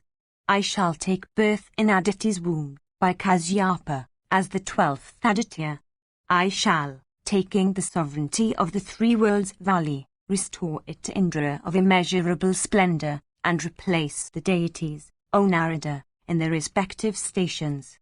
As regards Vali, that foremost of Danavas, who is to be unslayable by all the deities, I shall cause him to dwell in the nether regions. In the greater age I shall take birth as Rama in the race of Bhrigu, and exterminate the Kshatriyas who will become proud of their strength and possessions. Towards the close of Treta and the beginning of Dwapara, I shall take birth as Rama, the son of Dasaratha in Ikshaku's royal line. At that time, the two rishis, viz., the two sons of Prajapati, called by the names of Akata and Dwita, will in consequence of the injury done by them unto their brother Trita, have to take birth as apes, losing the beauty of the human form. Those apes that shall take birth in the race of Akata and Dwita shall become endued with great strength and mighty energy and will equal Sakra himself in prowess. All those apes, O regenerate one, will become my allies for accomplishing the business of the deities. I shall then slay the terrible lord of the Rakshasas, that wretch of Pulastia's race, viz., the fierce Ravana, the throne of all the worlds, together with all his children and followers. Towards the close of the Dwapara and beginning of the Kali ages, I shall again appear in the world taking birth in the city of Mathura for the purpose of slaying Kansa. There, after slaying innumerable Danavas that will be thorns in the side of the deities, I shall take up my residence in Kusastali at the city of Dwaraka. While residing in that city I shall slay the Asura Naraka, the son of the earth, him, that is, who will do an injury to Aditi, as also some of the Danavas of the names of Muru and Pitha. Slaying also another foremost of Danavas, viz., the lord of Pragjyotisha, I shall transplant his delightful city furnished with diverse kinds of wealth into Dwaraka. I shall then subjugate the two gods worshipped of all the deities, viz., Maheshwara and Mahesana, who will become fond of the Danavavana and do him diverse good offices and who will exert themselves vigorously for that worshipper of theirs. 1837. Vanquishing next the son of the Danavavali, viz., Vana, who will be endued with 1,000 arms, I shall next destroy all the inhabitants of the Danava city called Soba. 1838. I shall next, O foremost of Brahmanas, compass the death of Kulayavana, a Danava who will be endued with great might in consequence of his being equipped with the energy of Gajya. 1839. A proud Asura will appear as a king at Girivara, of the name of Jarasandha, who will quarrel with all the other kings of the world. His death will be compassed by me through someone else guided by my intelligence. I shall next slay Sasupala in the sacrifice of King Yudhishthira, the son of Dharma, which sacrifice all the kings of the world will bring tribute. In some of these feats, only Arjuna, the son of Vasava, will become my assistant. I shall establish Yudhishthira with all his brothers in his ancestral kingdom. People will call me and Arjuna as Narayana and Nara, when, endued with puissance, we two, exerting our strength, shall consume a large number of kshatriyas, for doing good to the world. Having lightened the burden of the earth according to our pleasure, I shall absorb all the principal Satwatas as also Dwaraka, my favourite city, into my own self, recollecting my all-embracing knowledge. Endued with 4 forms, I shall, in this way, achieve many feats of great prowess, and attain at last to those regions of felicity created by me and honoured by all the Brahmanas. Appearing in the forms of a swan, a tortoise, a fish, O foremost of regenerate ones, I shall then display myself as a boar, then as a man-lion, Nrisinga, then as a dwarf, then as Rama of Bhrigu's race, then as Rama, the son of Dasaratha, then as Krishna, the scion of the Satwata